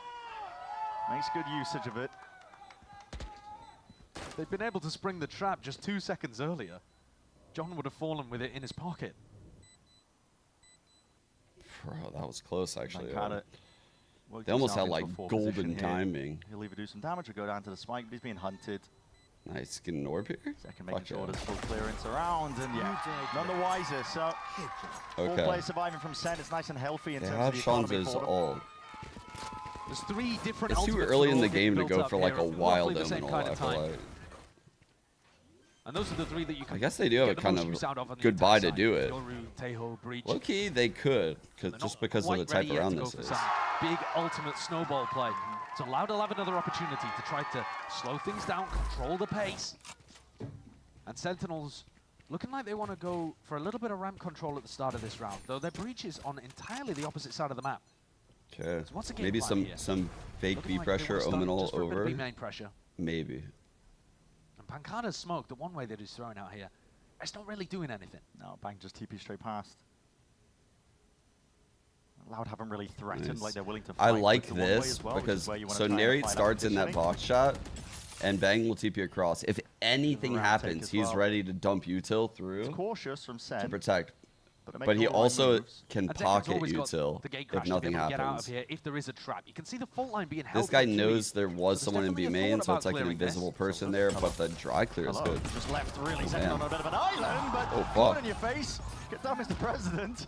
And second, Big scurries his way back. Meanwhile, Luke Shaw under pressure. Yeah, just a quick hop over the top. Yeah, that's Bang just suddenly hopping over for the information, almost just spotting this one up, and now he's stunned up doubly so. In fact, has to drop down into events as an aftershock. No more means of escape, but he still manages to lock down a 1 kill. Bit more anarchy now thrown into it, and with that owl in the hands of Zelsis. They're going B. Pancada versus everyone. Pancada has blind. For the world. Pancada has Good to be the play spot. making out from this 0-3 right now. position here, tucked to the side. Will he be cleared? It's our clearance at best, but the instantaneous trade-off from Sentinels now. They're going to be running all the way down onto this site, getting into that post plant. Another spot when Pancada actually had to do more from that position. It's a tough one, though. How do you get more than one when you're tucked into hell like that? Yeah, spacing was really good from Sen there. Yeah, I agree. Couldn't use the paranoia, and now he's put everything onto Kawanzina. Pancada looked pretty dangerous. Initially, he was fucking aiming for Shaq, but he fucking whipped and got that first one shot. But their spacing was really good. Trying to exit through CT. Very difficult last. The Salvas are going to be clearing most of the way in through backside. That's a peek from Zekken. Instant 2v2. Punish. It's all good. Off to the side, not anticipating that high ground angle, and Zelt's playing on it. Junkie T. That was a well played round by Sen. Second round now that we've seen out of 4 where Sentinels put an extraordinary premium on A ramp control, A heaven, and then pivot through to B. These rounds can get really weird really quickly. If you get caught by somebody who's playing around the pillar and gets a nice pick and then escapes into a smoke, or maybe somebody that's playing over towards CT and gets I don't know what Loud has right now. These kind of rounds can be difficult to deal with, and yet Sentinels have managed them both times. Being able to get past Pancada or Tuis, whoever is on the other side of the map. And now that ult snowball starts to get online. Yeah. Okay, running up with breach, the audio footsteps plus the same flash into B contact. As a result of it, but he's still alone here, isolated. Tail is out. We're target stunning off of that. We're ready. Nothing. Alright, we're carrying the stun through. This is really good play. It's an overly safe entry here for the Sentinels players. They're anticipating there might be a response outside, but John just sensing slightly off default maybe for missiles. Loud are currently looking for the low. I don't know why I played off. They're looking to try to see if there's somebody maybe there. Full clear them out. It was slightly off. And Luke. And now that they've realized there's nobody, they can start committing to a retake. But again, it's with a bad buy. Retake smoke. Smoke isolates it. Both flash going to be expended. As you already said, very bad buy indeed. Loud still going to be good aftershock. Holy the fuck. bonus of util to try and make an attempt at least of this round. Already flooding out towards the fight. That's Pancada hitting off some beautiful shots. Damage done. Absolutely absurd work from Pancada Digitine. Joined by the side team. They've got Sentinels corralled into the corner. And Pancada, does he have time? Yes. Pulls it out. Circle shrinking down. I think he's got it.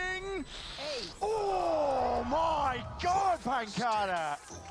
What a beastly round from Pancada. A share Not only does he collect every kill, but he was doing so much damage even at the start of the round with that wallbang headshot to begin. His Sheriff aim was remarkable. That's insane. Utterly remarkable. Oh! That's insane. What? Oh my God! And there's your eye by Ace. Bro! Socials, hashtag unlock your ace. Plenty of rewards. That was crazy. Well, that's got Loud back into the game. What the fuck? That was insane. Play and Pancada, he's willing to be the one. Here comes Second with a dimensional drift. Do they have any ults that they want to combo off the back of this? They definitely could. Breach and Teho ults available. They'll find Okay, Luke target stunning this guy. As well. Oh my god, he's hiding. He's just trying to weave in and out as well, but it's too much to avoid. It's pressed up by the drone. Nice shot. Well played. Good punish. Damn, get fucked. Holy shit, dude. Perfect. Immaculate, just as they drew it up there from Sentinels. Everybody from Loud crunched. 2 years just bumbling into the wall. That was so well played by Zekken. Oh my god. Poison spot. He had salvos at the back feet. And Digizine, he wants to hold on to this off. He's not going to get a chance to. Jump spot, sees it. Noise cues made. Zekken does not care. Just like that. Pancada will get your economy in check again. Damn, what a response right there. It's ripped away at a moment's notice. And I think full credit to Sentinels for being patient in the previous round and not using those ultimates.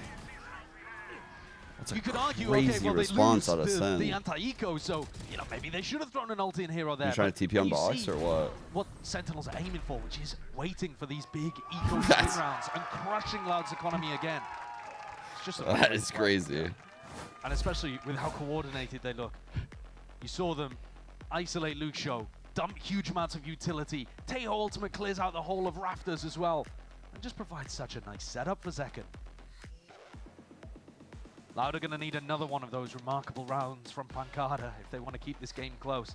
Thus far, they are getting outclassed. All of the really crucial pivot rounds have gone the way of Sentinels. You could argue apart from the pistol, but SEN won the follow-up. They got round 2. Yeah.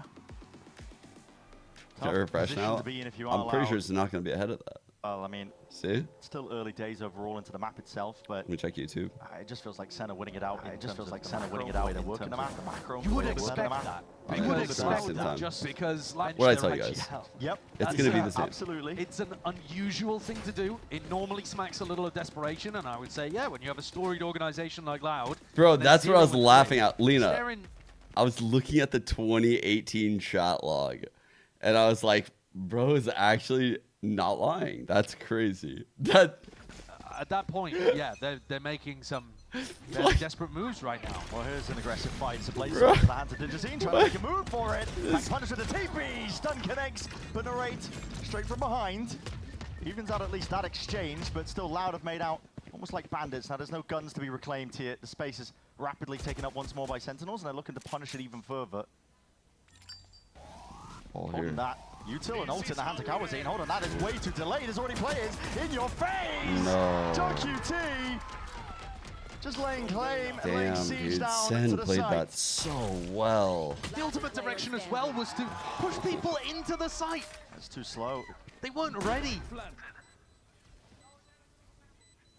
That speed, tempo increased it. SEN just inserted there. As you said, they weren't ready for it. Pancada.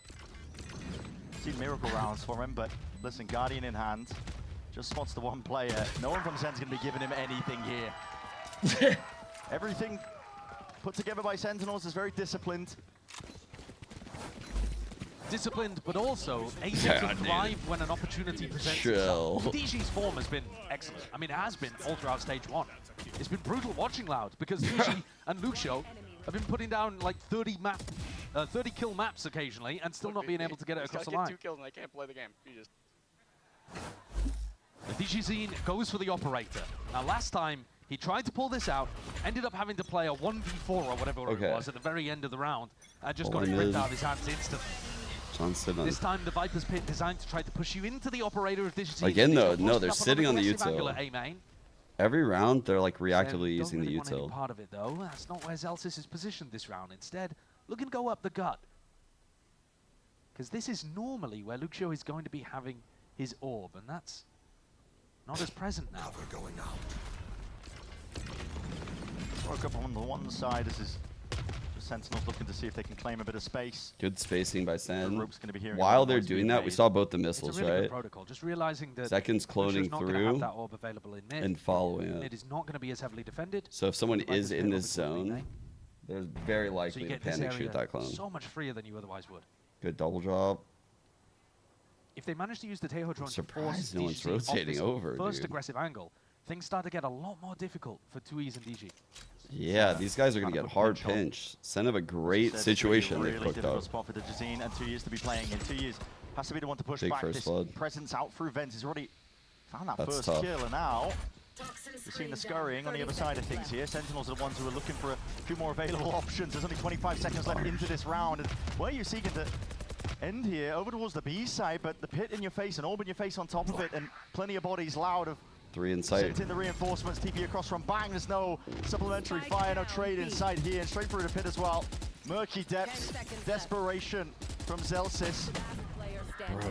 Peppered down from the shorty in hand. This child. Gotta give it up now if you are Sentinels here. Just losing grip of that round. And the kill that made the difference was too easy. Child in the pit, bro. He fucking to catch it. We were played it so well. DG off the angle, but here it is. What the hell's happening? Stepping in front of Zekken. Bro, I'm liking the breach flashes, by the way. Oh. That took the sting out of what Sentinels were going for massively. They were trying to set up this big coordinated crunch onto A ramp. What's with the last second exec? I think initially they were planning on going A, but that first blood 2 he's got in that box kind of fucking hurt a lot. It stung and it made them feel like there's probably like 3 here, the way he was challenging that, but there was only 2. Yeah, so it gave him a wrong read. Posted on a really nice line here, but I think John Cutie's already realized what's going on. Just from the previous round, he realizes, okay, we needed to drone Digizine off the angle quite a bit earlier, actually. So here, if he uses his drone, then the operator gets pushed behind the Viper utility. Dash active for Digizine. This has been waiting. Lying in wait there with a drone. That's going to be broken up. Quick dash back and away. And that's mission essentially accomplished. Now Luxio becomes the critical player for Loud. He's the pin holding it all together here. There's a clone in your He's face. so cold. Baited by that one too much, but going straight forwards. I mean, slow to a crawl. Second just shrugs off the bullets. Takes Luxio straight out of the picture. Another warrior steps up. Pancada, can he get it done? Yeah, with B main control here, he needs to, but too many angles to really anticipate. The crosshair placement just looking like it wasn't quite there. So now the B side open for taking, and a lot have already made the decision. Retaking with an operator is just not on the cards in a 3v5. They're saving. The calling from John in this round is lovely. The way that they isolate so many individual fights. As soon as they push the Digizine off the line, the defensive setup over towards A requires a bit of help, and that isolates Luxio in mid. Yeah. And so Sentinels then put a little bit of pressure there. Zekken gets a gorgeous entry. I don't know quite how he's They're basically like able filtering to the fights muscle his way through, bullet tag and all. Right, if you're playing mid as this Viper, you want to be on B side when you feel a B hit coming. You want to be on A side when you feel the A hit coming. Especially if you have teammates in like an aggro ramp setup over here, which is what they were doing. DG opping. So when DG made contact, Luxo shifts to vent. Yeah, and they're doing the same style of default, but they're timing it differently. Absolutely the right play to try to take guns out of hands for Loud. Played out really well for them there. That's a deliberate footstep, don't worry. I do agree. I think last week he fucking one-shots like 3 people there, though. All good. They didn't manage to get that gun out. He didn't fall for that clone at all. Down towards the end there. Digizine's off. Good adjustment. Damn. They double peeked that. So Loud have tried now a couple rounds with DG fighting over towards A main. I think it's a good idea to try to work it around into some different spots. B main, you don't really want to op because Bang is teleporting past the line right at the start of the round. You could try doing something aggressive in mid. Holding it down, though, just to allow players waiting out the initial burst of util. Digizine's actually picked up a more passive angle over towards B main, so not as worried about Bang teleporting past the first angle, and just hoping that people will walk into him late. Snap thrown as well. Doesn't really signify too much. SEN have been doing this as part of their protocols here, but there is a bit more of a follow-up now. Dimensional drift. It dropped in the hands of side. Zekken. He's going to be clearing away. Pinpoint accuracy, pointing out multitudes of these players here. They're sighted up. That's going to be the roll in front, and it cuts up most of the side in return. Response instantaneously from it, but 2 years is isolated out of the island there. Too much chances for him. How is he almost just going down from a bit of straight damage and spam in the midst of it? Still that heaven smoke fading away. There's chances to be a fight to be taken. Pancada offers himself up to the podium. No plan. Can't quite finish it off though here. Still 3 left to stand and just a bit of spam through the pit. It's all laid down. Preemptive plans by Sentinels, always just feeling like they're one step ahead. Anytime the ults are online, SEN look gorgeous in terms of their execution. And you asked the question earlier today, Brent, what version of SEN are we going to see on that stage coming up against Loud? And I think this is a damn good version. I don't think they should have dropped in that site. So far. The first 10 rounds have been orchestrated well. Like one slip up with a Pancada ace and one slip up where the macro didn't quite work, but otherwise, really well put together rounds where they've been in control from beginning to end. Navigating around the operator pretty nicely. Yep. Setting up Zekken for some big entries and utilizing ults pretty brilliantly. Still trying to take this op out of his hands. It might be in Sen's best interest, honestly, to let him keep it, to be honest. Winning rounds out just from Loud not opting to play these retakes with the operator in hand. Obviously having to get into that spot in the first place. And it does become slightly more difficult. Sen are not going to have any massive ultimates now, probably for the rest of the half. They might get John's online. So Loud might have an opportunity here, but look at the dodge on the rolling thunder. Too. Zekken completely positioning himself, knowing that both breaches are going to exchange those ultimates, and he's going to have an opportunity to fight. Fairly recent. The paranoia got thrown in for him to try to take the first engagement. Then the rolling thunder afterwards. Sentinels just look so nice in these kind of spots. Yeah. Sen are playing really, really well. To be 11-5 at the top of the scoreboard currently. It's looking locked in here. Second timeout, I believe, used by Loud at this point. Like, their defaults are really good. They're changing up, like, slight looks, slight timings. They're sitting on a lot of initiator util, so they can have, like, a powerful just having a complete lay of the land on what's going mid-round if Loud, like, really good so far. The way that they are giving up B main on Loud side and Sen are saving util, hypothetically, Sen could just be walking up and just egg-zacking on them. Abuse that. Delayed reclear as well. And own them that way. Yeah, you know, like Sen are giving themselves a lot of win conditions right now. Sen have not been going for fast execs unless they have ultimates online. So these next 2 rounds, Loud shouldn't be that worried about stacking the sites really early on. Unless they want to do heavy honestly, Loud just probably don't have enough time. With Tui's in IGL and Pink out of IGL. Or I'm sorry, Tui's in initiator role and Pink out of IGL. This should allow you to stack it towards A early, and yet it's still only Tui's and Kalanzine over here. Same setup. Who have 4 kills between them, so it's not exactly been a hot start for the Loud initiated duo. Much more passive as well at the beginning from them. We'll see if they opt into just the salvos and the fault line early on. Sen are going to be playing slow. Not willing to be caught by it early on. Yeah, they're definitely expecting a big stun, salvo, aftershock. They were worried that Loud was pulling out a set play there. Locating targets. Okay. Drone in the hands of John. Mid-round clear here. Clearance. Stop throwing into your face. I don't know what happened there. Cancelled out maybe. He has all the info on the B line. Oh my god. Gets to make ramp control once more.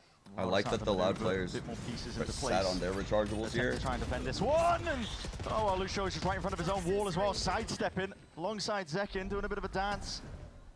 Just down over towards Heaven Control though. There's a paranoid to sweep and clear onto the one side as well, give a bit more peace of mind and dropping down. Down to hell. Lucio just trying to support as well, offloading with the bullets from on high, down low. Quick exchange here. Sentinels are being squeezed.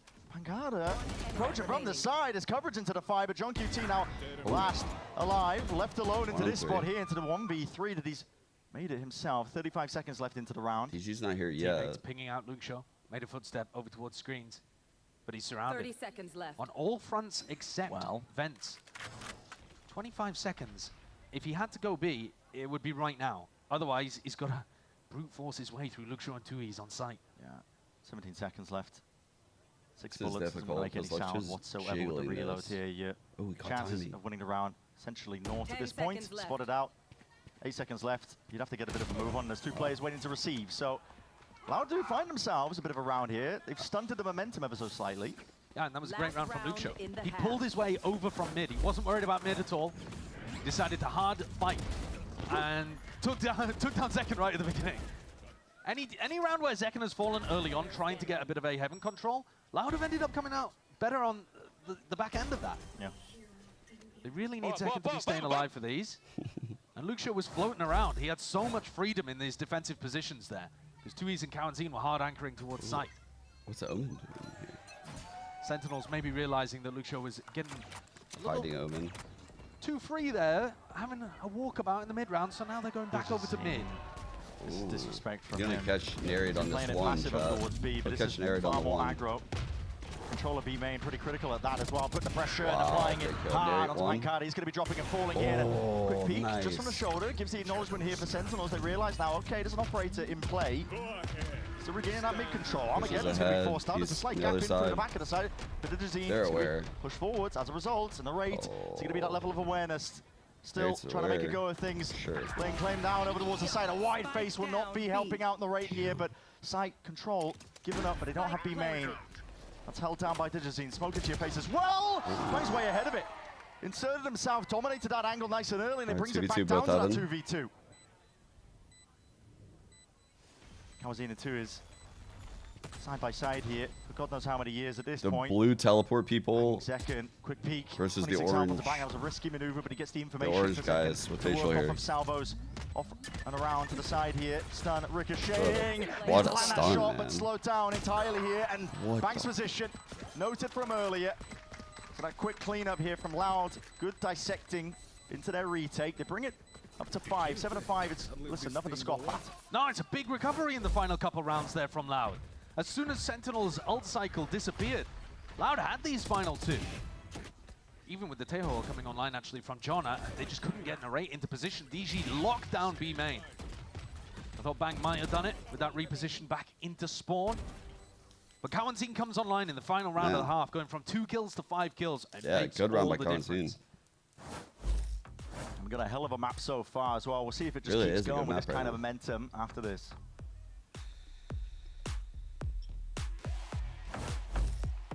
It's for you. Do you like it? I don't even remember. Did Sen win that opening pistol? Charlie, use Feels your like new forever door. ago.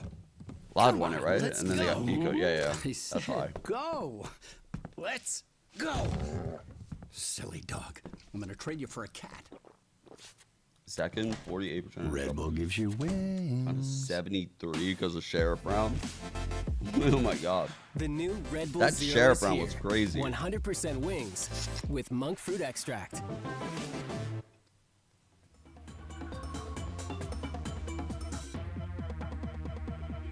I think this was a really good half out of these two.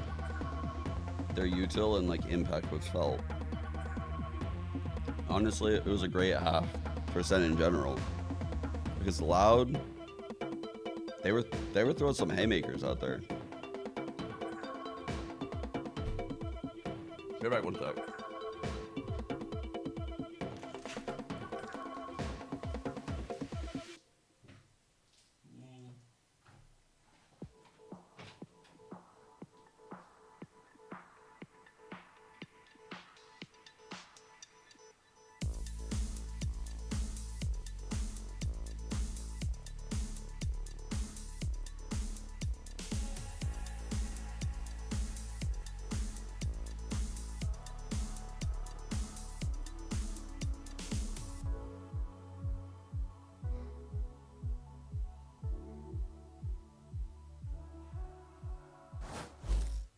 Well, 7-3 when Loud took their second time out in that first half, and they did earn themselves 2 rounds because of it. 7-5 now as well. It's definitely very good staging ground, I think, of which to potentially lay claim to the map. A big part of the reason why they're doing so well on top of it as well is Luke showed this newcomer. We've just been talking about him over and over again. It's because he's been putting up the big numbers. Top of the scoreboard for his team. And now he's swapping over to the attack side, where he can potentially have even more impact. Fast He's often going to be playing over They're going to go at towards Zolsus. classic It's on Zolsus' trap. Oh, Zek can protect though. Stacking the A side of the map, leaving B completely Zekken's open. protecting. Really hard read. Yep, quick dash as well. And Oh, wow, God, Snake Bite's not there's going to no be saving you protecting from that that. spot there. The stun was picture perfect. And through into heaven. This is Loud laying claim to most of this now. Narrate's just attempting to slow this one. A bit of a crawl. Salvos, preemptive. Space can be taken straight back up again, but it's a cautious engagement now. You can see both teams drifting and walking straight back into it. Reloads are heard, and this is going to be a bloodbath. Nice shot, Straight into the DD. blender that's occurring. Right click in your face. No anticipation for it. Aftershock as well. Woo! Slight missile 2 to the HP. corner, hopping straight over. 3v3. And it's 3-3 at a moment's notice. How are they still alive in that spot? Zekken on 2 HP, and somehow Sentinels have defended B heaven. Loud, regroup, go back over to B main. Surely this What's up, avenue Joe? is not going to be as heavily defended. They've already used so much of that defensive utility. Aftershock gone, Paranoia gone. Loud should be able to just walk out. And what a call. Gamble Great by call. Sen as well. They're making their moves over towards A, expecting it to be going in that direction. It is a good call from Loud. And this is going to make it really difficult for Sentinels once they get back onto the In the retake here. smoke 'Cause they have heaven. no clue how deep these Loud players Oh my could go. God. Look at Kawazine all the way in spawn. You don't know if B Heaven's compromised, Spawn's compromised, Oh, or if they're all dude. playing He's some kind playing of off passive of setup. Kawazine. Really, really tough to retake. Kawazine shows presence. Potentially a bit of a maiden switch as well, but it's Albert's right. Oh. Okay. Lots of targets there for Lucio to potentially take care of. Oh my God. Not anticipating that Bang was just hanging back, holding to be that extra element into the play. Now it's planning for Pancada off to the side here. Smoke in his hand, but the fault line is going to be causing a bit of delay in a tap. Not quite a tap, it's a full stick at this point. It needs to be that coverage and defense in order. As Bang presses that advantage. Well played. A pistol round post plan Good that spacing should have up had those so stairs. much danger to it. Loud even going for the jiggle, the bait play. It was a nice idea to set up as well, that punish onto Zelsis. We've seen a lot of teams go for it. But I can't believe they were actually able to win that one. Man, I know. I thought Loud had that. But he had narrate Zekken in his face. Holy too much shit, to what a deal mid with. round by Loud. And ends up going down.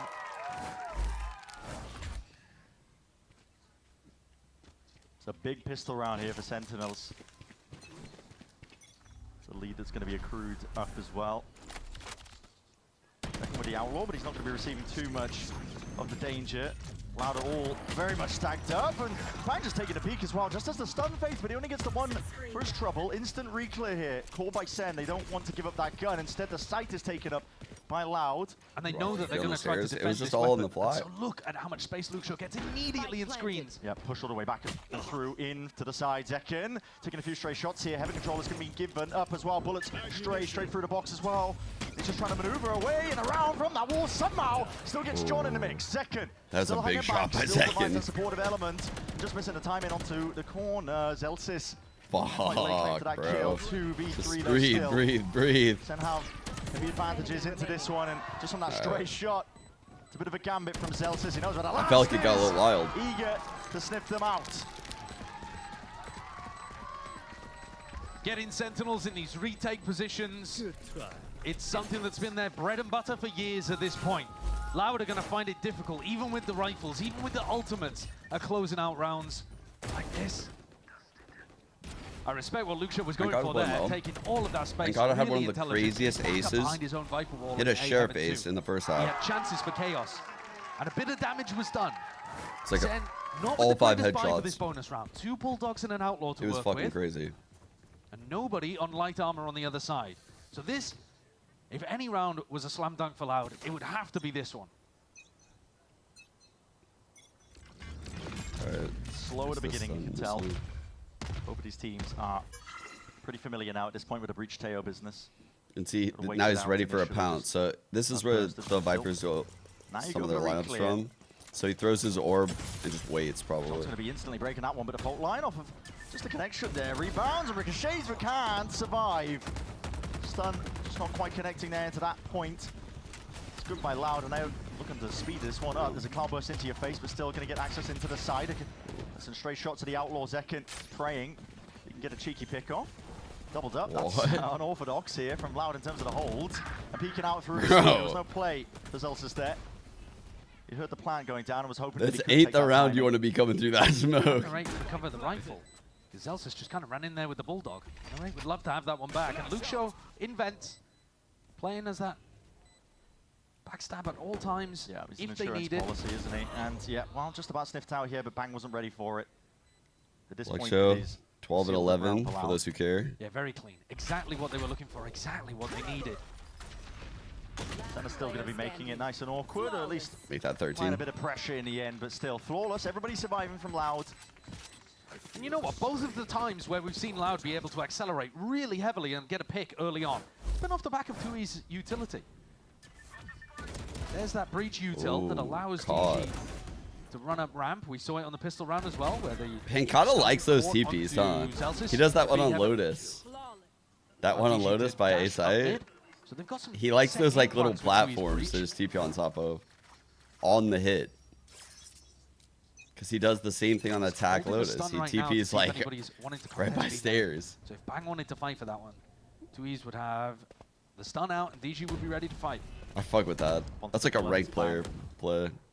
He's hearing the noise as well, so he's going to lay down that smoke. Looks like it's slightly to That's the some one play you side. see on the streets of ranked. I'm not too sure. There is, yeah. It's on top of the box, so it creates like a weird one-way with a tiny little angle underneath. Okay, trap play in mid, chop. Dirty little smoke. Reaching the fault line.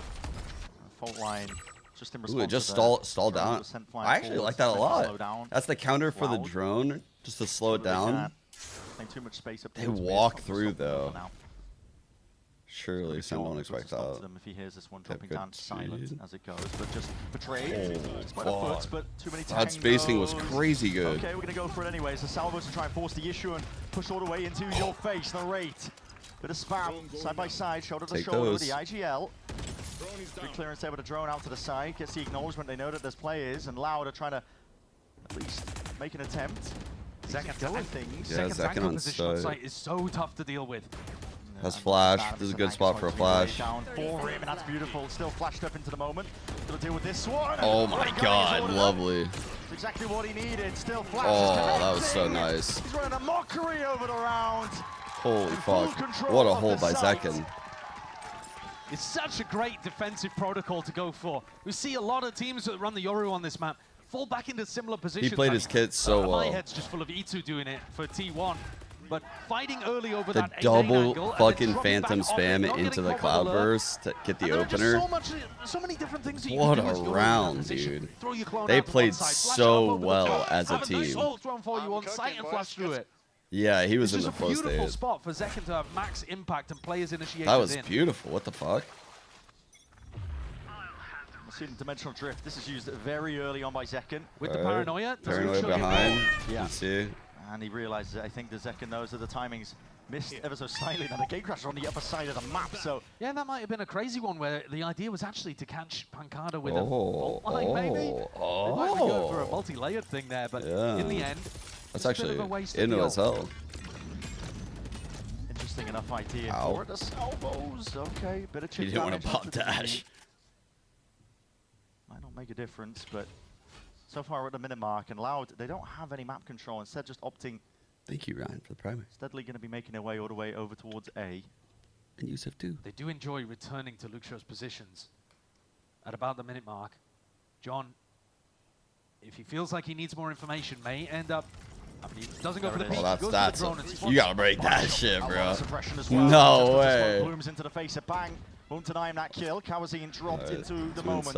We're back. We're so back. To the top and to the high ground. It needs to be a plan. Surely not again. He can't keep getting away with it. Help out the team with that one. Getting ourselves into the post plan. This is full heaven control here for Sentinels. Bro, why are we not specking him? Okay. Trapped out onto the site. Luxio realizes the importance.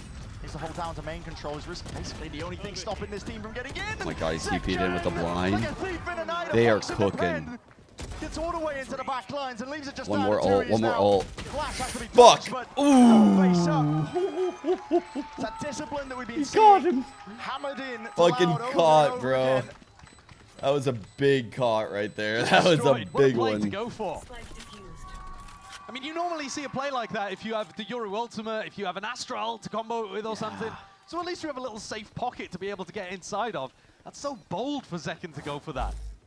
Take a look at it here again on the replay. I mean, there's Bang catching the first. So Here's Bang that teleport TP's that past all the that. way into the back lines and comboed with the paranoia. Drops that blind. That was so nice. Just had tons of free opportunities there on the site. What a very interesting way to take a retake. Yeah. Senna got so many ideas, and maybe Cuba cut that one up. Out of struggling at this point, though. Grasping at straws. I got a better replay. Breach ults on both sides.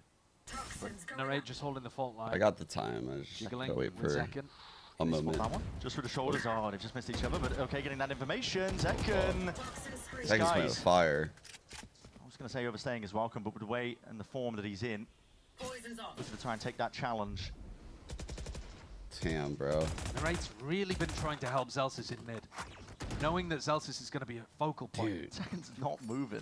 Zeken's cold as fuck for beefing this kid like this. Scrapping with each other over on this A side, but Luxio's called in reinforcements. He's just wandering around in through mid here. There's going to be that double face off the flash. Dude, he did so much. Appreciating the threat. Makes a bit of a move backwards now, holding his ground and holding it down indeed. Stalwart defender, looking for some util to help him out. Lining up these players, but just not enough bullets for the job really at hand still. The rest of Sentinels happy to step straight back into the fight once more. He has the ult. Filling in the gaps, and that's An incredibly difficult ask now, 2Es into a 1v2. ISO's the one, Guardian in hand, just needs a second. Celsius, position noted, 2Es! Steady hand would have suited him there, but it's Celsius who shuts him down. He was feeling the heat, dude. 2Es was feeling the pressure right there, I feel like. Really important 1v1 to close the door there on what would have been a fabulous clutch from 2Es. In a difficult spot today. Nobody would blame him for being bottom of the scoreboard, not able to find his value. Coming back in off the bench, having to play Breach for the first ever time. But he's still finding his opportunities, at least, in some of these spots. And it's a 12-6 scoreline, but plenty of these rounds have actually been fairly winnable for Loud. Yeah, the rounds have been actually closer than the scoreline. Pushing him over the edge. The rounds themselves have been a bit close. At the very beginning of the round. Pretty cool. Protecting with the Breach in the back line and the Yoru inside. The Yoru goes in the center. You can go either way. Can go and help elsewhere on the map. And it looks like I'll take A Heaven. Get the lurking orb over here on B. A bit of control up towards ramp. But it's landing. Bang is going to have to 1v1 Luck Show there is a chance, this round. Actually, this 1v1 will happen. Yeah, so it's going to happen. Keep that in the back of your head throughout all of this, because Bang is over there just trying to control this. But that Viper's orb is really tough to get this next orb cycle. So it forces Bang to try to play forward and take the fight. Wait this out.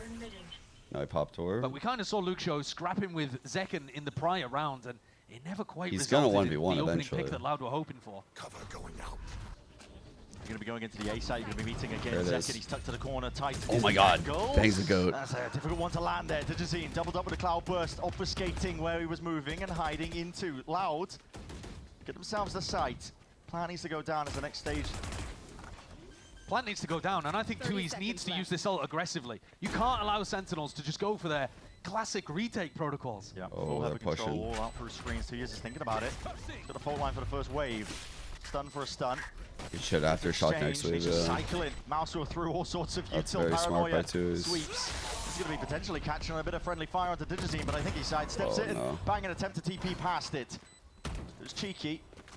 Leaving Sentinels now into They take the 4-on-3. Missiles on both chokes. Out entirely here.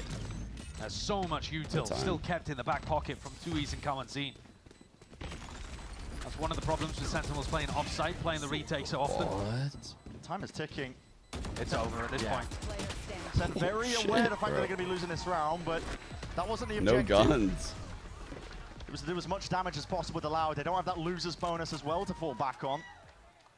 No, they get 3,000, they get the plant money, they get, you know, a bit of money for getting a That's how I got the kill. Well. Bro, they were waiting for that lurk all round. But I think Shanzo felt that got shit. To start realizing now, all right, Loud are holding on to a lot of utility. When they hit the site, they're trying to do it with as little as possible. But I mean, the weaponry is as little as possible. Zekken knows it. He's immediately purchased the Outlaw. Ooh, no heavy one heavy shield on Kawanzine. There's only one player with full armor. That's Kawanzine. Get out of my way. He's also only one of 2 that has a Vandal. Still breaching back lines with fault line out. Celsius doesn't take the bait. No fault line off that. And if Dude, Neri is so disciplined with this fault line. Waiting from Narrate. So he's always got that safety. I don't know if the Q is coming from Celsius or they hear the Teo drone, they immediately fault line. There's no tag. Well, actually, I tell a lie. It was a tag up onto the side here. Celsius' position is known. Digizine's going full speed ahead as an Armageddon as well. It's meant to clear the way here from Sen. That also gives a peace of mind, potentially to re-clear back into mid as well. Like Deny a that kill, space no? from Loud. Time to jump. I just jinxed the fuck out of would him. die in one shot here. It's only Kawanzine that has the full armor. Really important fight as well when the wall goes up. Lucio sending it flying overhead. Second knows that he's lurking around, just barely a peek. The TP back. Didn't catch that Digizine was also Yeah, in he this only area, saw the right? one. John But could Narrate die is here. still getting called over to help anyway. And John GT, gotta be that playmaker into that spot here. This is Loud. Doing anything at this point. 30 seconds left. Trying to find a path to victory. This is all a fake, by the way. Forwards, a fake, and making moves. Bang, bang. Hold up, does not anticipate that there's more players waiting for him. It's all over the place in the end. Still Loud are going to be happy with it.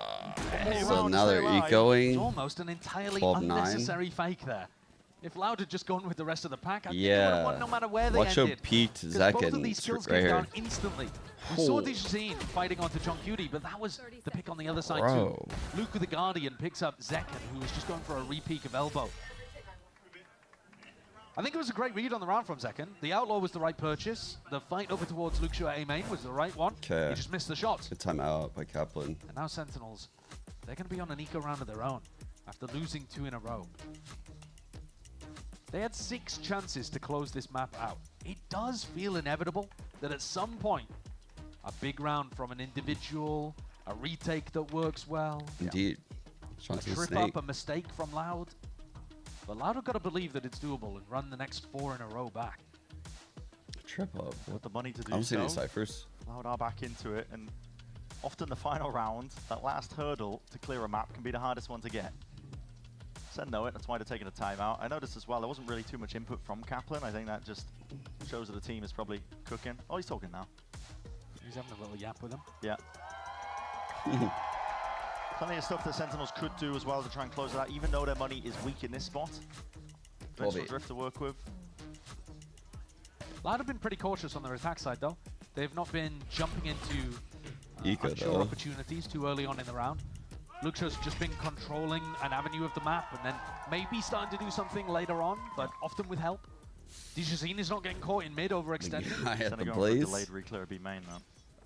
And this is exactly where... Oh, did you go at the time?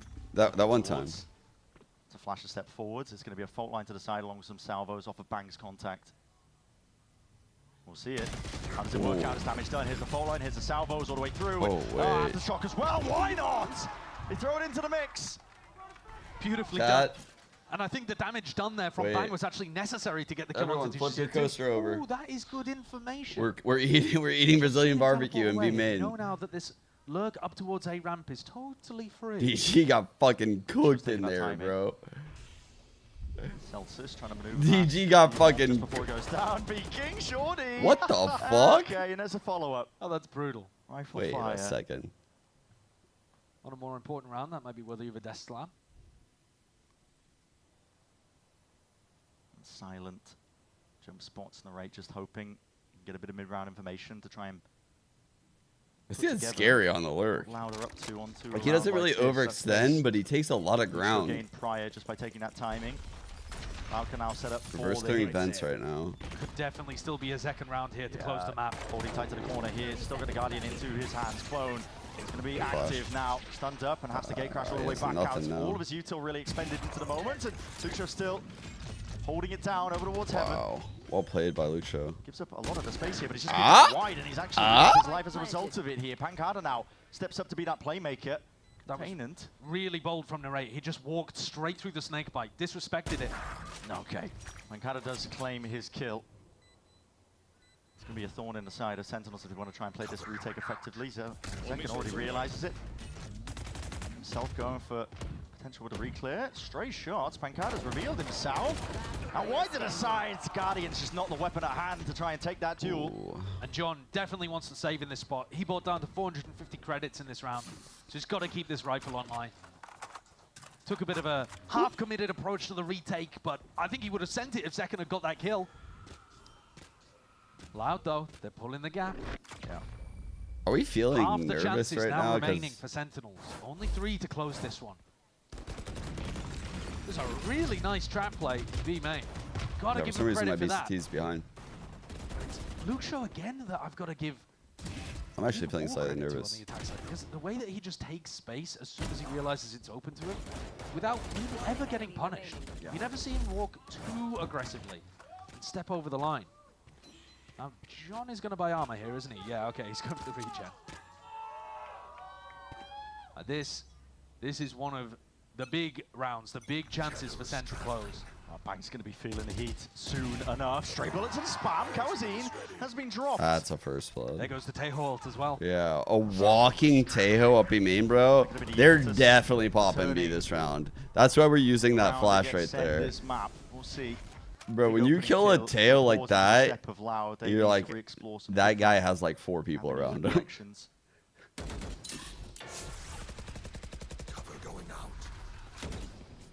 Zels is Good, pushed away from good his heads-up spot, where he's awareness. regaining information in mid. Luxo.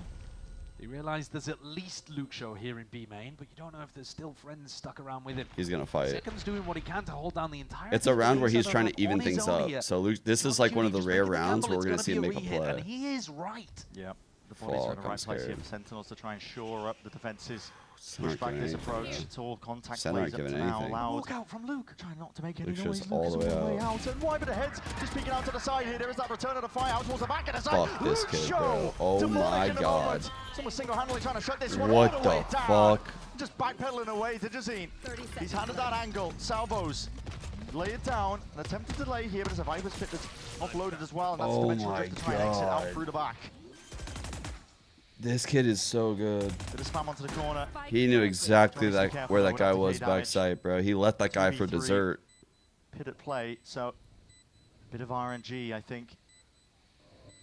He knew exactly what he had to do too. Man down. He's like, I gotta aggress game it. here for Sentinels. They've already laid claim to just the one, but the pit is still standing out towards the back. This is Luxo. You can see position, crouched up. He's got a haircut for free with that one. Shredded with bullets towards the back of the side, but still, as long as the pit is up, there's safety, and the round should be locked up entirely. Good awareness. But this rookie player of Loud inserted into this roster when there was little hope for the more. Bro, he's The string crazy rounds now that good. realistically been put together purely just from Luxo himself. Yeah, he's been fabulous. He does it again here in this round, doesn't he? He's been going for a combination of A-lurk setups, B-lurk setups, and this round just walks it out. His team were in full control of B Heaven, so he was never worried about that angle. And he gets into such a deep position and kills both of the anchor players on B. Then sets up a pit. This whole round is him. He's got to 20 kills, caught up with Zekken, top of the scoreboard. Last And time he I for continues- John. He put up over a kill per round in his debut.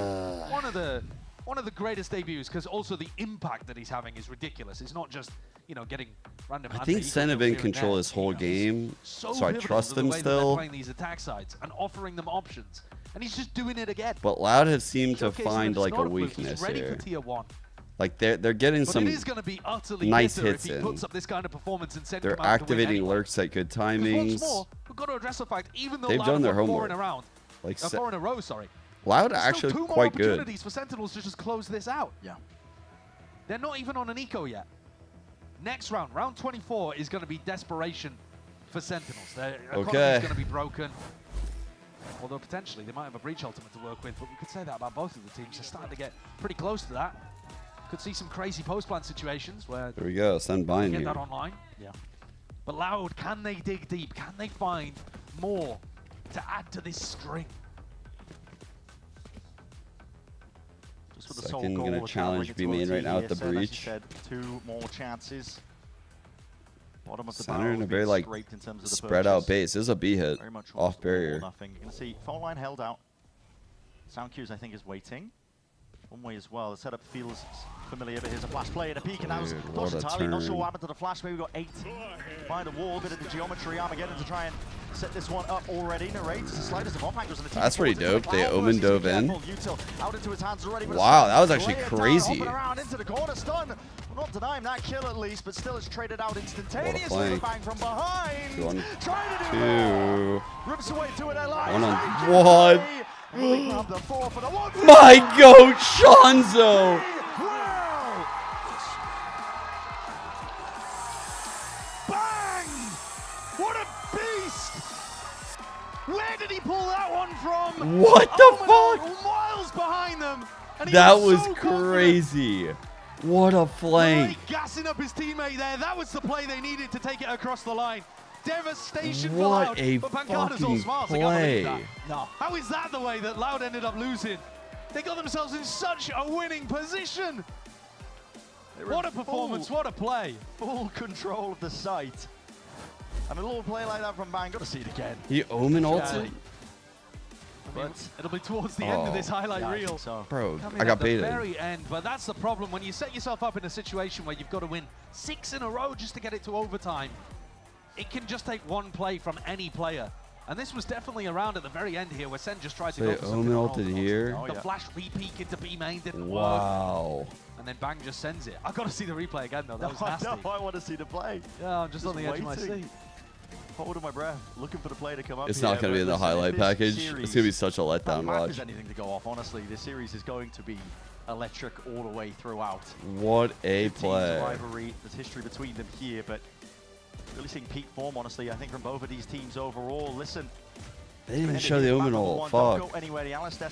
That's actually sick that he Omen ulted back here, and then this is how he closes out the game. Holy fuck. That's epic, dude.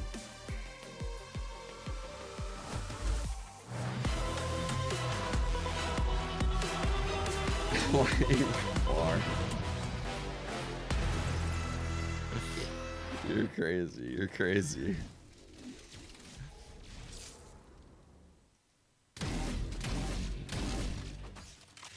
Oh, here's the round that we didn't get on the replay chat. Ready? The TPN that everyone was saying like, oh, show the replay. Blah, blah, blah, blah, blah. So you can see Zekin's gate crash. They first fight for heaven control, right? It's important to get this ground. So they fight for this ground. The gate crash is going in the back. He even pings it. The second important thing is that the Omen gets to this corner. So Sean's actually makes a play to get there. He clones out. They shoot the clone. Which then makes this Aang open up, which honestly is really important. See, Shanzo is what? He's smoking right there. This is getting aftershocked. He's realizing he needs to get out. Second's double flashing. It's full heaven control here for Sentinels.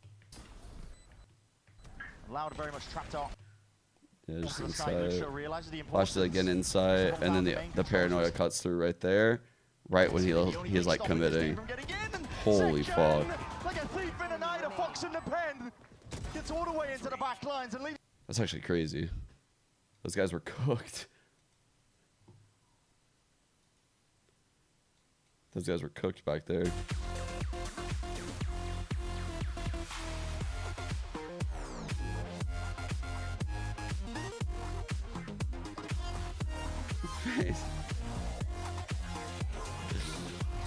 That old school phase was crazy, man.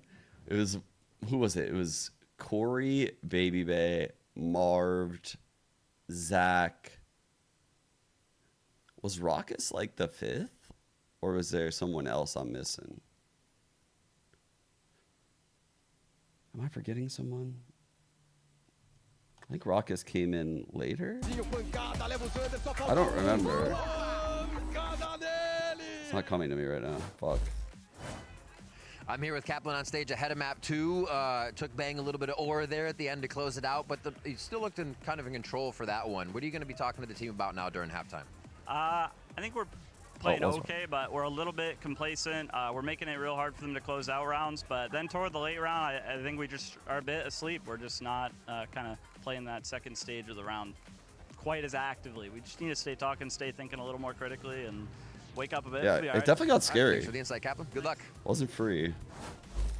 Where are we going now? Yeah, we'll be all right. We'll be all right. It's all good. A little 13-10 conclusion there for Sentinels with some heroic moments from Bang there to close things up. Overall, Sentinels Luck showed another insane performance. Where they last left off. Wow, Triad. man. So it's very clear that the work the Sentinels team has been putting in, it's Top paying record on the off, server, but also actually. we're definitely seeing it play out here on the stage. Great, It was great really game nice all to around see, from especially Sen. because it was that 7-5 half where you got to see exactly how both of the teams. To be honest, normally when Sen plays split, I usually rely on Celsius to have a really good game.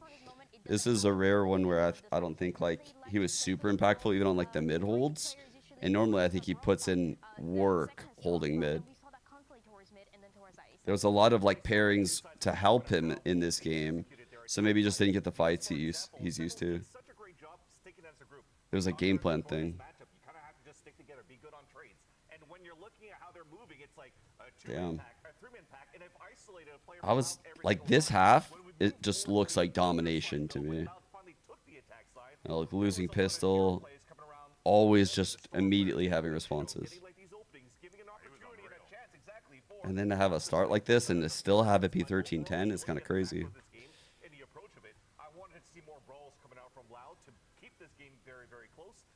If they're able to correct that into the second map, we could see a different story. Yeah, very impressed though with the way that Loud, you know, look, didn't amount to the win, but to dig deep and come back like that, to make your way, get closer to the critical. But yeah, I don't know why. Like sometimes my stream is behind compared to like, particularly Europe. I feel like Europe is like ahead in some of the VCT things. I don't know if it's like my OBS routing to somewhere weird. Like maybe it's Restream, maybe it's actually Twitch, the stream. I don't with know. the brand new IGL, 2Ace is coming back into it, so you're trying to build that chemistry and that synergy in a moment where it matters a lot, and there's a lot of pressure for a lot of these players from 2Ace and Pencata, most specifically because of these new responsibilities. But towards the end, you saw that second half on the attacks that it looked a lot better. There's some big opportunities there, and honestly, it's all because of Lucho. He's changing American the vibes of this team. infrastructure. And in Latin America, they like to call him Luchito. Okay, Luchito, okay. Because everybody loves him. You look at him, he's smiling, he's having a good time, and the team is definitely trying to win for him as well. Yeah, no, I mean, I'm getting the vibe, and I'm a fan. I'm in. That's why I pick Loud. Yeah, that's why. I was watching the game. No, you just didn't want to pull out another apology letter if you had to come down.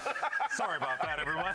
Yeah. Now, of course, there were some other big head-to-head matches happening throughout that game, and one of those in particular, Zekken Digizin. And look, you're going up against Zekken. We talked about this, Dryad, leading into this matchup. It was always going to be a tough task for Digizin to go up against Zekken here, but again, Zekken, the kid's just unreal, man. He's so good, and he's been so good on this Euro for now quite some time. Well, on the other side, we talked about Digizin playing with the Jet, playing for that comfort pick. Now, even as we move into the second map too, you're looking at exactly that. A second that is most likely going to be on the Raze, and on the other side of Digizin, the last time that we saw him on that map, it was 32 kills with the Neon going insane and still losing the map against TG.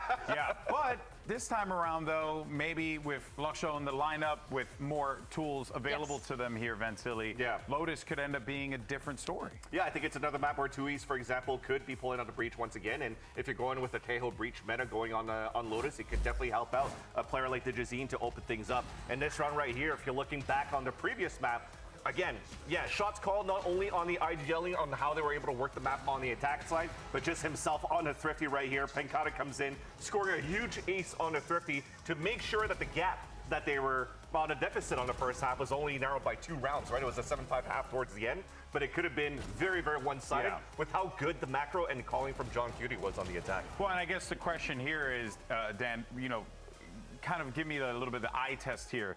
Any thoughts on Pencata IGLing so far? Was there anything fundamentally different that we were seeing from him in that role? Yeah, I really like the way that he's calling, because actually, we just heard it from Kaplan on how it's these late rounds where Sentinels was getting a little bit messy, and that's when Loud were playing a lot faster. It was these fast plays that Pencata is doing that are making this Loud against Sentinels look so competitive. Yeah, and correct me if I'm wrong, but we should be getting some Neon going into Lotus here, right? Yes. So you're not wrong, so I'm not correcting you. So I think things are gonna get pretty fast, and Vansili, you're fired. All right, everyone, let's go ahead and see what happens. We got Coach STK standing by to give us his thoughts as we get ready for map 2.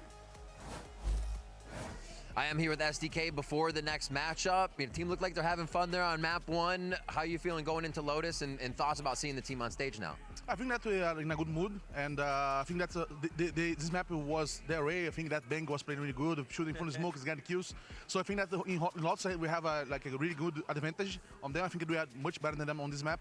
So let's draw the game and then go for all in on Heaven. I love it. You take it. Good luck.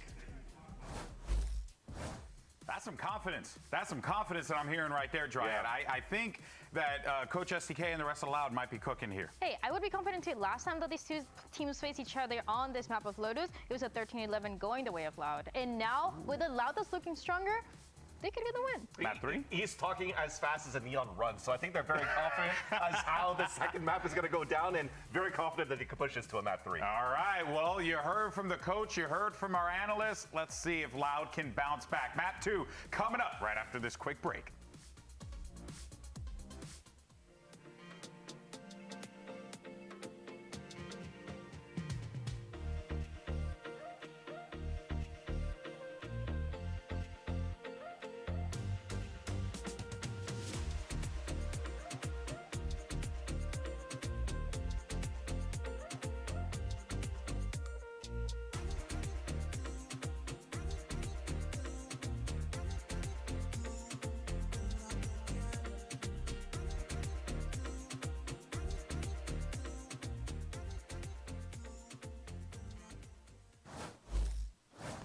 Welcome back, everybody. Yeah, we're going to be getting into this one here for Lotus.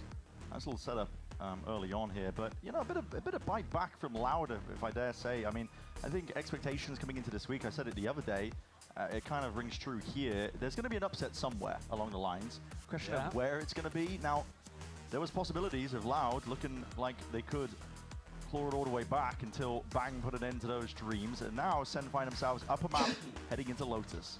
Well, this was the map, I believe, that Loud took away from Sentinels during kickoff in that 2-1 game. Now, all of those maps were pretty close, 13-10, 13-11 kind of score lines. I mean, somewhat similar to what we saw on Split, but Split was powered by a pretty big comeback towards the end. And I'm taking a look at the compositions here. You got the Neon versus Neon head-to-head with Zekken against Dejazine. Okay. Now that is one to be taken a look at. Earlier today we saw an electric duelist head-to-head with Havoc playing against Oxy on this map. That was so much fun to watch. Yeah. But I think also there's a more tactical, strategic element that's really going to get tested. Because Lotus on the attack side does offer so many opportunities to push and pull the defense and have a really big performance from your IGL. Is Pancada going to be able to call that kind of a game? Zekken locked in Neon. Let's go. Is he going to be able to get Let's go. From other people, like Luke Shaw on the lurk, like Dejazine on the entry to make his job a little easier? Are other people going to step up in the mid-rounding? What's up, Tay? It can't all fall onto Pancada when he's a brand new IGL in a position like this. No. I mean, the comps themselves as well that these two teams are playing, quite similar. Wait, what did that say? John QT is one of my followers? In terms of lurking, what did that say? He's not going to have like a Viper wall to work around, for example. But also, if you play, once the sides swap, if you play the Vice more as a lurking role, you're missing out on some of the value from the Thorns. I think I missed that. Thorns should be really good at stopping Sentinels from Flood retaking. Okay. But pause that one for a moment, because Loud look like they're doing something aggressive here on the pistol. You guys breaking apart everything out into the open. This is a trap play out through B main. Now Senna all grouped up though, in through C, walls up as well. There's no slowing down from this one. Looking to try and send this one. Waiting for the drone, TP forwards as well into that smoke. This is familiar play. I've seen this one before. I've seen him already take that side control. Re-clear is going to be caught for, and that's Loud just looking for the play to be made. Salvos in the fault line. Slows down the approach at least for Sentinels. Good bait out of that util. There's a big fight. The flank. Narrate needs to win this one. Nice. Just catches that timing. Already aware of the fact that Dejazine was going to be lurking around that spot and position. Yeah, nice aggressive positioning. Great awareness by Narrate. Oh, Loud have got to do it all with just 3 players remaining. There's a TP forwards, and that's going to be into the smoke. Yeah, second quick. To lay claim to that area, the map at least. I wonder why John's not playing too. Here. Just 2 players left to stand here. Shoulder to shoulder is Loud in a 2v3. Time starting to tick though and get away from them. SEN realize it. How do you win this round? Feeling the squeeze, a lot of tension now from them. And the plant onto the corner as well. It's picture perfect, so you can jump into the air all you like. You're not winning this round out. All right. I like the comp center bringing out, by the way. We're seeing Zelsis off of Vice. We're seeing Zekken on Neon. The C wall like that, the attempt to push spawn, that's clever. Fuck with that. Luxio gets traded out. Pancada gets caught inside of this teleport. The small details just that was a great pistol by SEN. I like that a lot. That's a good sign, chat. Had a good idea of what they wanted to go for, but at this level, it's all about the small details and the speed of the execution. I think they cooked here a little bit. Loud with a 4-player stack over towards Rubble. I love seeing a new SEN comp. I feel like we don't get them all the time. We were getting them on Haven, I guess. Yeah, order presence. Pancada's going to be picking that one up. And this is a good spot for Zelsis to be in. He can get information about the stack over here towards A without giving away a gun to the defenders. In some sense, he's just a bit of bait out here at Rubble. It's weird to see a Teo on SEN, though, and have John not play it, huh? Yeah, this is a nice one. Just because he literally has been playing it since launch, pretty much. Like, since Teo came in the game. As soon as the door opens up, I think. Fake presence from Zelsis. Bro just, like, insta-picked it 6 out of the 7 maps. He does try and fake presence. But, I mean, look at what he's going to be dealing with. A stun, a Vice Flash, salvos. I mean, he is toast. Walls up. Anticipate some level of it, and he's going to be moving around all the way. There's no way he escapes out of that one. He's out. He realized what was up, I think, because they sprayed at Blue Room. He pinged it immediately afterwards. He realized there's a trap play off of it, and he wanted to trigger it and get out. Hate to lose some of these sprays. And still going to be holding to the side. Just bro, Kawanzine. He didn't look at minimap at all? Be getting one, though. Fucking nice shot. He crossed up his own teammate there. Kawanzine didn't know what to look at. A spot here where really you just don't want to feed John QT his ultimate. No. Players and bodies are flooding back into this one. That wasn't to really take and make a go of this one. Luxio's already got the one there. Smoke cuts up a section of it, getting a bit of ground now, gaining it forwards. This is for Loud, already finding it, and the Pistols doing some decent work indeed. Luke Shaw into that 1v1, him versus the Wraith, and land position just off to the side here. Still capable for the Wraith to try and make something for it. Drops him down, now expensive. Very overall expensive, for Sentinels, man. have to say that. Very expensive. They were allowed 2 deaths and they ended up having 4, so there's going to be 2 people coming into this bonus round with lighter weaponry. Zelsis was a completely allowable death, but then in a 3v4 situation like this, some of the SEN players getting a little overwhelmed. They've got to be careful because Loud, they're going to send it. This is a team with nothing to lose right now. Yeah. 0 and 3. I don't know. They have something to And lose. with a dangerous squad. These guys are fucking legends.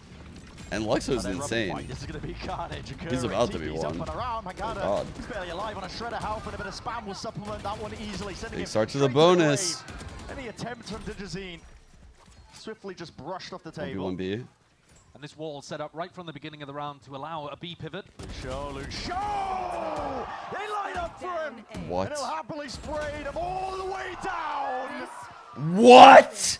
That's outrageous Vandal spray control from the rookie. Bro, he's so I good. mean, we've seen some He's remarkable so things from Luke Shaw over the insane. last couple of weeks. But that one, that might be the best so far. Nah. The fact he doesn't even hit the... Chat. What is that, the 5th bullet he kills Zelsis with? Come on. Come on. I might be literally the dumbest person ever, but you got to respect my fucking talent scouting. I called this shit immediately when we saw it in Ascension. I fucking called this motherfucker being insane like the first minute I saw him, I'm pretty The sure. strat again. The strat wasn't the problem. Like, send it again.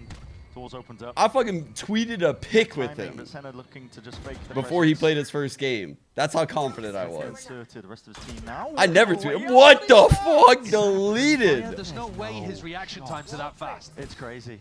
Luke Shaw though stepping all the way back up here. I'm like, you can look through my history of pics I tweet. Like, He's just missed the timing onto it. Wah! The glaze got him. The glaze got to him. Set up for brilliance once more. Sentinels, they're going to take that one. Happily as a bit of an in after Shock to try and push back the blue room presence. Stun's going to be ricocheting now, and it goes both ways. Digizine's going to be getting his team all the way back in. It's a beautiful one, along with a flash. What? And the kills are collected. Bro. On the back of it. Credit to Tui's because he's All had right, some I'm scared really now. big flash rounds. That one was spectacular. Oh my god. The stun comes through from Cowan at the exact same time as the flash, and everybody on set They're was looking to take that crazy scrap. all of a sudden. Caught dead to rights. Wow. Okay, fair enough. So he's reacting actually to the first player there, but holding so much of a crack angle, the second player dies. Unlucky is also. The Vandal giveth and the Vandal taketh away, though. Damn, bro. A bit of a whiff in this round. The rest of his team They're- comes through. Their 2 got each other's rounds backs out here on looked Loud. crazy, no? 2 rounds in a row that Sen have Like tried those something 2 aggro. rounds felt like they were good for 5. Rushed on big. For my mental, it feels like it's 5-2 Stopping after though. those 2 rounds. What the Control fuck? of Rubble. They take it within the first 10 seconds, instantly. Money's not looking too hot here, but they're looking to try and overwhelm, swarm these players with the pistols in hand. 3-pointer ass rounds. Demands near side here, rolling thunder, cuts it up from the side. Bro, Luke Shaw's stop. job is just to try and contain all the way up through and to the side. He's the only one not falling prey to those Oh. but also online. Nice slide. Second once more, he wants to try and Get galvanize fucked. the round. Even the adjustment and Holy snapback from the shit. right. Caught unaware for but a moment. But you cannot count this Sentinels team out. This game is Once fire. Second got his ult online, you can easily see how that would snowball. But how did he get the first 2? Everyone's popping the fuck Ridiculous. off. God, they've just blinded up Cowan stuck in a corner. Looks like it's a hand off the keyboard kind of moment. He didn't have a clue what was going on there. Completely bombarded with utility in the back of sight. And a death ball for Sentinel spells death and doom for Loud. These rounds have been going at a breakneck pace. Actual fucking highlight farming out here in this game right now. There's some true clip farmers in the server. Just want control. This is Lucia's ridiculous. had this ultimate ever since. The his last 3 rounds have been a fucking phenomenal movie, spray no? down towards B. Like, what? Round like this would be the time to offload it. One more, maybe? Should the execute actually come through? Smart from Luke Shaw. Oh. Inside the smoke for now as well. This is Sentinels just trying to bait out the wall now. We know All there, it's bro. not placed towards here. Luke Shaw's been prioritizing, at least for now, over towards B. but he's got good information that wasn't just a fake tank. It was supposed to be a proper bait out. Okay, Look at all of the information that Jazine is getting. It's a crazy corner. Like this guy over towards the rubble. You get He's on an some angle. deep off angle with a breach support fault line. Obviously, the stun out. on Neon good be too. A little bit cautious. Teo drone. He has 2 years from afar with a fault line held. Drone to clear this, and here's the danger, and here's the stun. So, wow. Spring the trap. Pancada now is going to make another go of this one here with a near sight. Lots of targets to choose from here, but the Yuto's going to be pushing him back out and wide into the open. And the Salvos is taking out second Kawazine. Just picks up the moment. Takes full control of this here now, and Zelsis and the Rate left to do it all in a 2v3. One off ult for Zelsis here. This plant's huge. He's ulting right away. We'll stick with the plan. It's not the best locations, but now that means the pit is online, and that is a win con. Stun. Ricochet's out. No slide. Danger zone. No slide. For Loud here. Looking to navigate around this pit breach flash like this corner right where Zelsis is. This completely changes the game though, and it turns into a game of these timings here. Attempt to punish, denied. Pancada can't lay claim to that kill. Just weaving in and out. TP's in through the back as well, and he's on that high ground push. What a shot, just bro. not favored for it in the Rate. Oh my god. I mean, it just absolutely That's a big time round from Narrate. Holy fuck. Well, there might have been some questions about Narrate coming out here playing Tejo.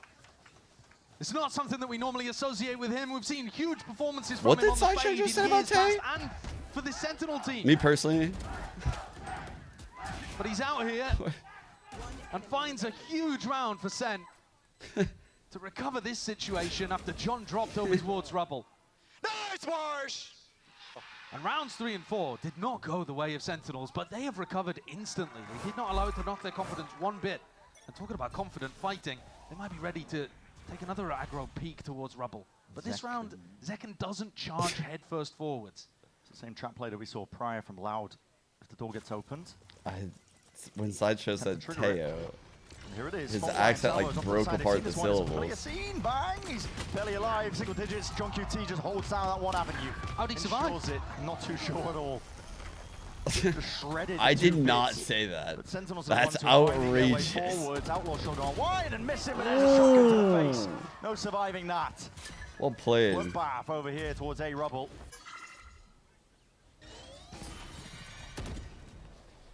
The flash just causes Sentinels to be panicked for one moment more. And Lucio, he's recovered a Vandal in the midst of all of this. He's going re-exploring. Has just missed the timing though by the look of things. Explore this still bullet, holding the angle. Bray. And Luke, without the armor, is going to go down immediately there. Very well navigated here from Sentinels. I was worried. Center because it looked playing like they so hadn't really goddamn well. communicated It's kind of wild. how that had worked last time. We saw Zelsis trigger the same trap play. I thought John was caught dead to I don't rights. think Loud Somehow, is as I think bad just on the very as the edge of record Salvos manages to shows. stay alive. Salvos do slightly less damage at the edge of it. Right. Gets the ult online, which is going to be useful for this next round. Look at the ults available for round 8. I mean, it's going to be a bloodbath. Like, Loud, yeah, they're 0-3. surely You would investing expect everything into Sentinels to win. I do too, kind of. I mean, listen, that was but potentially a bit of a pre Loud rubble of what we're about to see. have a real This next puncher's round, chance Pancada against anyone. Going hunting. He's not going to be receiving any exits, though. Everybody from Sentinels just sitting nice and pretty over towards Man. So Like, this able to 0-3 exit with their feels a lot different than Sentinels Furious. have been taking some portion of the map early Yeah, on, like but they have been mixing it up. exactly Now, like Crew Rubble 2023 vibes. It's like every game you're like, dude, is this the fucking one where Crew aren't wins? allowed to get a good read It on looks where like the exactly one they they, should be where they stacking. win. And then something happens they at like the want to last close second, these you're like, rounds out oh, quickly. fuck, that's unlucky. Trying to be unpredictable. You look at But this I feel good. next the round 2G is game was everything pretty for Loud. bad. I'll say that. The 2G Buying game. up fully. Just jumps the end of that one. Yeah, okay. They Nothing to see should have here. won that shit, man. But Three very unethical buckets feel like Shea Gilgeous-Alexander. Did you make how much of that? You wouldn't understand sports references? No, I genuinely wouldn't. Me, sports right over my head. chat, look how fraudulent their 0-3 is actually. So this was last week against 100 Thieves. Check it. They go up 13-6 on 100 Thieves map pick. They go Icebox. This is their first half of Icebox, chat. They are literally up 9-2 losing pistol, it felt over. It felt over. Like, they should not have lost this series. And then again, they go fucking split. They go up 4-0. And then they win next half pistol. Dude, like, this is a crazy game to walk away with an L. They're 2G series. Literally, like, how do they lose these situations? They lost second half pistol. That's that huge stretch. And then the Pearl one where they lose both pistols, both bonuses. And they only lose 13-11. It's like, fucking hell, dude. This one stings probably. And then Crew, they beat the fuck out of Crew on their map pick 13-3. Then they lose their map pick 13-2. Then they go up 8-2. And then lose like that. Like, one, I believe, just for the line. man, they've had crazy halves and they've had duds for sure, but they're close. Oh god, he is isolated. In the midst of this one, he's causing all sorts of confusion. 2 years. They've had a brutal stretch. And he's just about Great timing. Wow. Bang, just pounces and strikes back. And this guy, the Fox in the pen once more. He's pulling all of this attention towards himself. Look at him. And Sentinels will have a free walk into B. Damn timing. Karma, actually. But now there's no smokes. Everybody from Sentinels coordinating to get past that Vice wall all at the same time. But pressure's on. Luxio wants to ult that. They can't just smoke off avenues. But now he's scared they pushed. So he had to thorn this. He's scared because of the drone, but he wants to ult. Control now over towards B main onto site. He got it Big off. ults online. Steel Garden avoided. Armageddon is the next layer of this one. How the hell do you avoid it? You got to skip forwards instead into Digizine, waiting. Rifle in hand here, and I'll push straight out of the picture. The rate. DP main smoke with someone going late door. Isolated out of the fight. There's no way. That was a crazy good retake, actually. Loud so far being tested a few times onto their B retakes. This time, I mean, he had a lot of ults to work with to make it possible, but so far, so good. It was a bit worrying when Tui's fell, because that's one of those massive ultimates that they had to work with, but now you're talking about it, a bit of a silver lining. And the Vice ult pushed everybody into Blue Room, so that was the only real safe place to play in order to keep your primary weapons online, and that's why the Kawanzin's Teo ult comes down in that area too. Very well coordinated from Loud, and not really the game plan. That wasn't what STK presumably was discussing. Here's a brawl though. They still have that breach ult available, remember. 2Es in a spot where he could use it. TP's all the way in here. This is Loud He's players. opener for SEN, but given nothing but Loud. Ult here for 2Es. I like the quick approach by SEN. They're trying to bait the breach ult out. Really, but they're just looking to hold their Oh my god, I hit him. Still suppressed up to Jazine. You dare really overstep yourself. What? What a fucking peek. The angle, but he's opened himself up to Zeltis. Instant response from Kawazine. Rolling thunder now. And you're vulnerable down, yet Kawazine still delivers. Great stun. Fuck! That's a steady aim and steady hand from Luxio. To stand his ground against the raid into that spot. Sidestep, tip tap. 2Es. Look at the double up and high-low potentially. They know they've got Bang cornered. Bang not even realizing that Pancada's coming around behind. That tap of the door does absolutely nothing. They know still which direction he's coming from. All cleared out. Look at it here. Very much set in stone. It's 2Es. He's holding on to a bit of util. Guns out potentially now. Ooh. And there it is, faced up into the end. So beautiful round again. I'm not gonna lie, Simple Brain. I truly think you're living up to your alias right now. Digizine too, though. I actually don't even know what you're arguing. I'm saying that they're way better than their 0-3 record shows. And I showed you in every single map they played, they could have won. Just to hold it, and the rate goes for the swing. Just to what are you even arguing? Are you arguing that they look the same as Furia? Because that's what I'm saying they don't. They don't look the same as Furia. No rate 11-3, by the way. So absolutely no. I don't even know what you're arguing right now. The Sentinels flex player. A different setup from Loud as well. Different look entirely. Moving Luxio's setup over towards A now. I've had enough of it. Like the games themselves and the scoreboards themselves speak for themselves. The players have won titles. Held down now. Fault line is the door open. Holy fuck! Holy fuck! Like, does Furia do this? Does Furia do this, bro? No. Fuck no. Oh my god. For the final kill. Holy shit. Denied in the end, but all right. Yeah, he can't believe it. Yeah, he just whiffed towards the end, but that's all right. The first Bro, one that's magical. crazy. And this is a really unusual way of playing this setup, but the Paranoia could not have connected better. That was absolutely remarkable from Pancada. All 4 players caught perfectly within that little cone. Yeah. Holy I fuck. mean, a reasonable reaction. When you're flying like that, Digizine is on an absolute tear. Set up perfectly in that round, though, for the 4K. And the pressure back onto Sentinels. It's 5-5 half, but this map can I think they often lend underestimated really 2G for their attack-sided, game. and this is now 3 in a row for Loud. Probably. Gonna be everything. They probably did. I don't think the calls from Vinny have been good. I don't think his play was good. I think if you're going to have any sensible argument about why they failed those leads, you would look at their rookie IGL instead of the star veteran players that have literally been in this fucking situation a million times and have proven that they're cold as fuck. I think any of these pro teams in VCT would not want to play Loud right now. Like, you're fucking crazy. Holding down towards B. It does matter that they had big leads. They had a fucking rookie IGL that couldn't close out the game. They're going to be meeting quite a lot of pushback, it looks like. I don't know what to tell you. I would much rather have that problem than some of the other problems that you see. That is a very easy thing to fix. He's a little bit lucky that nobody was fighting that. I know. Trying to pass out what was happening there. Blue flames in your face. Fault line. So again, I'm not really sure what you're arguing. Very dangerous, but Louder not committing to this too early on. Does John feel safe enough to go for this ult? Like, they play a fucking solid game. They have strong openings, strong pistols, good organization. They have a star duelist. Holy fuck. There's so many worse problems to have. There's a collection. Bang follows up. They had really poor IGLing, and they probably still do. Yeah, Digizine swung inside of his own team's aftershock there.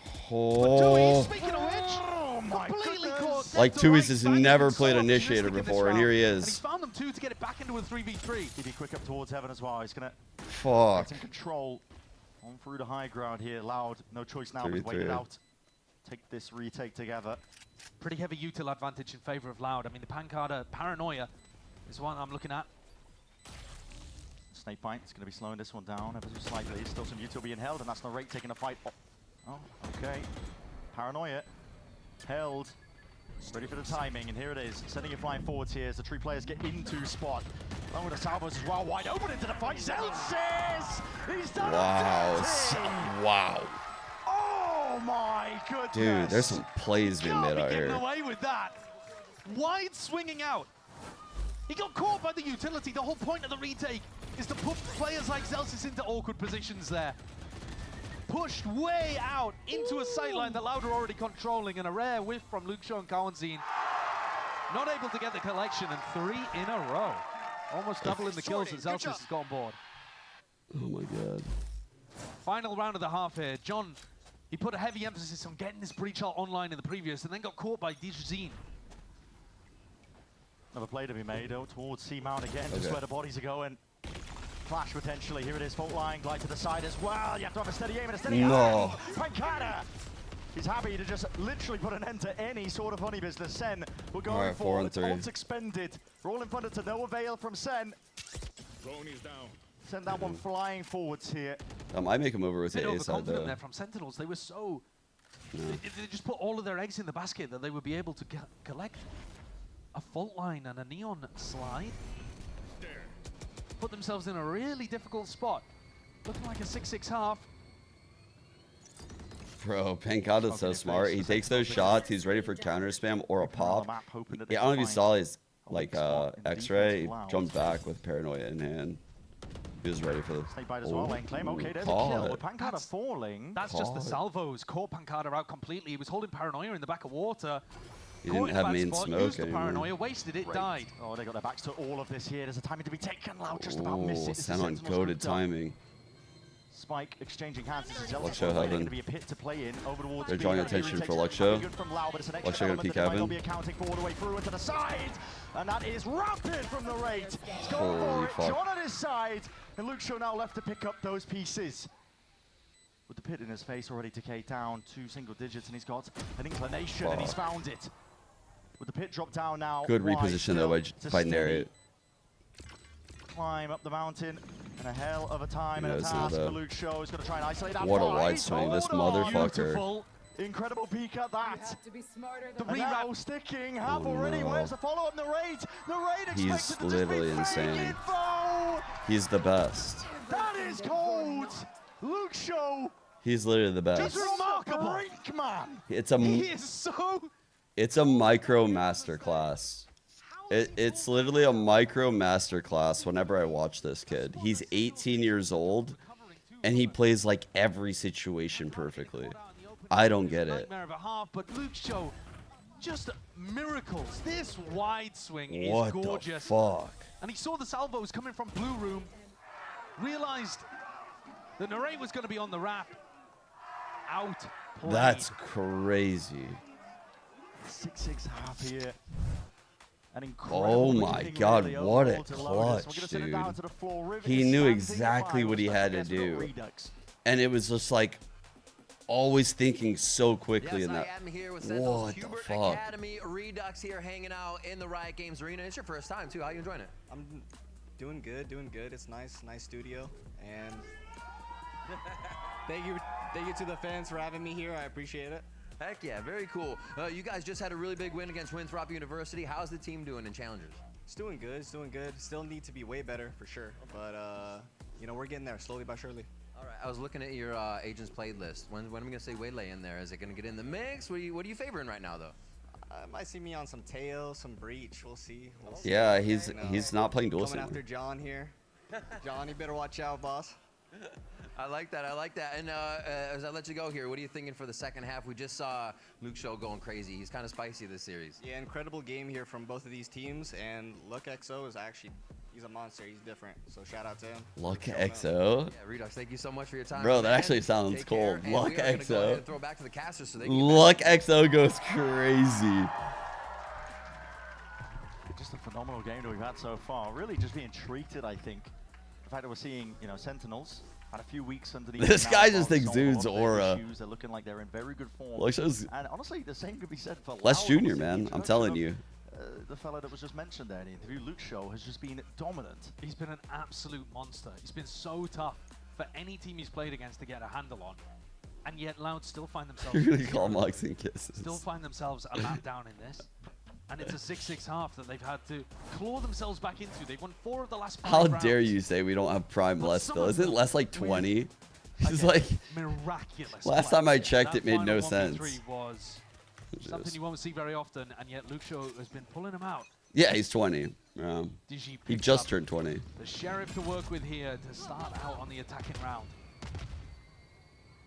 Second looking to try to find a timing to reclear. Yeah, that was crazy when we figured that shit out. Shoulder poking out to Jazim facing that shot, and here's a little bit of a play that was cooked up earlier as well. Still trying to swing into that one. There's going to be reinforcements. Loud arriving onto the scene of the crime.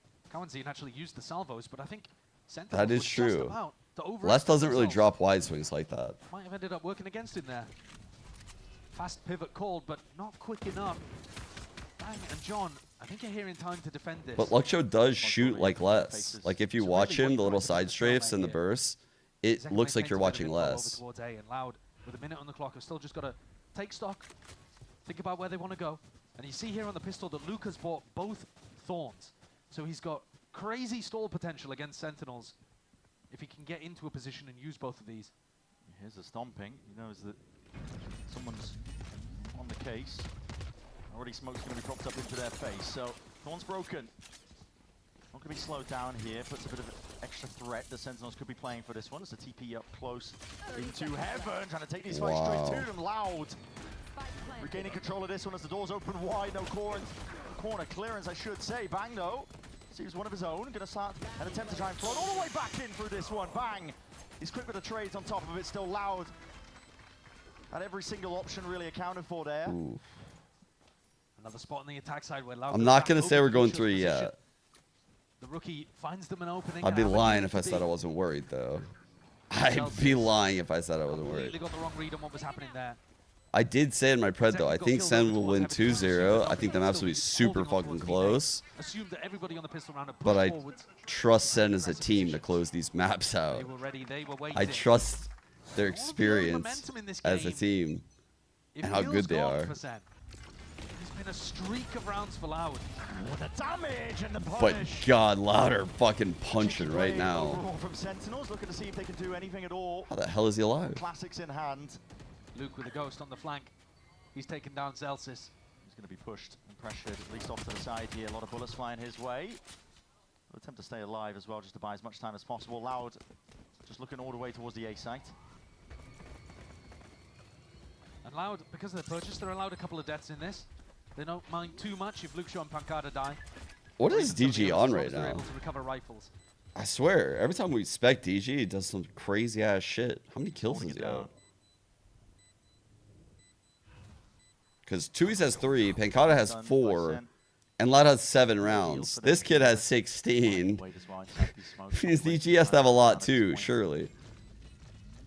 Loud to go in aggro. It's a 2-man team. This guy's 19 kills. So they have 1 player on 3, 1 on 4, 1 on 16, 1 on 19, and 1 on 8. Right in the middle, counting. Okay. Those 2Es would be the closest to being able to get one of these big ults online, but SEN just trying to stay alive. No, rather specifically die in the way. Literally Shaq and Kobe. Luke Shaw, he's gone hunting. They denied in the end. You take that. Vitally important though, playing against a team. Attack side Lotus, as you said. You know, listen, it can be snowballing. It can be really snowballing. You want to try and get rid of those ults, or at least deny them the ability to snowball.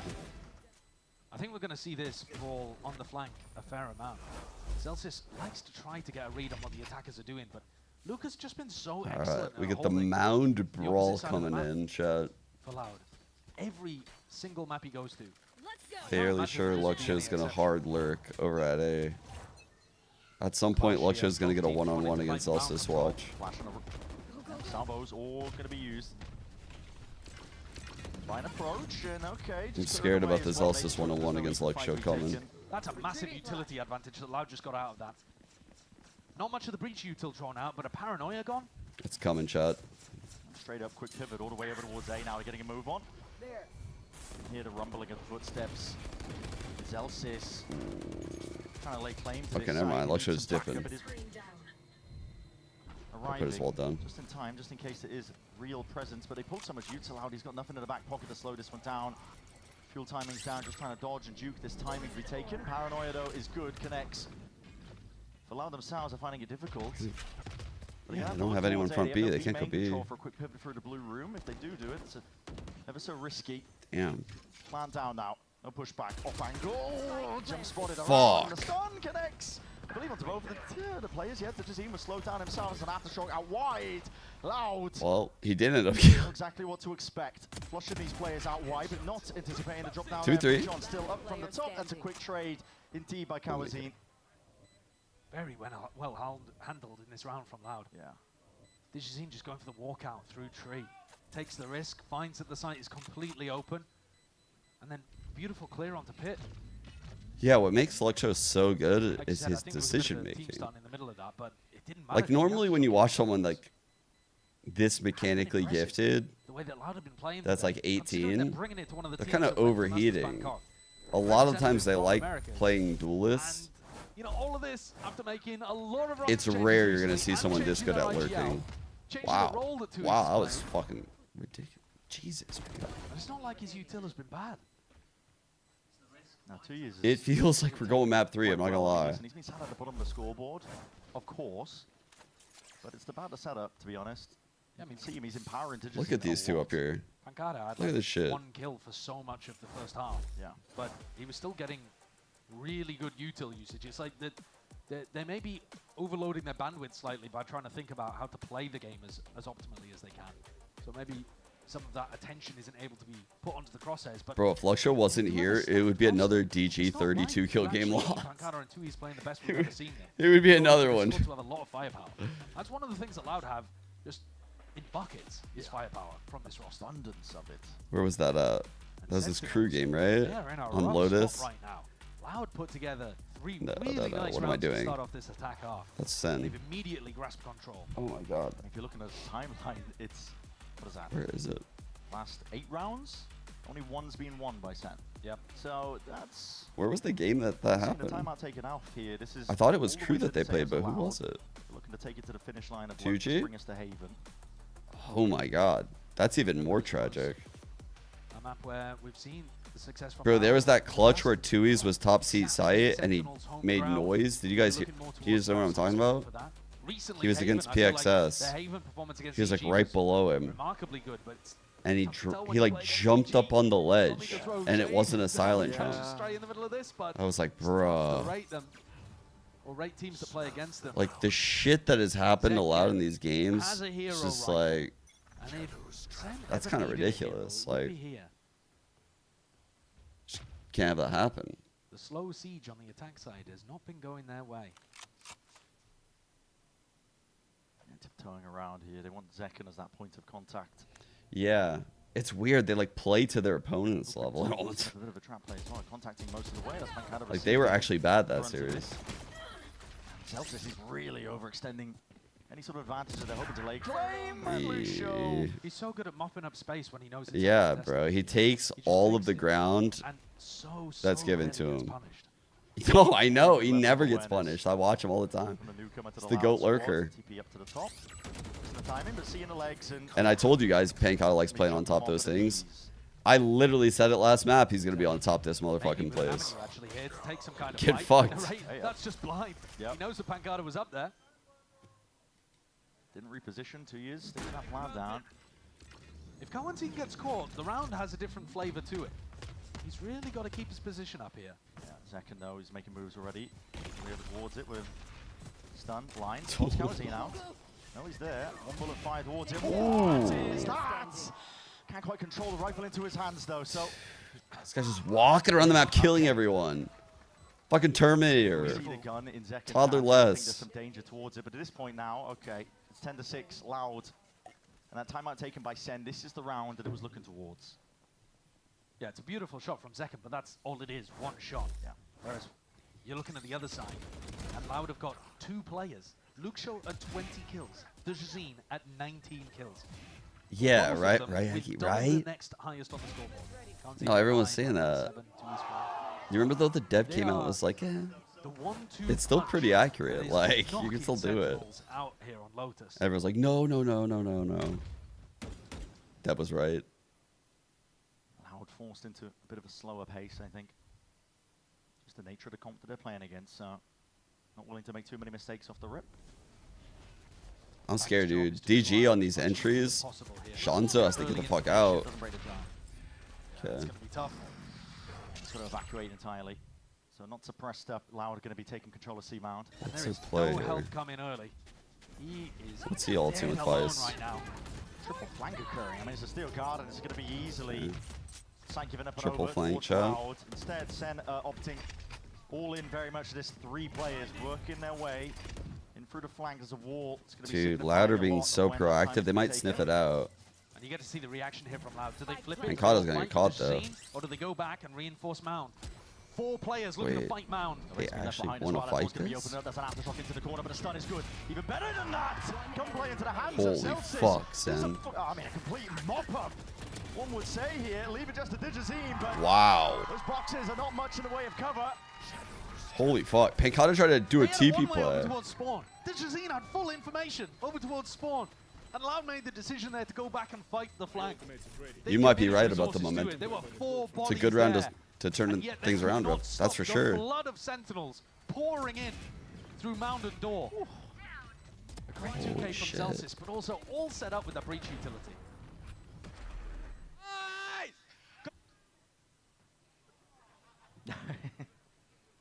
10-7. Super important round to get on the board there for Sentinels. And that's going to fire them up, make them believe that it's all doable. But that was on the retake. They haven't really been able to stop Okay. Loud. They're hiding the solo But once again, Viper going for A a similar kind setup. of thing. This is looking similar. so similar to the previous round. Ooh. But with more of a focus, you could argue, towards B main. See how quickly he takes his space, dude? He really trusts his mechanics, but he's not like overextending. He's really good.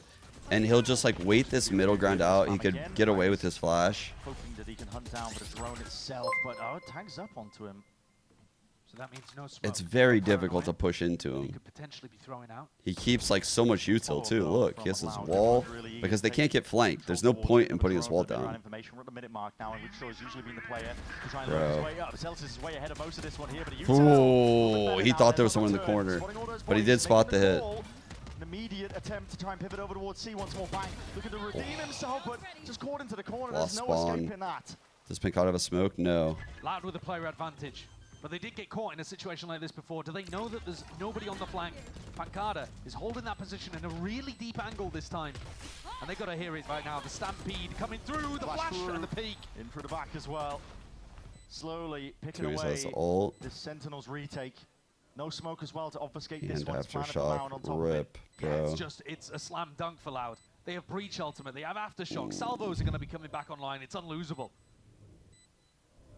We're trying to clear most of this here, but as we've already mentioned, there's no safe angle whatsoever. That's a rolling thunder. Nah, you guys are fucking crazy in the chat. The glaze is Getting insane. up to that 11th round. Seriously, fucking check yourself. All of you. You should all be ashamed of yourselves. A little bit more decisive than it was in the prior. It's fucking Ran ridiculous. in knowing that there would be no contest. 15 pieces. Just loving watching Luke Show in these 4. kind of spots. The whole point of Sentinel's defenses in this round is find Luke Show, run him down, and then we can focus on the retake. God He still damn. takes one with him. Yeah. He Still finds an 11-7. opportunity to keep it into a 4v4, and then when Bang falls on the opposite side, it's kind of game over already. Almost always feels like the case. Zekken picks up the operator. I don't think DG was doing very much upping on defense himself.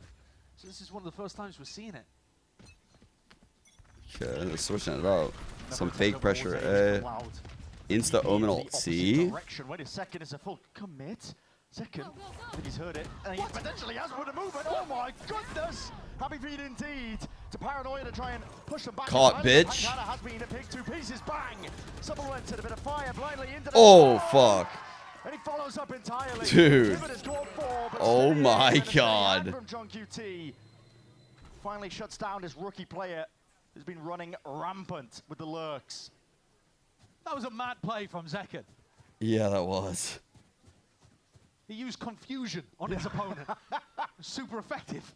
He was just running around, sliding in and out.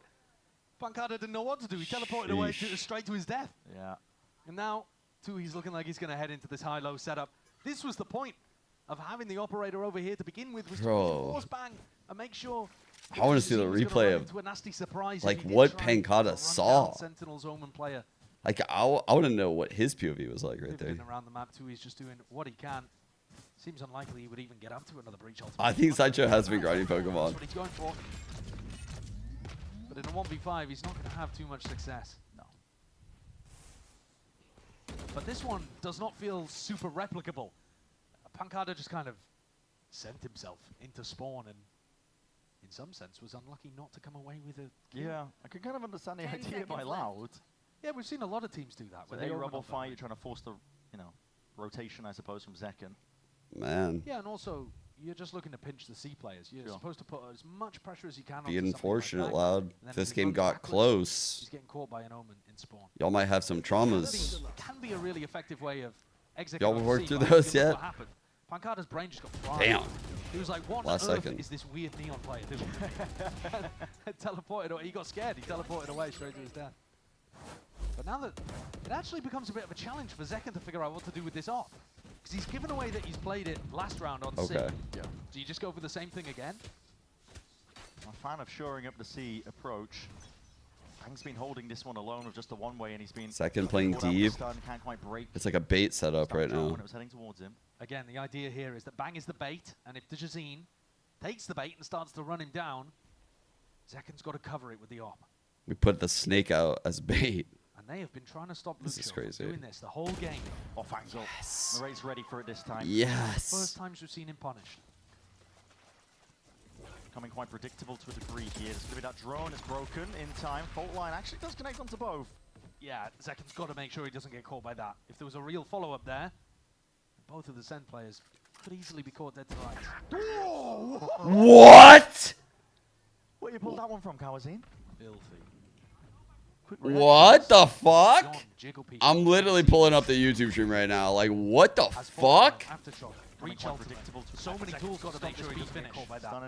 Oh, voices. Well, okay, Digi's going to be laying siege now over towards this B site. Like you said, though, still got that rolling thunder. Now is the time to strike. You hear it. That'll destroy him. Committing it into the plant, doesn't get it off. It's perfectly timed. That is a stun at the feet of Digizine, and the feels aftershock so as well. good Pushes right them now. right out into the open. Prime for the taking is the lives of Loud, and still tip tap to the side, instant with the Dude, trade. this is a John, goated looking round good for it teamwork right now. for SEN. In the playmaker, up into the hands of Bangdo.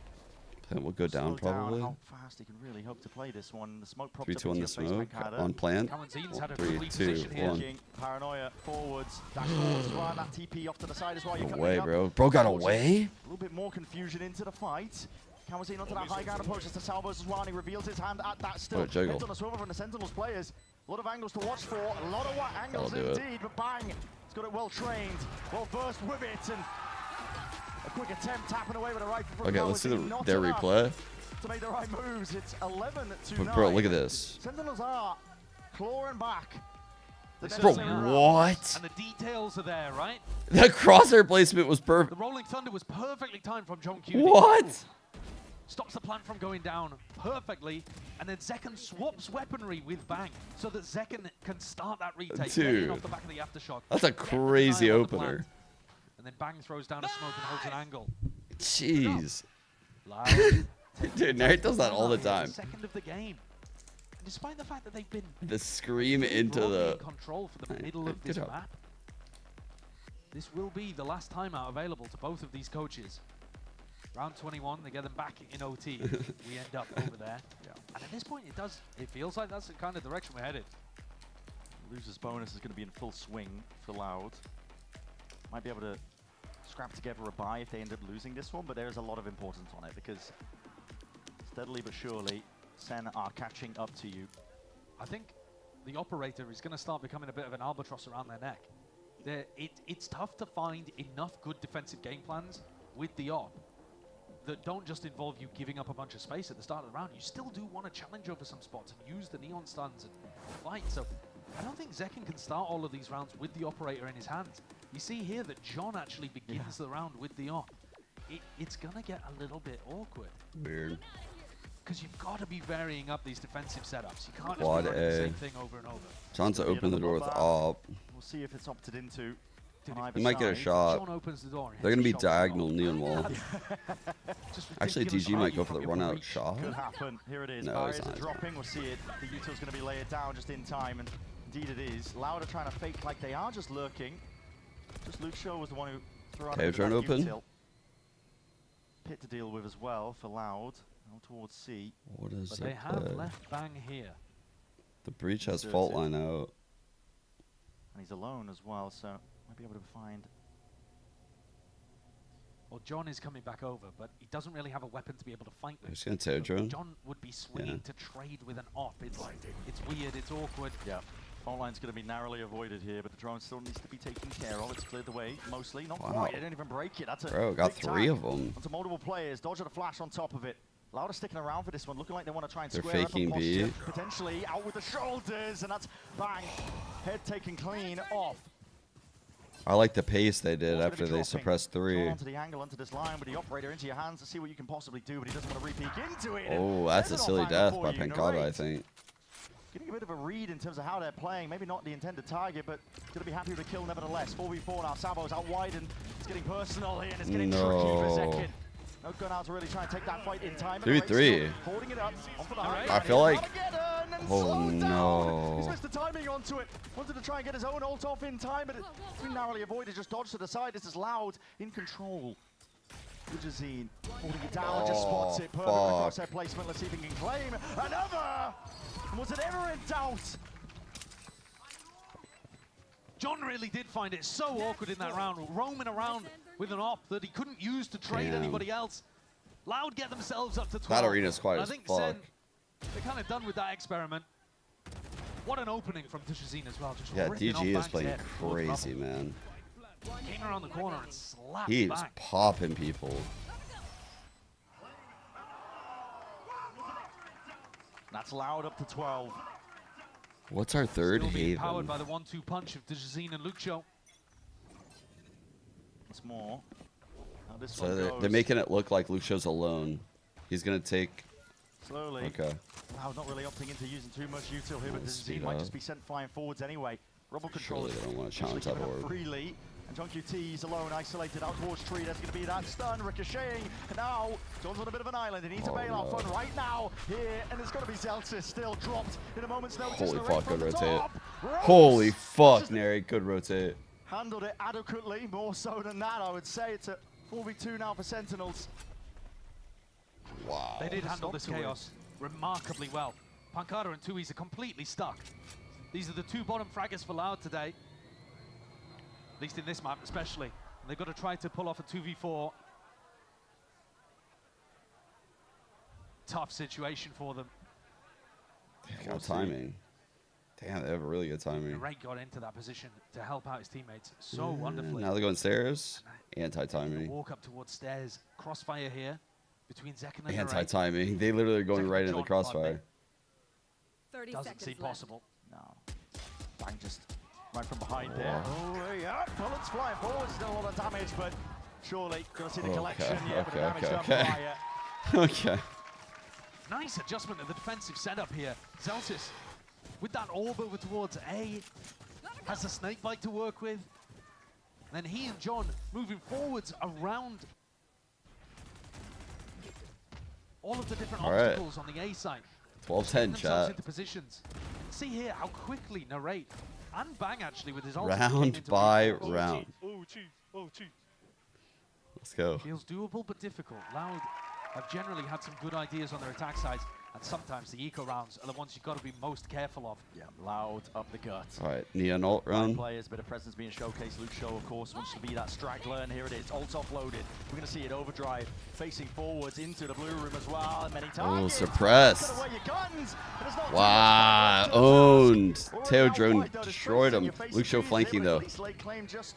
Second aware. Isolated, and his presence on every single Doesn't front matter. here from Sen. Do not count Luke Show out though. 1-on-3. He's able to work Swing off magic contact. like this, High-low. but still, surely you got to think it's undoable. It's a high-low setup. Bit of spam into the corner. Luke Show just eager to see if he can force his players out Nice. wide.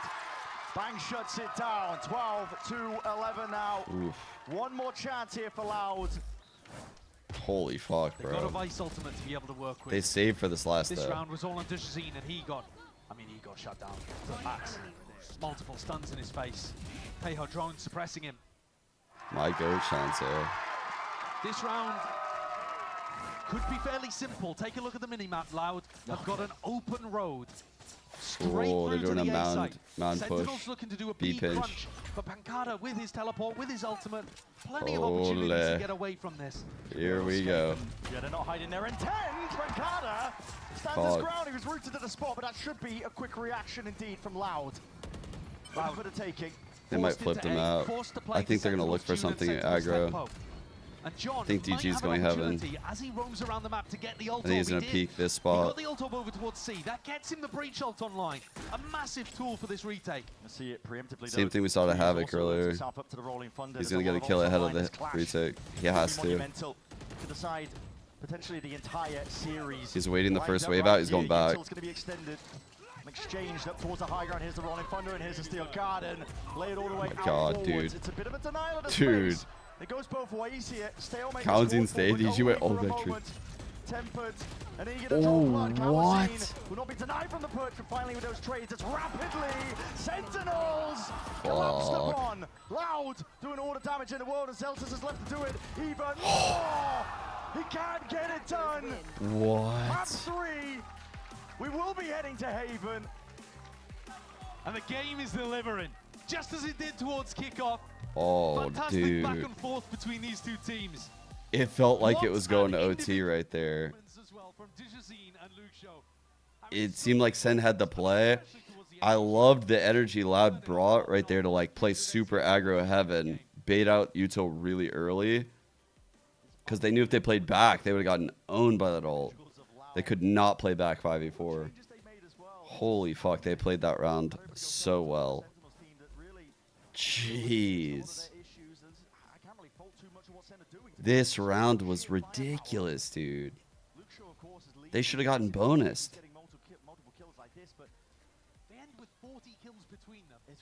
Yeah, Luxo kind of cooled off at the end, but DG went insane. Holy fuck, he had 28 kills. 6 and 1 first bloods. Combined, they go 11 and 2 first bloods. DG, 222 damage around. Luxo, 178. Like, these two hard carried. Jesus Christ. Nariot was frying out there too, dude. Second was 0-5 on first bloods. Honestly, I didn't feel like Zekken played a bad game, but I honestly didn't feel like I saw him do anything bad or anything. I'm trying to recall the first bloods. It's probably the rounds where like the Loud players hit some crazy shit.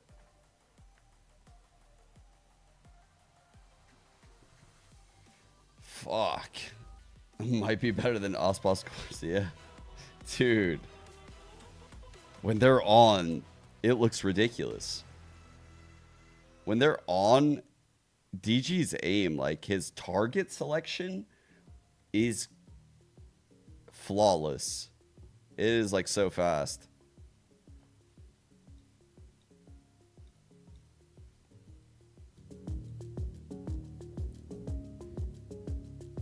Now they're gonna get to play Haven. I bet surely they run like some default ass comp.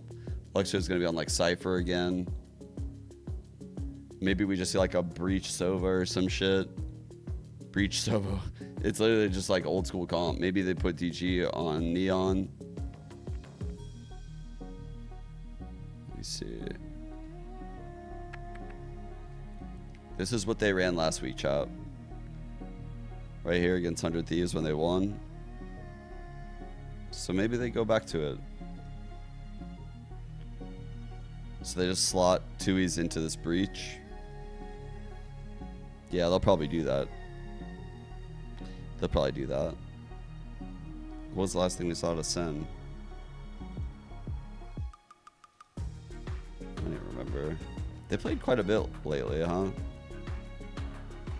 It was narrated on the Sova last time, right? Because they tried the... Ooh, I passed even. They tried the ISO Yoru. Yeah. So they switched the Zekken on Neon, ISO... Or I'm sorry, narrate on Sova. They tried a lot of stuff out on this map lately.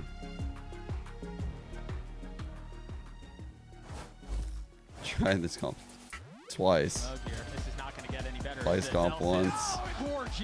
And then they just went back. They just went back. They like, fuck all this shit, bro. Fuck it all.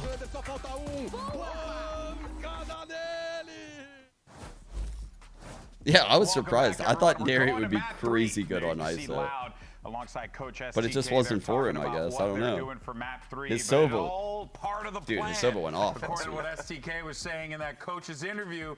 So now he accomplished the first task, right? Went out, showed that they were the better team on Lotus, and now he just went out on Haven. Literally what he said. Imagine DG and Luxo bust he was out confident like about going to the map 3, and also Neon it was the ISO, exact same the score 100 as Thieves the comp. last time these two teams played on the same map. So that 13-11 back Bro, and if they forth. bust out It was a lead Neon that ISO. almost pushes to the overtime, but it's all good. Put Tui's on like Cypher. Give love though to Digizin, man. That dude in those A fights he was nasty. Every time he turned that corner, just was Nariot's constantly ISO hitting heads there. wasn't that really good. just felt like the I was individuals were really hitting here. Even obviously like could just have like off yeah, you timings came with into that this shit. game prepared to face 'Cause it against is on Sentinels with a field. different You composition just didn't have because the field. Sentinels usually have been going with this double controller, a fade, solo initiator, and this time they're going back with a double initiator to be more explosive in their hits, which worked out semi-well here for Sentinels in the first place, except for these moments from time to time. But once you actually saw the Sentinels starting playing on a defense, the game plan that you had there for Loud seemed to be very similar. where you have Lucio starting to like move up a little bit more, find his individual moments. You also have Digizine getting a lot of util around the site executes when they're able to scale a lot. So I think, again, it's a great macro coming out here from Loud on the attack side that even Sentinels had to be ready to kind of learn when you don't know what the IGLing of Pancata could be like. Yeah, so many variables in this situation for Sentinels here, and it's got to be really difficult to play through. But on the same token, though, you got to also give the flowers here, Dryad, to Loud, because you know Luxo comes into the team. They're trying to like find their identity. Pancata's IGLing now. You got Tui's back in the lineup. Vinny's gone. So much has happened. So I wouldn't be disappointed if they were struggling. But no, they're not. Instead, they look like a team that is not just competitive, but could actually take the series. They look stronger than they've looked the entire year, and they look so good because of Luxo. I think everybody in Digicine was talking about it last match. Is they're trying to win because of him, because he's bringing such good energy to the team. He's also bringing so many kills to the team, and it's just a perfect combination where it seems like it's a very unique case where the player is coming in and he fits perfectly into that environment. And just to add a little bit to, and tipping my hat over to Tui's as well, big responsibilities. And it almost looked in the past when Vinny was IGLing and trying to initiate and engage here for Digizine, it still seemed that they were a little bit off-timed in terms of utility to support around Digizine.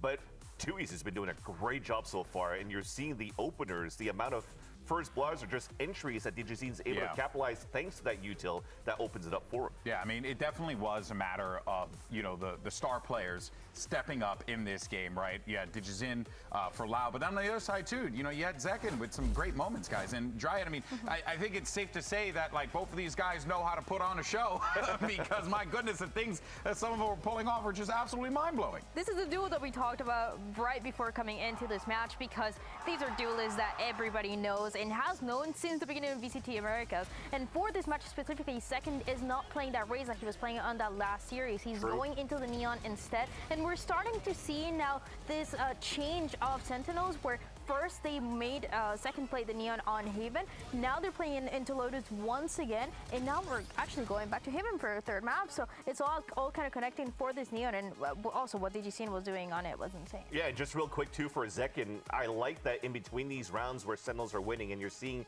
shots of Zekin and his reactions. We already see his evolution or how matured he's become in going into the this leadership role from, you know, the chat from when he bombed out of Bangkok or when he had his conversation with Wide, for example. He looks like he's such a mature player and a good leader. You're seeing how vocal he is in these rounds. Before it's just like, thumbs up, I just aced. But now it's actually yelling to his team, like kind of being a fight merchant, sorry, with Zelsis to just hype up the rest of the team to make sure, like he really wants to win. He wants to go into Toronto. He wants to get into the playoffs, and it has to be with this victory here. Yeah, and he also does the thumbs up and a hit. Yeah, of course. He'll have those moments for sure. We're just getting a more robust Zekin now, you know what I mean? Yeah, I mean, without a doubt, there is a lot of good to be pulled away from this Sentinels lineup here for sure. Yeah. But I am definitely on Team Loud right now just because of what I've been seeing. Because you predicted Loud. And I'm a gosh darn genius, kids. All right, that's just it. It's not over yet. Yeah. How dare you, Dad? How dare you throw that bad vibes out there? All right, but we got Haven coming up next here. Real fast before we go to a break. What are we expecting here composition-wise? I kind of wouldn't mind seeing Digizine continue to be on that Neon. I know that you can always play Jet here, and that's perfectly fine. Yeah. But I don't know, something about that agent Vansily that whenever I see Digizine on him, he just has some confidence and takes fights so willingly. Yeah, definitely. And they've tried it in the past too with a Neon moving forward, and they've also had different looks on in initiators. But so far, with how things have been going for Lotus, I wouldn't be surprised if they want to continue bringing out a Neon for that. And it looks like you're like. Well, I'm just thinking, I'm gonna be real. I'm gonna be real. Okay, I like these dried real moments. I'm gonna have to sit in and listen. Real. Yeah. It can be a Neon, it can be a Jet, but Loud is not winning against Sentinels on this last map. It's simply not happening. Last time, the crowd just all lost their mind. I'm sure we can't hear them, but I'm sure they were just like. Last time it was against EG. It was a 10-2 on the attacking side where they were playing it so well. There were a couple fakes with Second on this Neon. sending the wall towards A, then a couple of plays where Narrate is getting some insane kills in the post spawn, and then you're also having plays like Celsius playing towards defender spawn, catching a couple of the players off guard. There's so many ideas coming into this map that they showed against Evil Geniuses, and it seems like they had even more to bring. And I want to reiterate the fact that Narrate just had to TDM on that map versus EG. He wasn't really tested in terms of like, oh, I need to like deepen my agent pool, or that conversation that he needs to be more comfortable on different roles. And by the way, he's been looking very good on Ateo in that previous map. So just overall, if he's going to be tested by the way that Loud could execute on these maps, he's going to be a pivotal key to allow Sentinels to take this to a 2-1 series. Yeah, well, look, it's going to be a test no matter what. Both teams giving us their best here. It's Sentinels versus Loud. It doesn't get any better than this in the VCT, and this series certainly has not disappointed. But the question is, can they pull off the upset? We'll find out after this break.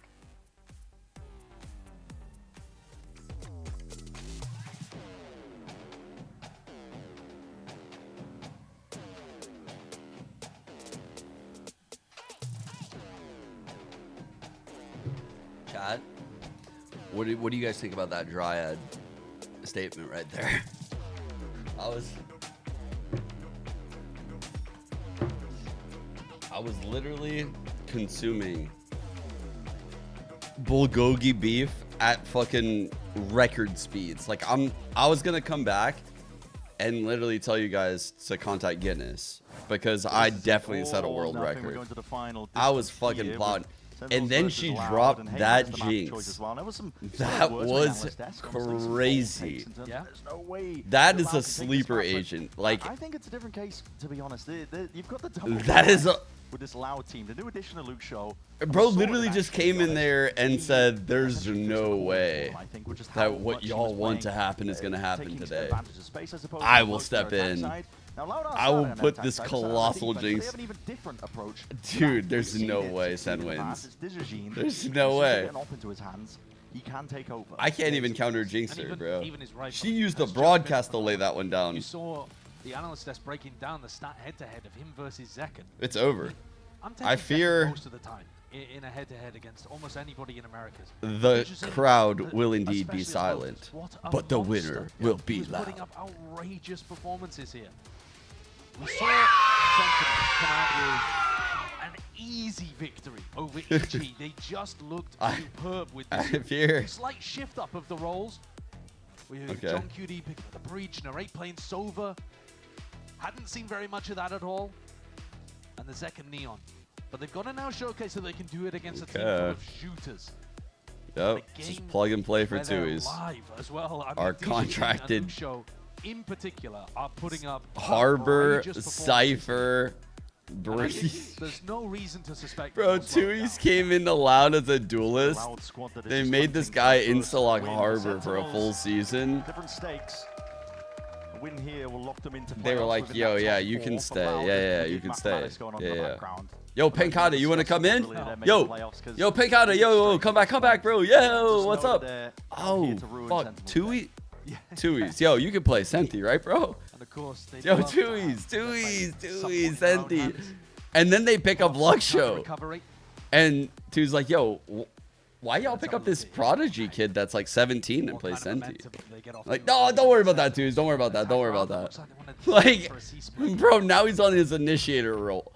They are just checking out to see if there's this is crazy. Mid-push on the pistol from the defenders. Luke Show's ahead of this one, and it is cleared in time. Instant whip it, and that's going to be the stun to lay it down. Zelsis dropped in a moment's notice, and a quick pivot on away. Dejazine just trying to scurry towards the back of the side, and hopefully the defense at least arriving in time to try and supplement this squad.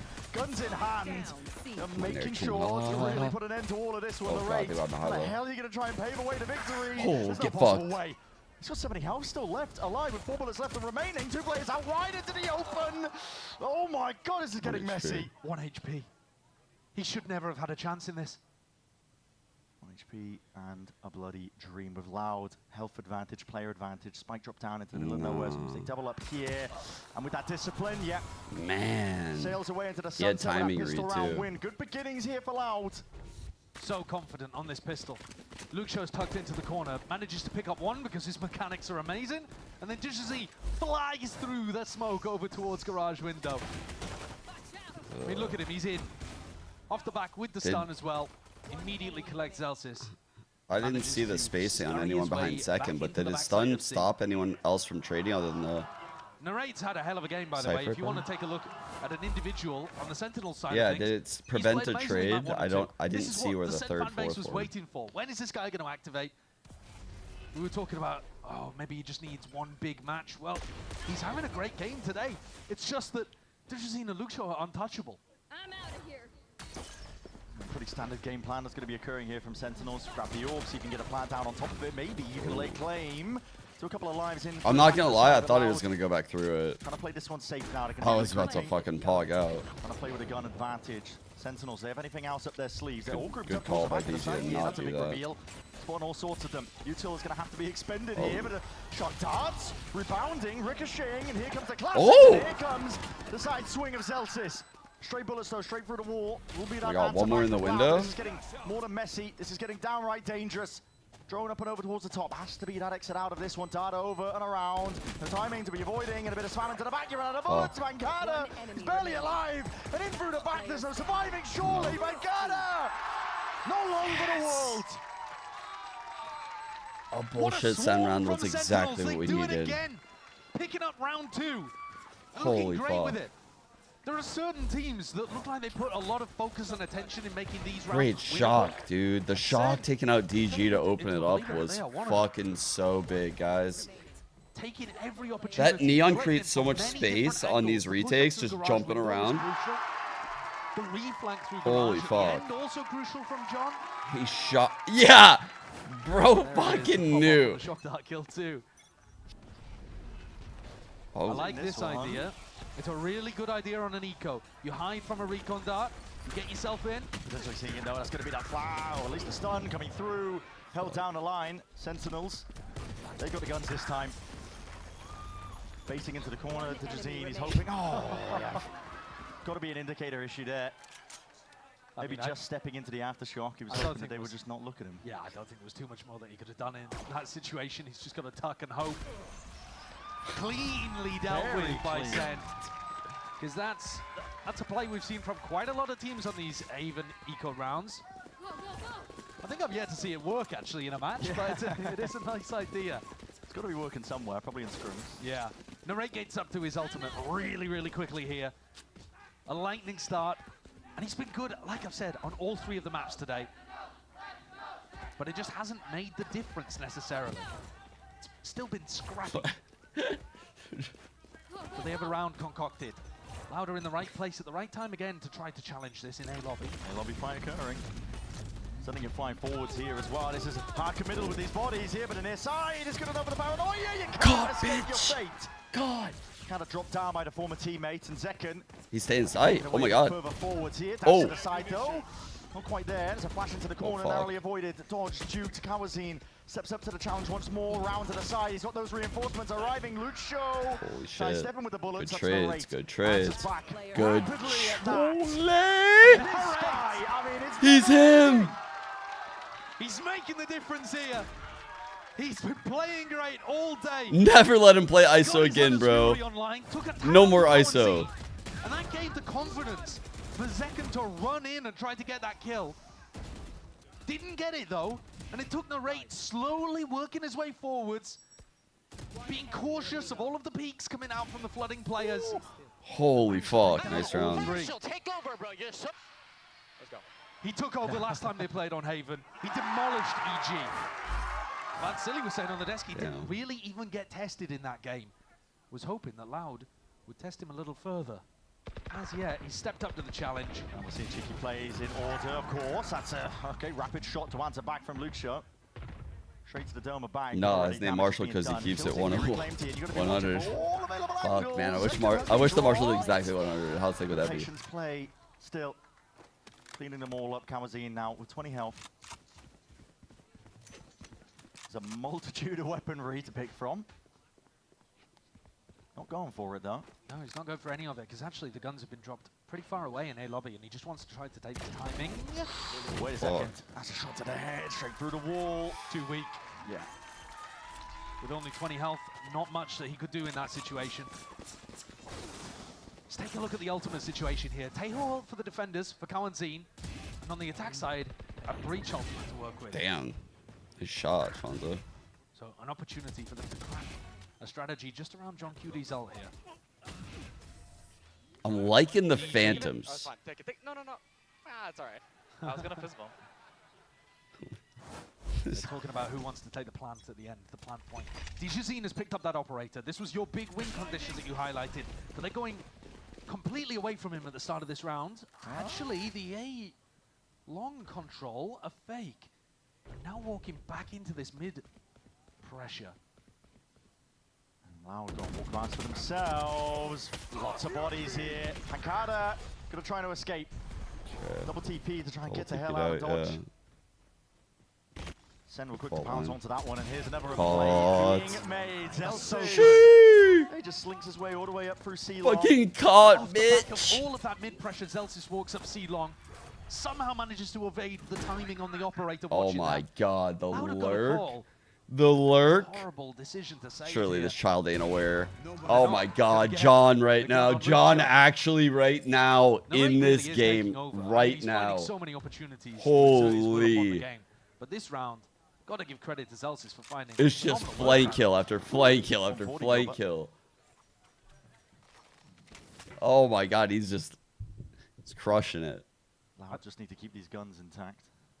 And I think Loud will look back on this round and just be kicking themselves for DJZine pulling off the timing.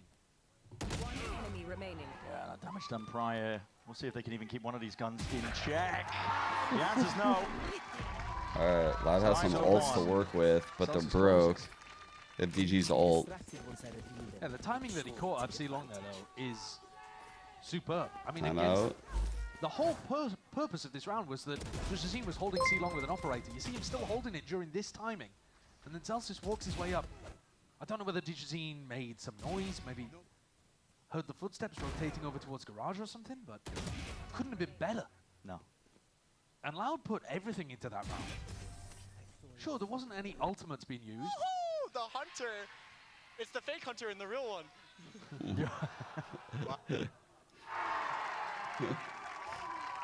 But Loud...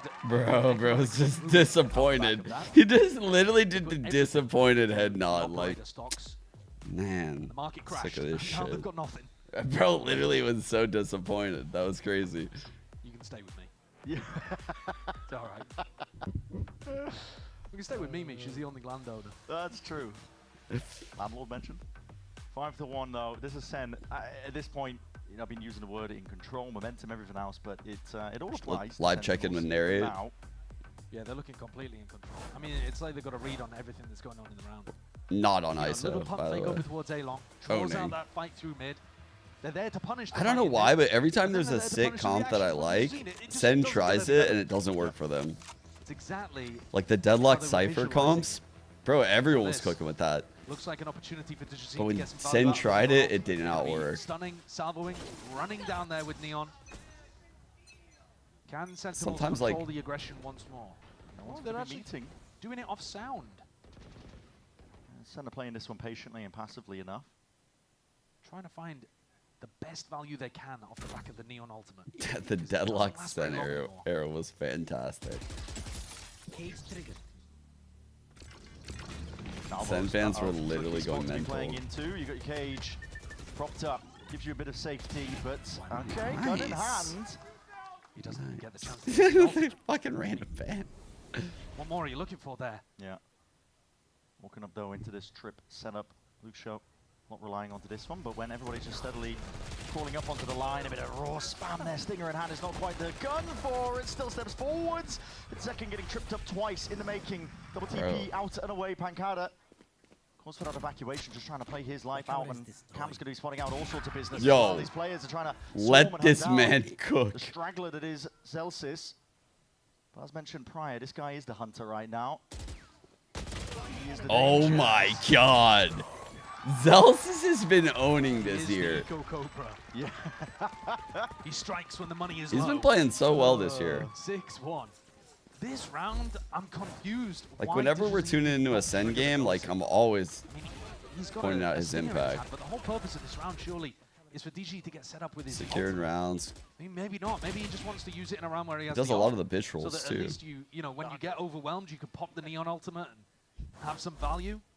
But Loud, again, they've got everything in the bank right now. They have the op online. They have 5 ults online.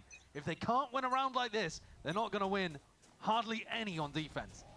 Tight angle for the Jazine. Flash into your face as well. Oh, how'd that miss? I don't know where that shot went. It's just a little bit wide, but that's a Stadium connection. Hunter's Fury sidestepping and dodging. Luke Shaw stays alive for now. Already C-site has been gained. Granted, given up over to Zekin. Both of the big ultimates are yet to rotate around. TPs. All 3 in spawn. They have yeah, no, I want to but see they that can't again. really play the flood. It'll have to be a big set retake. Hyper aggro. It's Sen just It trying looks to so feign close like to they're him. holding on to backside control. A lot of you two are going to be Is that expended gonna on hit top the of it. Cypher, bro? You see this rapid flank going to be occurring. He just needs his team to be buying time as well. You're seeing it ults offloaded. Armageddon as well, straight up the gut. And now Zeltis has to be that playmaker. Time is of the essence, but he's got to play it patiently, not give anything away into the moment. Darts up and overhead. A quick tap as well. What is the next line of defense for all of this? TP up close to the top lines. Well and played. Sentinels, they're going to scatter out to the wind. Another textbook round from Sen.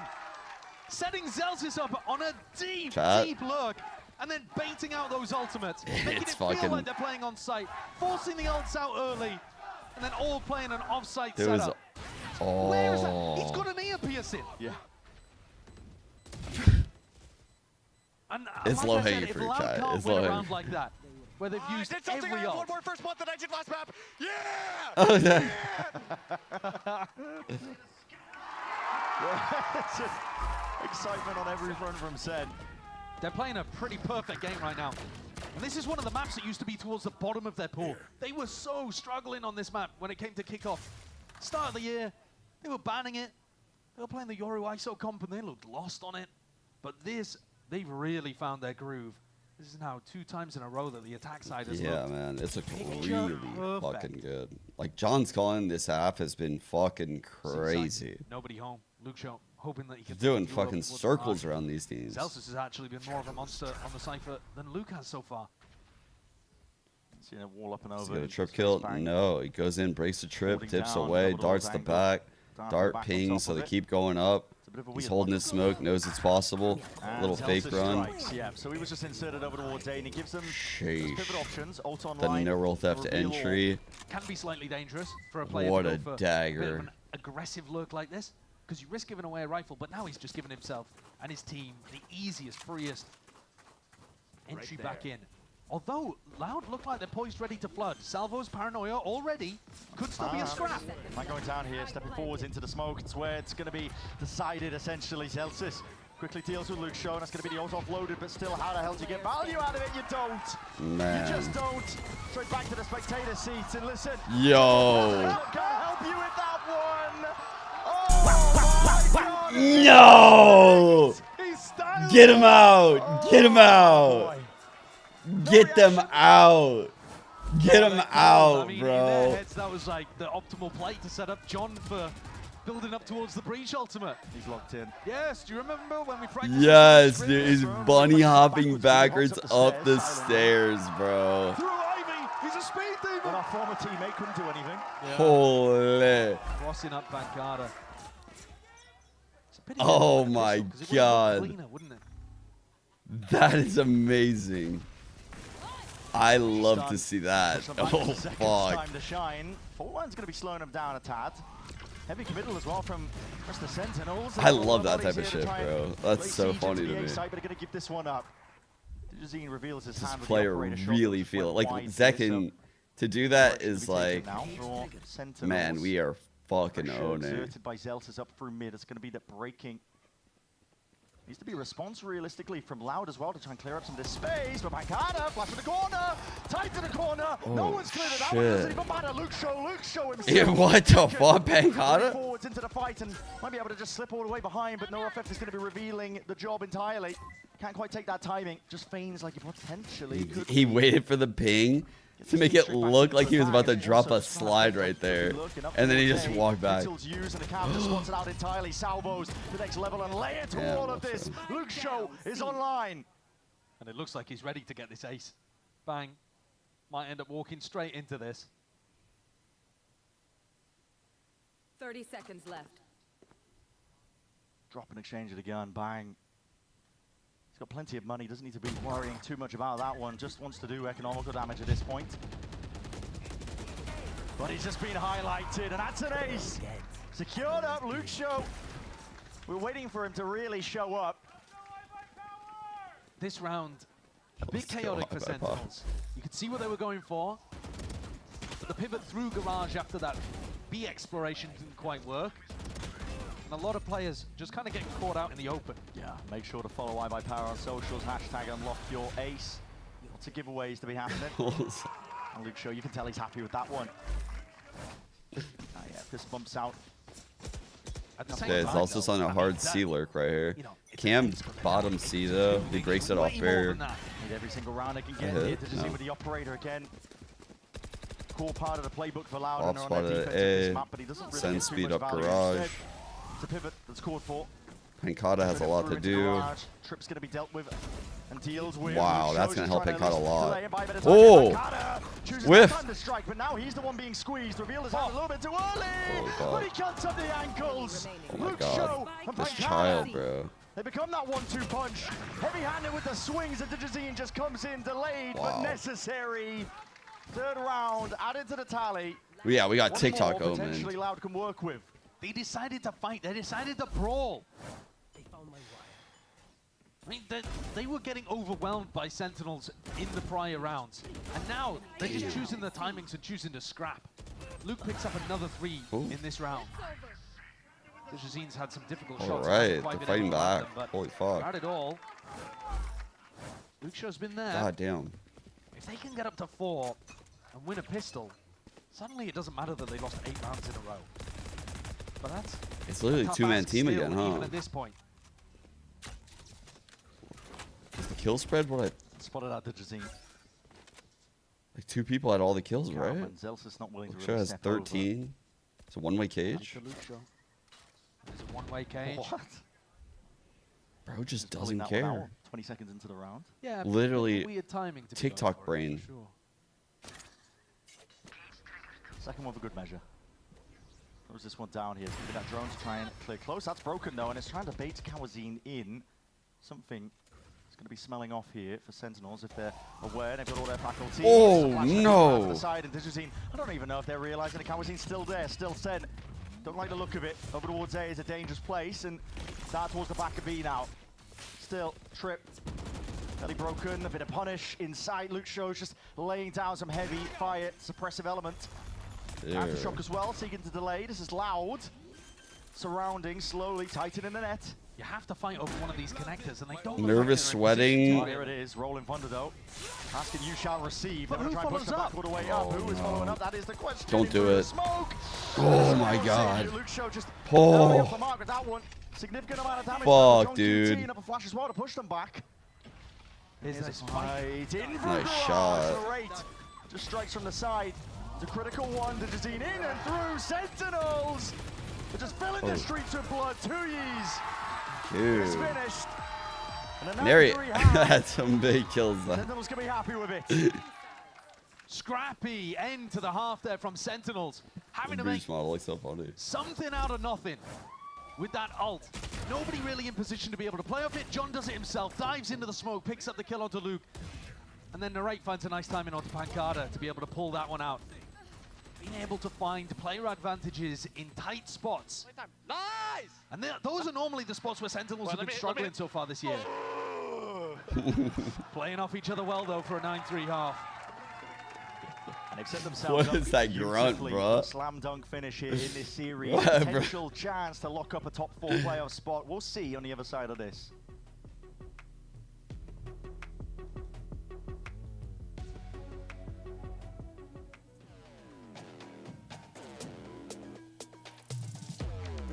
Yeah, of course, Panda. What is it? Yeah.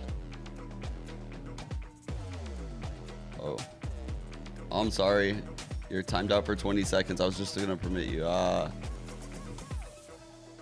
is it? Let's see.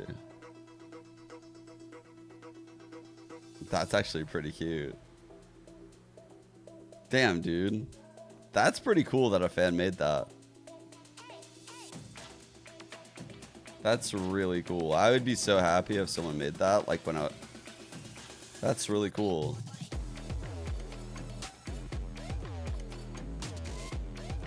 I fuck with that. I didn't see that.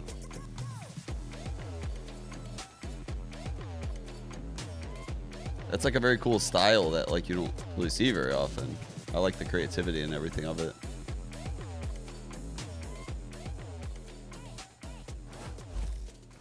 Just treated to an absolute masterclass first half here on Haven by Sentinels. Just dishing it out on a silver platter, forcing Loud to eat it. And 3 rounds is really all Loud have as a bit of buffer, wiggle room here. Obviously puts a lot of importance onto the pistol round itself. Yeah, but Cubert's the best thing that Sen's ever done, some would say. Their praises and honestly just rolling out the red carpet for them landing a spot into the playoffs. So someone would say that actually. I don't know who though. On their pistol. I don't know who's saying that, but someone would probably. But Loud pulled off a bit of a comeback over towards Split, made things at least interesting over there. Forced an enormous play out of Bang to close. Second holding pass. They could do something similar. Good shot. That is monstrous damage. Enormous damage. Damn. I'm not going to do the maths mentally, but that's a lot. Johnson fucking ate that shit, bro. It's a perfect shot. Some of those Loud oh my god, dude. I didn't even notice these two. Second one plays it all the way down, up and over. This long-range artillery and an attempt to punish. Already gliding all the way into this fight. There's a lot of damage done. Needs to be the reinforcements. Oh no. Oh wow, Second just trying to slip his way in through that anchoring smoke, but didn't realize that timing and tempo was taken by Loud already. Okay. Big players here. Shantos, Flash. Still have an aftershock to try to keep out the first wave of this retake. Fault line gonna come back online probably. Available to Sentinels and the oh no, they're flooding early. They go early. Oh my goodness, defense is ordered. Pancada needed a bit of a bailout and he's going to be receiving it. Still Sentinels just trying to take this one. Fault line's pretty far off, that's one. Through stray shots. Potentially finding it here with the damage done to Digizine. It's a 2v2 that's still health advantage for Sentinels. Walking all the way around here with a fault line, swinging in and trying to make that play happen. QT left into that 1v1. Isolate a fight. So put it out entirely. Time. He's got it. It's on his side. He's got it. He's got it. What a clutch, recovery dude. there from Sentinels. Holy fuck. It was looking like Loud would still be able to get the job done even with such little health values on their side. I was worried when Sen just sent it on the first wave too. They ran into the aftershock. Went before the recon dart, but ended up being the right call. And John clutches it up. 14-3, by the way. Are they making? Are they coming out, chat? Are dipping their opposition Loud. Oh! It makes sense because it's not like Dewey's as long in this role. The funeral meme. First time I don't know. I think that might do it, dude. He's been around the houses trying to find a secure position in tier 1. Yeah, just doing it all, but not even a force here. Yeah, that's what Not even a force. I'm shocked they didn't. Actually shocked they didn't stinger here. I think they had a stinger here. Surely. You're hoping you can drag this one all the way back. You're essentially giving Sen the 11th round at this point. Now you do have open and easy access over towards B and Digizine all the way in, and that's a shotgun into your face. You've got to be careful about that one, and a gun reclaimed, picked up. One. Bulldog. Bang was worried that this was actually going to be a split into A. He didn't go and help Narrate. Spike planted. There are players everywhere. Yeah, suddenly there's looking much more winnable. It's just two. Like that. Yeah, laying it's claim to all sorts of lives. Luke Show will not be stopped. Upgraded for himself here, but with Loud, complete control of backside B, the A-Link extremity. A spike planted for That's it. crazy, bro. That's crazy, I find bro. myself eating my words, to be honest, saying that they were going to get up to 11. You can blame me. I mean, that's definitely what Loud were going for. I think it was the right decision to force into this round. They didn't, and they just win it anyway. I guess the Bucky was enough of a force buy. Yeah. And the confidence to just burst through B, run it all the way through the A. I don't know what you're talking about. Made all the difference. Sen looked like they weren't quite respecting the threat on the other side there. Whoa. Not necessarily with the way that Narrate died, but with the second player just walking back in through B main. I don't mind that challenge, but this play from Zelsis, probably you can find better opportunities to fight that one together with John. Kaplan starting to get just a tad frustrated. It could have been easy. But if it could have been so easy. I mean, he'll be giving the people's elbow to Cuba right in the back there. Tearing the stuffing out. We don't want to see that. SEN have got a weird buy, haven't they? It's a weird vibe They're right now. taking a timeout. Yeah, it's a weird vibe, dude. Timeout after 2 rounds. Something heard in the comms, perhaps, that Kaplan might not be happy with. The crowd is really quiet too. When we saw him just, you know, poor Cubit. But that's a very early timeout. It is hyper early. I mean, it was like even Josh and Bren were like quiet. Like the whole vibe of the fucking match shifted with that eco. People get maybe a bit too lax in the comms or something. It can't be a strategic component. You've only seen a pistol and a follow-up from Loud. There's nothing you can hook into. It's keeping the attitudes in check, I think, ensuring that you close out I wins. think that's a really good timeout right now by Kaplan. Just being like proactive in case their mental is like pissed after that shit. They were 12-6 up, had 6 opportunities to finish. That's probably a tilter. Yeah. Who knows?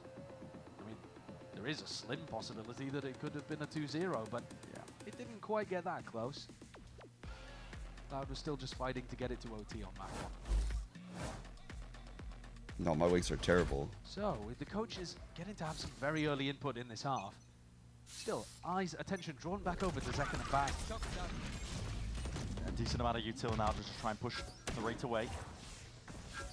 Zekken with a bulldog in hand here. Got to try and break most of this util coming your way, but Nate's in the danger zone. There's no anchor smokes to be helping him out here, but they want to try and put their way in anyway. Zelsis Luxio's in knife out to try and catch that timing. Slight pocket to play in with the wall up against it. Nice wall. Aftershock. It's all being used to augment this attack. Zine looks really good on the entry. He's finding these pockets, being able to play inside Dude. them. Zelsis. Can't believe he got that and got out. Yeah, 3 players, but Luke shows straight from the back. It's a dagger to the back there, Zekken. Wow. That was an insane wall. Hell yeah. They are actually struggling, Sentinel. Initially, when he threw it, I was like, oh, that's kind of interesting. But then when we got to see the other perspective of it, like the layers, it was like, bro, he's actually really hard to spam there. And then he has some like options to run out. Like that wall was cooking actually. What the fuck? Really crucial rifle rounds. Like one of the best neon walls I've ever seen actually for like an on-the-fly moment like that. Fight over this one a bit harder. What the hell? QT, you can see him holding out his arm a little bit wide there with a fault line. Ready to receive either front B or down towards A lobby. There's a cam broken. Zekken has got to respect this one here. There's a big presence. Might be expecting just the one, and Louder feigning like they are lurking up through A lobby with just the one player potentially here, but Digizine is all the way in through the connector, in through the lurk, and he's causing chaos! What the fuck? This guy just ran in B and got that kill? He's pulled them all off the A site. Yeah, and this is it. Quick scurry as well, the tempo increase. How does SEN manage? Can they shut down this approach? Narrate from the high ground, there's no smoke in your face. Holy fuck, nice flood. Your hands to be denied it all! Zekken wants to just try Oh my god, he's so good, chat. He's so good. Holy Sentinels fuck. had a super crucial decision to make there. They had Digizine flying around like a mosquito towards the back. Do you go back? Do you swat him? Do you just try to commit to the I actually main bailed him out. I actually fucking bailed him out so hard, man. Fight towards A. And Pancada had made a bit of an error here, I think. Use that one smoke to try to get in through A lobby. Massive Didn't smoke 3K. heaven. Allowed Narrate an opportunity to get in, cause a bit of chaos. And the door was open. I can't believe they like pre-flood back into A like that and held it. A massive round. Because Loud looked like they had the opportunities there. Digizine still in rare form. It's full on. Yeah, the window kill for sure. As you said, Josh, there's no slowdown in terms of that form as well. Zekken's whole job here. Zekken's whole job is to try to deny this lurk. He's gonna let the cam be. Do. Last time when we saw that's Loud kinda on the rowdy. attack side of Haven, Luxio's debut, he was just taking so much space, so much free control over towards A. And so Zekken is trying to make it as tough as possible. And he's forcing out drone, he's forcing out another smoke in that area. So now Pancada only has one for the exec on C. You only heard one set of footsteps though from Digizine. Still he's called it. I believe Zelsis. I believe. The pressure onto Zelsis. Do you guys believe, chat? The rumble now, and he needs some help and assistance That's called for. It's going to be that cage into his face a lot. How do you sidestep most of this Yuto coming your way? You want to play inside of it. There it is. Hunter's Fury. Big reveal off to the side. It's exactly what was called for here to Cam to try and pave the way. See if he can find a few more. And bang, will oblige. Helping him out from behind. Can't still up. Omega roll. The bullets, but onto a purge. Luke Show trying to make the most of all of this action. Celsius cannot be. Bro is literally playing Mall Cop. He's literally just. From Celsius. Playing that one beautifully. Inside the setup, working off the pressure from the rest of his teammates. Paparazzi out here, bro. These guys just taking pictures. Support. Then a paranoia comes through from Bang. The whole time tapping the cam. Holy shit. That's how you play the Cypher. To wait and buy time for the rest of your team to come and flood. That was lovely. Dude. That man was actually out there taking pictures of the seaside. Holy fuck. There were scenes. We saw this in map 1. That was a crazy hold by Celsius. Well played inside of his first cage. Good like cam usage while staying alive. While getting kills. Holy fuck. On the loud side. Yeah, it's... Bro's playing Pokemon Snap. Caught like can get this one, then maybe 6 different Pokemon. Hope for them to run something back. It's tight though. No breathing room. God damn, the rounds are so close, As you actually. mentioned, 7 rounds in a row. They're going to be telling themselves, listen, 1 round at a time. SEN look really good today. But for Sentinels, they've got their eyes on the prize, which is trying to secure up their playoff spot here and now. Keep fate into your own hands. I think with lighter weaponry, you might be wanting to run some kind of punish onto Zekken. Cam in garage, like behind the box. Short, but you could try popping through your own it's like smoke. a hidden rat cam. Really unawares, and that might allow you to cycle up a Sheriff into a Vandal or a Guardian. No, sorry, Vandal or a Phantom. So here it is. Barriers dropped down. He's gonna play window. Line. Flying forwards. Down against the back wall, just from the amount of pressure that Narrate was feeling. Scared of the breach ult. Could hear it. Rumble of the footsteps. There is that committal of the bodies, and Lauda looking to just vacate, leave the space. Okay. He's anticipating this shit, chat. He's anticipating the breach ult into like all side. So he has this kill trip potentially. This time, Celsius is playing off-site, so he's not in an opportunity to really get huge anchor value, but he might catch Luke Show. Luke Show, yeah, just pulling out the dart there. Yeah, Cypher dip, bitch! Okay. Falling right into his trap. Celsius laying siege to this one, picking him apart at the seams. Oh, what a fucking play by Celsius. That was so pretty. They don't want to all be approaching from one direction. It's so damn fast. Here's a rolling thunder to try and clear the way through spawn. On top of it, it's an aftershock. Oh, it hit them. Push them back and slow them down. And here is the approach from the Sentinels player. This is where you need to find some value. Here and now, the answer back, but John QT also from the side is laying them out. Haymakers, they have to try and deal with Zekken here while a distraction occurs and triple face up on top of it. How the table turns for Sentinels themselves. A 13-5. Wow, that's a good win for SEN. That's a really good win. The series. They will be going to playoffs. Dismantling Loud here on Haven. Back-to-back performances on a map that was rough for them at the start of this year, where they've looked Man, that was awesome Cypher play by Celsius at the end. That was sick, dude. Second looks super comfortable. Narrate, really yeah, banger games from Narrate. SEN fans have to be so happy. They were harsh as fuck on the kid.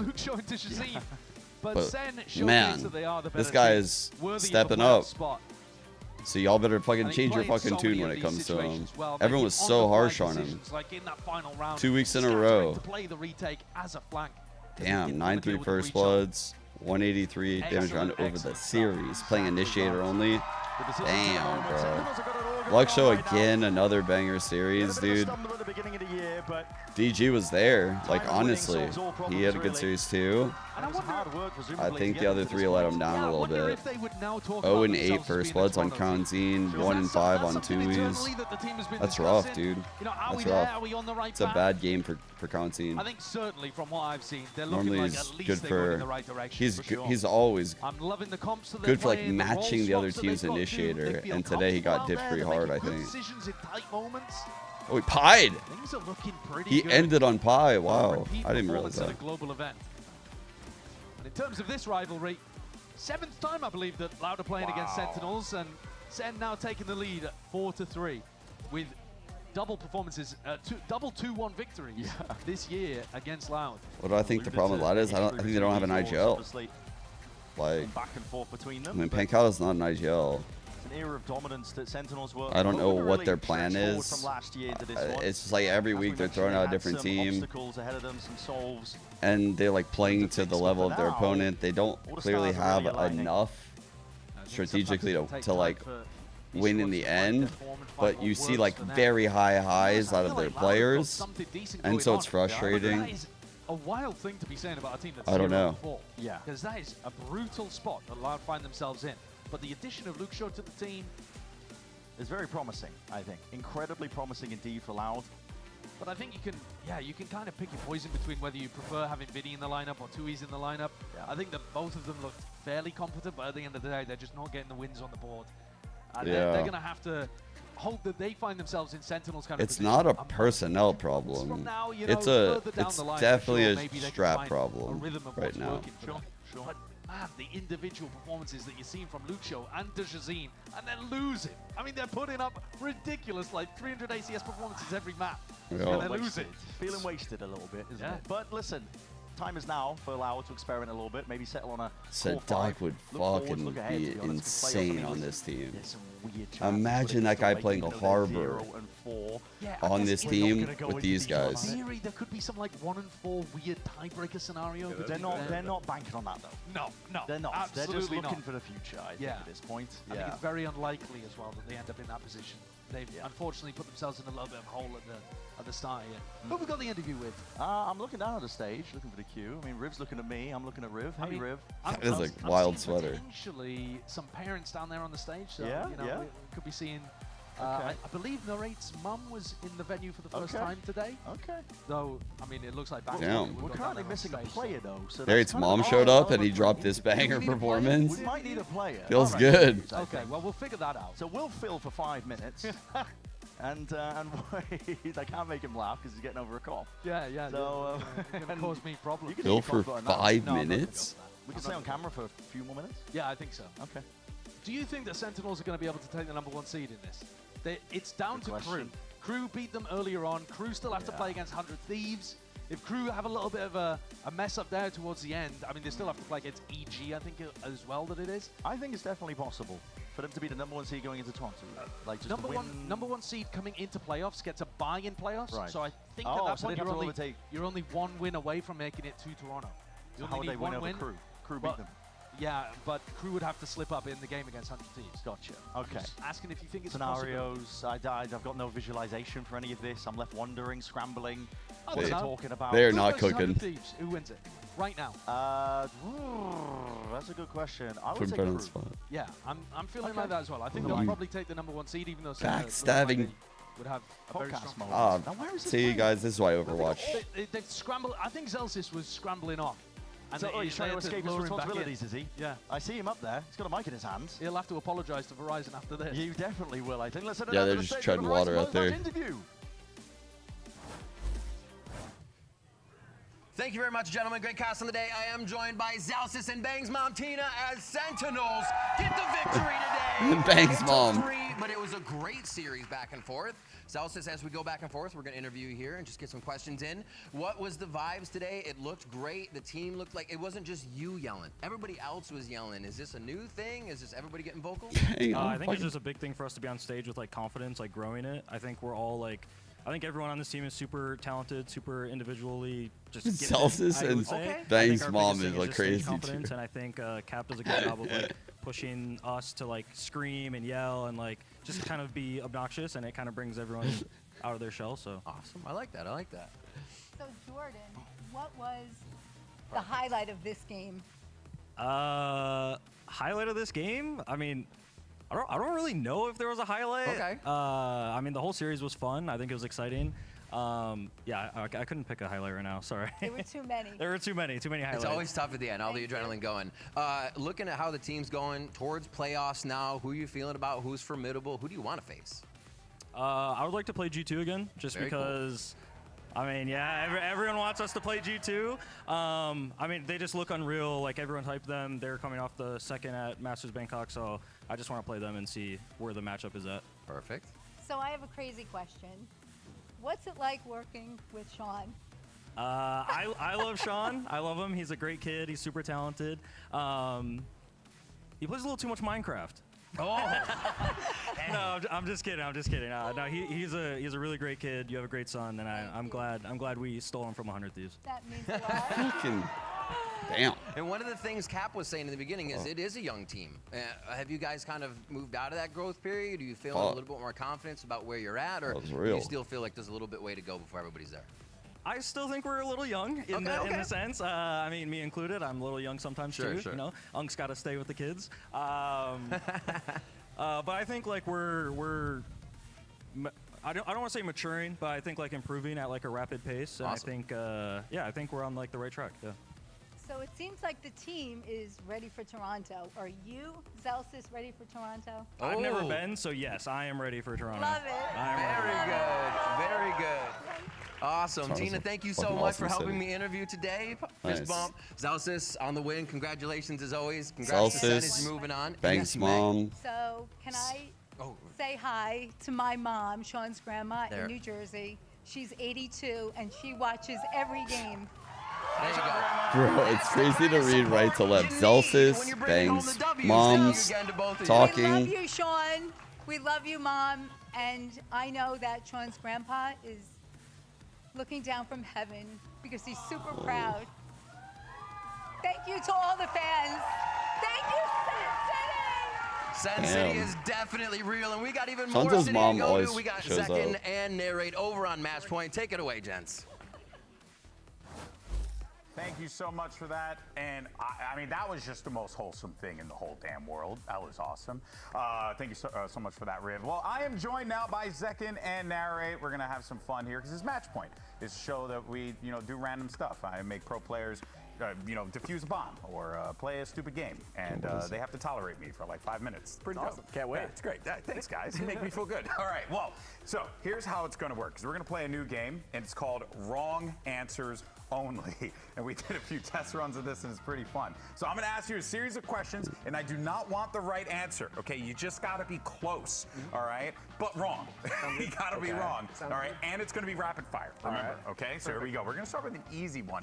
Now let's start with you. I'll just point, God, I'm scared. all right? Which gun in Valorant shoots the fastest? It's got to be the Guardian. Guardian, okay? What about you? Stinger. That shoots the fastest. It's not the fastest, but... Oh, okay, semantics with you? Unbelievable. Isn't All right, that how many players are in a ranked match? 20. 20? Like, can you imagine that? That sounds like nightmare. Okay. Like 11. 11? All right, we're going to go faster here. Yep. What is the name of Jet's ult? Fuck, I can't name. That's crazy. That's crazy. Which team? Just say whatever. This is a terrible. This is not a good segment idea. You can just say anything. Where is the next Valorant Masters event located? Newark, New Jersey. That would be an event. You know, it's funny. I did a Rocket League event in Newark, New Jersey, of all things. Yeah, like years ago. The players are catching on now, so now they're like. Wake up? But at first, 5 seconds ago. That's you woke up 5 seconds ago. yeah, now the players are catching on. What show is based off of a game made by Riot? Game of Thrones. Okay, that's a good one. Yeah. What color is your jersey? Oh, green, obviously. Green, obviously green. Yeah, I see green. he started to say red. He's like, sitting next to you. Hiko. Bro, Zekin's fucking cooking now. Is that the first name that popped into your head? Jesus. What does that mean? Shout out to Hiko. I haven't seen you. You don't know Hiko? What does that mean, Zach? You don't know Hiko? No, I know Hiko. Oh, okay. Right next to me, right there. That's a good thing I am. That's it. He's Hiko. Who am I? Sideshow. Really? We're both bald. Same hair content. What kind of haircut does Cypher have? We'll go with you, Narrate. I mean, he's got a big afro. Like, yeah, it's massive. He's containing it with the hat, you know? He could do some cornrows if he wants, you know what I mean? Just however he needs to, got to braid it. All right, who made Valorant? John Valorant. John. Sean Valorant. That's the right answer. I don't know how you can say that's the wrong answer. It's the right answer. Dude, second fucking answer so fast now. That one does look like John Valorant, I guess. All right, name a map in Valorant. Mirage. Mirage. And finally, name a team in the VCT. TSM. TSM, yes. When are they playing? Tomorrow. There you go. Look at that. Good job. Good job. There you have it. Wrong answers only. Hopefully you guys are playing in the chat. No. I just want to do something Bro, he got here, me. I did This also want to fucking let you bitch. guys know that with that win, you have officially locked in your spot to the playoffs. So congratulations. I thought today was Sunday. Yeah. First things first, man. Narrate. We've been covering all the stuff that's been happening with Fuck, you. they got me at the finish line. Wins, and I'm seeing that confidence on that stage. I mean, it feels great, obviously. I think I found like a good routine and being, in LA, because I feel like the first few months I was in LA, I just wasn't there mentally. Yeah. And I feel like... He said it so confidently, bro. Over the past few weeks, I've just been grinding. Didn't seem getting like part of myself the in bit. Right mental shape, right physical shape. Yeah. Especially I've been doing a lot of exercise. Good. Just to keep myself in the zone when I get to the match day. So yeah, I think I've learned a lot as I've been here, and I think that's just paying off. Yeah. Have you guys been like hanging out, just trying to like get your mind off of the game, so this way you can try and like just chill a bit more? It depends. Yeah. I think it's an individual thing. Like if someone's very frustrated or something, obviously you want to like pivot the frustration, get a good release. Of course. Versus like if you're not dialed in, like. Yeah. Put the work in, buddy. That's what I'm doing now. So yeah. How's it been for you guys? Ups and downs this season, but I think overall it's been now up, right? It feels good. Did you always feel like this was an inevitability for you guys given the roster? It's definitely been a roller coaster, like a lot of highs and a lot of lows, a lot of good practice, a lot of bad practice, good matches, bad matches, but we're all in it together and we've been trusting the process and continuously improving as time goes on. So I think we expected this to happen, Yeah. No, I mean, look, you guys, There's like officially you locked it in, highs, low you're lows. going to be joining Crew and 100 Thieves in that, and you still got. They had a really high today. I feel like they played really I well think today. that's going to be against Crew. Two game. You went for the official name. I'm going to be playing against Two Game Esports. So in that matchup, and I'm sure thinking and looking ahead for what is to come here, Toronto. You guys feeling good about it? Because I see the energy, I see the confidence. I'm trying to make it there, man. I mean, obviously we want to make Toronto. It'll be a very sick event to make. What do you do to make sure that what happened in Bangkok doesn't happen again in Toronto? If you make it. Well, so what we do is we just win instead of losing. That's fair. That is very important. Hey, right answers only. That's what that one is. Honestly, I mean, seeing the adversity and seeing you guys fight through it has been really awesome. And congratulations. I know it has to feel pretty damn good. Thank you. Feels great. Yeah, looking forward to seeing what you guys do in the playoffs here. But now, let's go ahead and take a look with our last two matches of the week. Because I don't know if you know, but we still have like another day of games to play here. And it's going to be a good one. Because we got Crew going up against Evil Geniuses and then NRG versus MIBR. Any predictions you guys want to give me for this matchup? Well, the best case scenario is that, NRG lose and Crew lose. Like, that would make us the most happy, to be honest. But I think Crew is very strong right now. They're playing with tons of confidence, and I think that's their win condition. Let NRG get a win, man. I think free win, not free win, it'll be hard, because I think EG will come back. But I think it'll be a Crew victory. Yeah. And then MIBR Energy, that's going to be the match of the week. Yeah, that's going to be awesome. Any predictions on that one, Zach? I think Verno's going to drop 500 kills on Energy. 500 minimum. If he does that, I will do a segment with my shirt off, okay? We're not doing wrong answers only anymore, though. That's the thing. We're saving it. All right, also do want to let everyone know what are the scenarios going into tomorrow's games, right? If EG wins, then EG will lock playoffs. And 2G and Loud would be eliminated. And if MIBR win, then MIBR would lock in playoffs. Crew Visa versus EG, as well as NRG versus MIBR would play a factor into that. But this is going to be a big game. Two big matches tomorrow to determine who's going to be punching their ticket to playoff. But that's going to do it for us here today. Well, thank you guys so much, as always, for taking the time to join me here on Match Point. But for now, enjoy your Samsung SSD Fast Replay, and we'll see you mañana. Oh, I was like, what's bro yelling at us for? Of course. Okay. Here's our standings, chat. Loud 0-4, minus 17 rounds is crazy. Bro, EG's 1-2 and minus 18, chat. 2G 1-3, minus 19. Furia over here 0-4. minus $1 million. No, I'm just kidding. Minus 57. That's fucking crazy, though, man. The games are so close. Damn, he looks good right now. He's about to get another one. Make it 4 for Heat. Then back-to-back insane rounds. I think what's going to end up happening is last week, regardless, this matchup is going to determine everything. By the way, my early picks for teams making Toronto were these 3.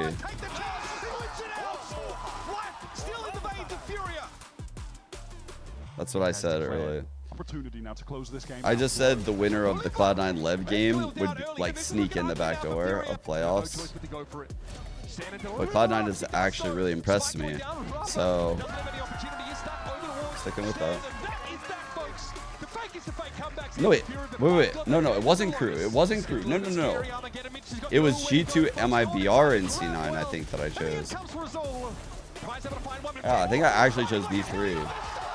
Yeah, I snubbed Crew out. Oh, that's not likely. No one in this group. I actually think this group's playing really well right now. Low key, the groups are fucking pretty heat, actually. They're pretty even, no? The groups ended up being like really even. Pretty good job. Pretty good job. Yeah, dude. They ended up like literally being pretty close to the same experience. I mean, Fury is a little bit worse than anyone here, but there were weeks when 2G were kind of shit. They're good now, but you know, like there was like a week where Loud didn't look good. Lev look fucking really good now. I think this NRG Lev game is literally in like the perfect place of the calendar. It's gonna have me fully bought in. It's gonna be epic, dude. It's literally gonna decide who makes playoffs over here.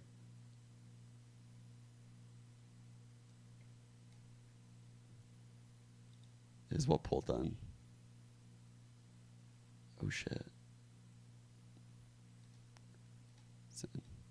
Boom. Okay. Yeah. It's done. All right, guys. I'm going to dip. I'll see you guys tomorrow for the games. Crew and EG to start. And then, what was the other one? I literally already forgot. Jesus Christ.